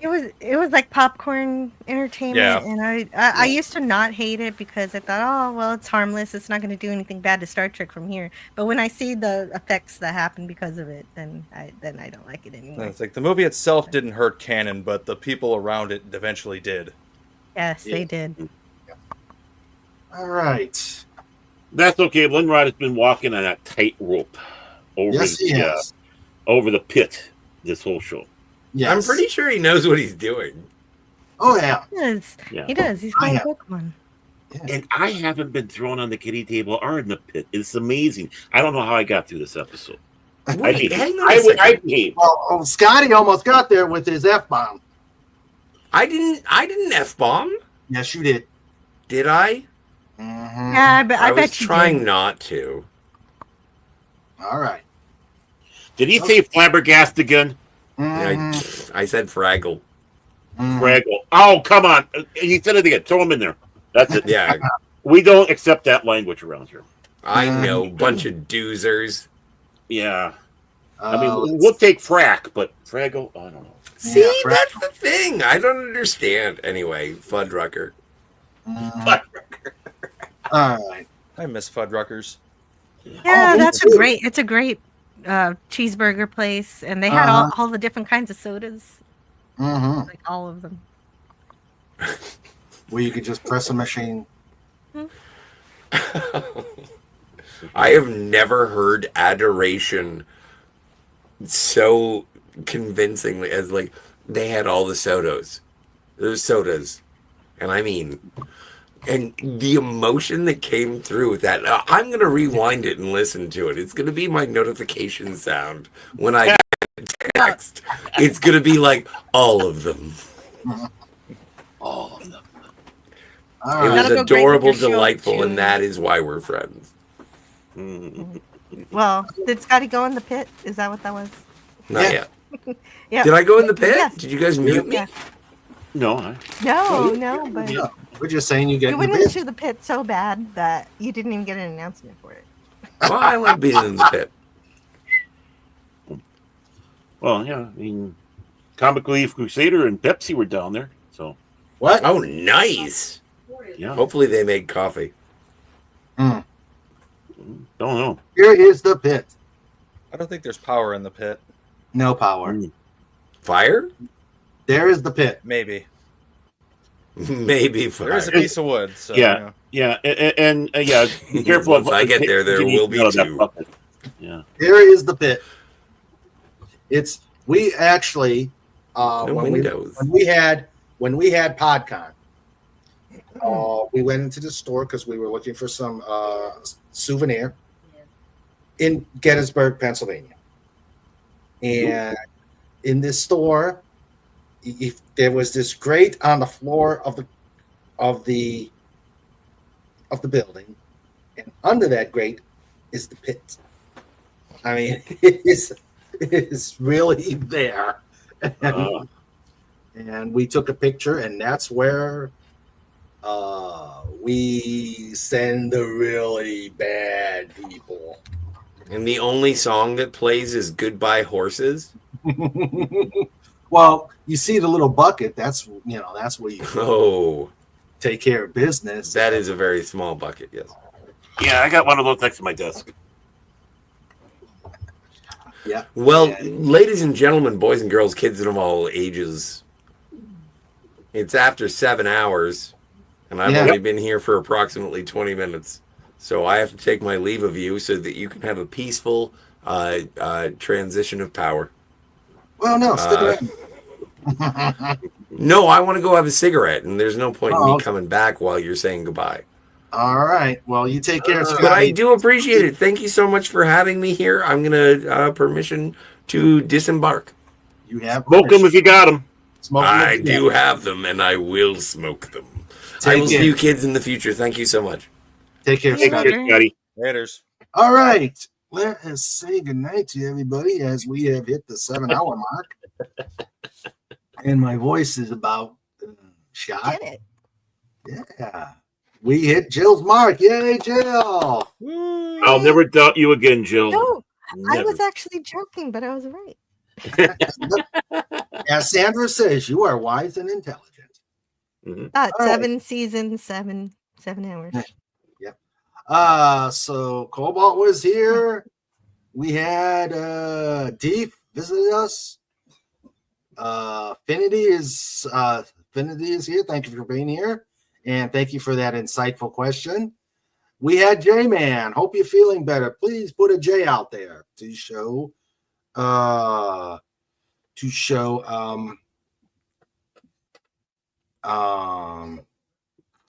support. Okay, let me see. We had, and hope that he feels better. We had Miskatonic Madman. Wow. We had Old Man Bird. We had a Phantom Outsider. We had a Phantom Hooligan sighting. And Phil McCracken. Wow, we had a lot of new people. Hope you subscribed. We had the great and amazing Pudgy Hedgehog. We had Real Wait Nation Gaming Clips. We had Rob Wright. God, I almost said Wob White. I'm channeling. I'm channeling my inner FUD. We had SP4H and Swift -1 and the lovely, charming, and talented Tiger Stripes. When I hear Swift -1, I keep on thinking of that old radio show X -1. Yeah. We had Wes Cagle here. And now the lifeguards. We had the Comic Relief Crusader join us in the panel. We had Max. I'm sorry. I'm getting tired, I guess. We had Max Redstone here. We had Legatus Legion I and FKHC 2005 and Wendy Webb Trauma Warrior and Jimmy. I hope you feel better. Please put a WTW out there, hoping that she feels better. And another person I hope gets better is our producer, Sandra. Again, this is a King Dolphin TV. This is King Dolphin TV in color. Stereo were available. A Sandra Feliciano production. Please put an SF out there because she is still not feeling well as well. So we got a lot of ill people around here. So I hope everybody gets better. Get better Sandra, get better Wendy. Mm-hmm. And get better, Jay. Okay, and I'm missing someone. Oh, yeah. Can't forget this guy. Up and there's Trike. Hail Trike. Dominator of Couch. Dominator of Couch. Yeah, there he is. He owns that thing. Look at that. Uh-huh. Yes. He planted the flag and everything. Yep. Oh, and he takes the love seat too. Oh. Yep. He's everywhere. Master of his domain. Oh. Snort up for pass. Cuber. Dot scream. Hashtag Great show. It was a blast. And yes, I'm going to say it. Boom.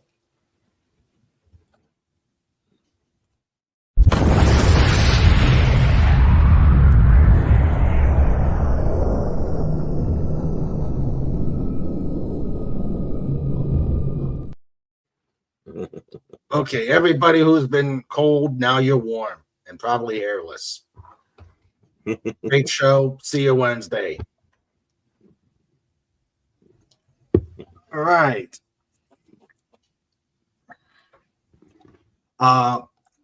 Great show. I love these themes episodes.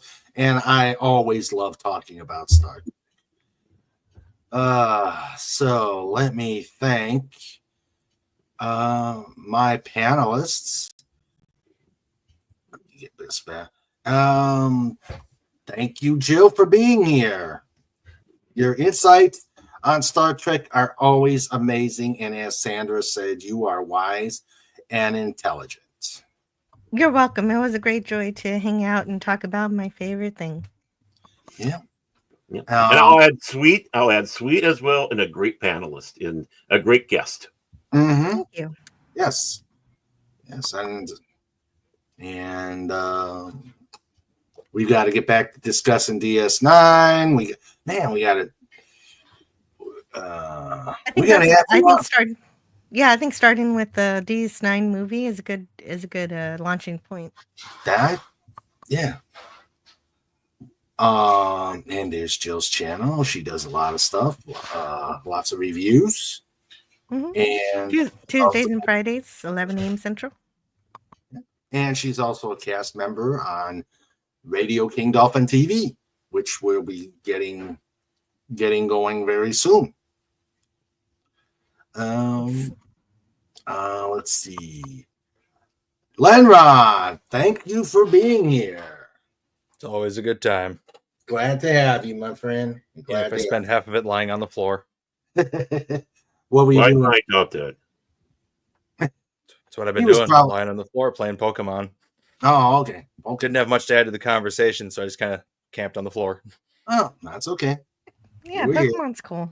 Yeah, Pokemon's cool. So, Lenrod, again, thank you very much. Baron, it's good to have you back, and thank you for being here. Well, thank you for having me. And yeah, I'm going to make it my duty to try to get on the show every Saturday just to see if I can skirt the pit on my way to the children's seat. Because I'm way cleared. You want to leave now? Okay. Just say bye before you go. Bye. Okay. Bye, Mouse. All right. I have the same kind of cat, but it's girl. Now you're I back. had a cat living in my basement, and it wouldn't shut up. And I finally kicked it out to my brother's house. And then he calls me, and he's like, "Hey, you need to come get this cat. It won't hunt. It just locks itself in the basement and meows constantly. Oh no! It won't eat or anything. It won't do anything. It's like that's sad. Stupid cat. Oh. So you gotta take it to the animal shelter. I don't get home soon enough to get him out because the shelter's only open till 3. It's like, well, I don't want to do that because I got to go to work at 3. Well, I'm going to leave us with a last look at our ace transporter operator as he. Okay, where is it? Man. Okay, of our ace transporter operator as he beams us out. Hail to the snort. King of the transporter. King of the transporter, yeah. Okay, well, everybody have a great evening. We'll be back on Wednesday and on Saturday. I love you all. Be safe, be warm, and guys, hang out afterwards after I shut things down. But you guys take care. I love you all. Good night. Peace and long life. Yes, long live long and prosper. Beans and rice.